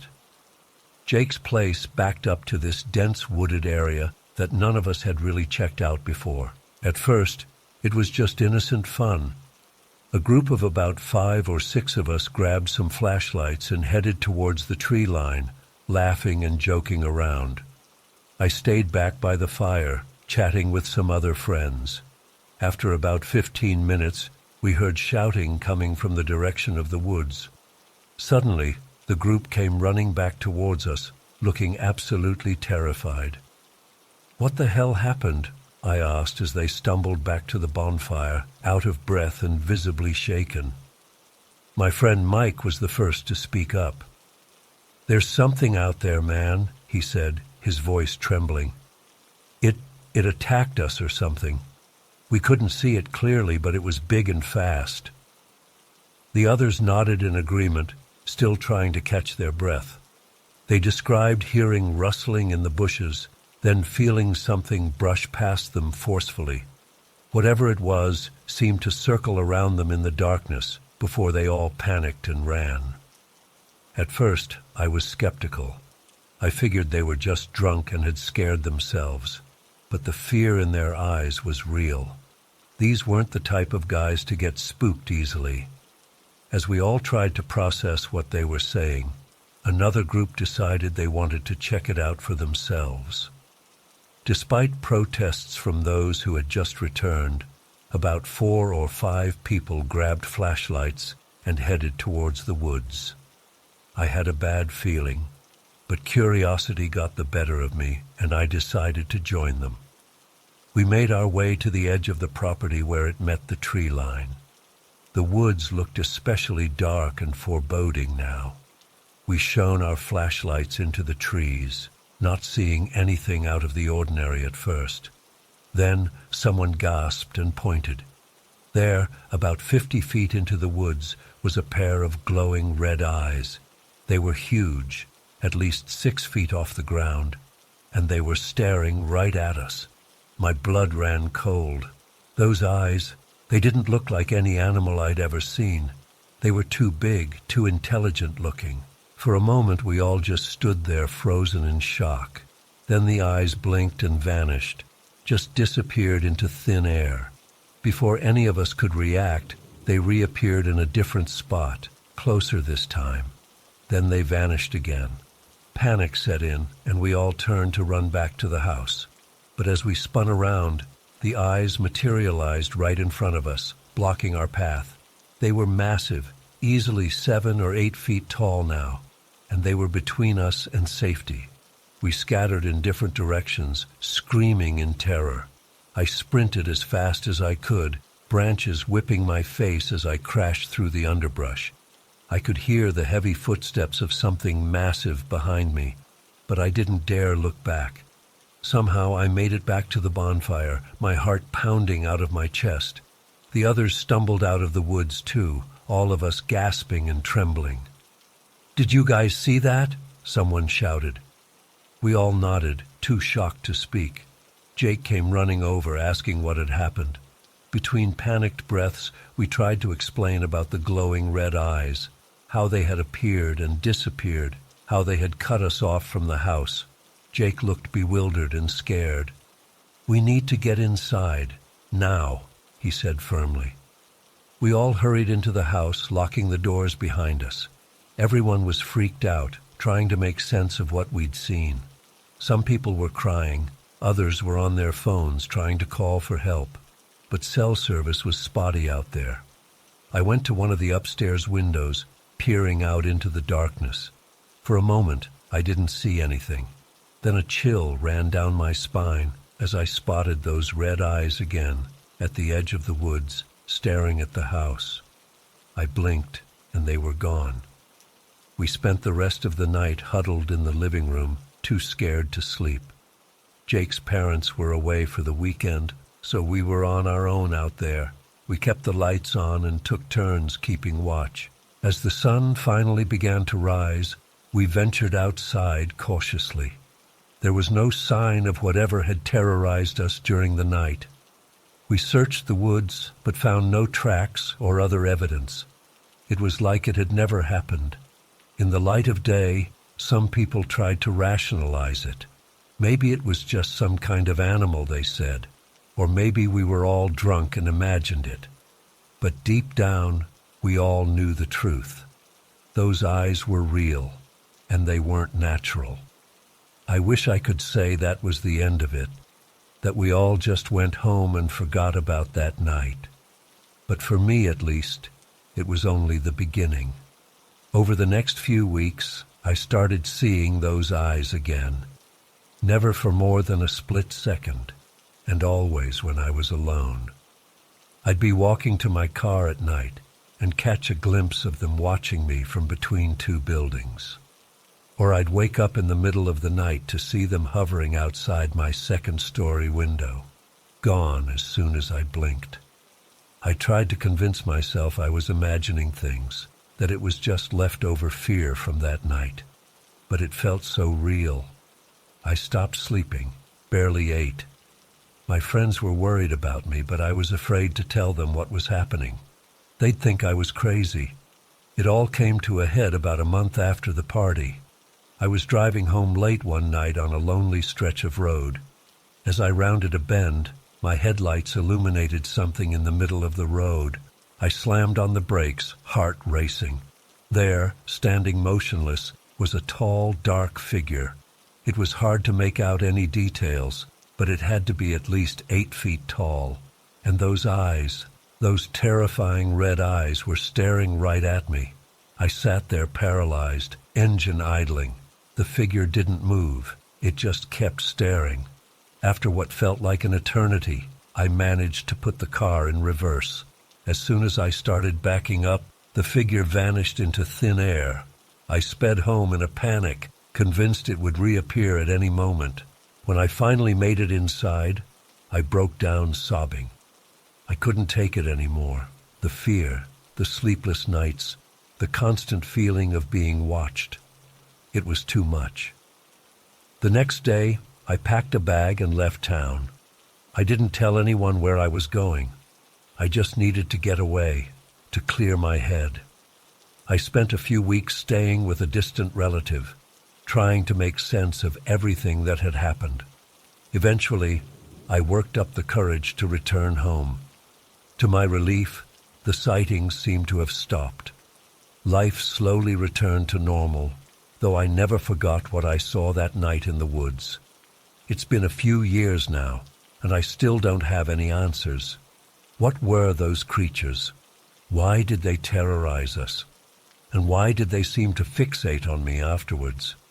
I've done research, tried to find similar encounters, but nothing quite matches up. Sometimes I wonder if it was all in my head somehow. But then I remember the sheer terror I felt, the way those eyes seemed to bore into my soul. It was real. I know it was.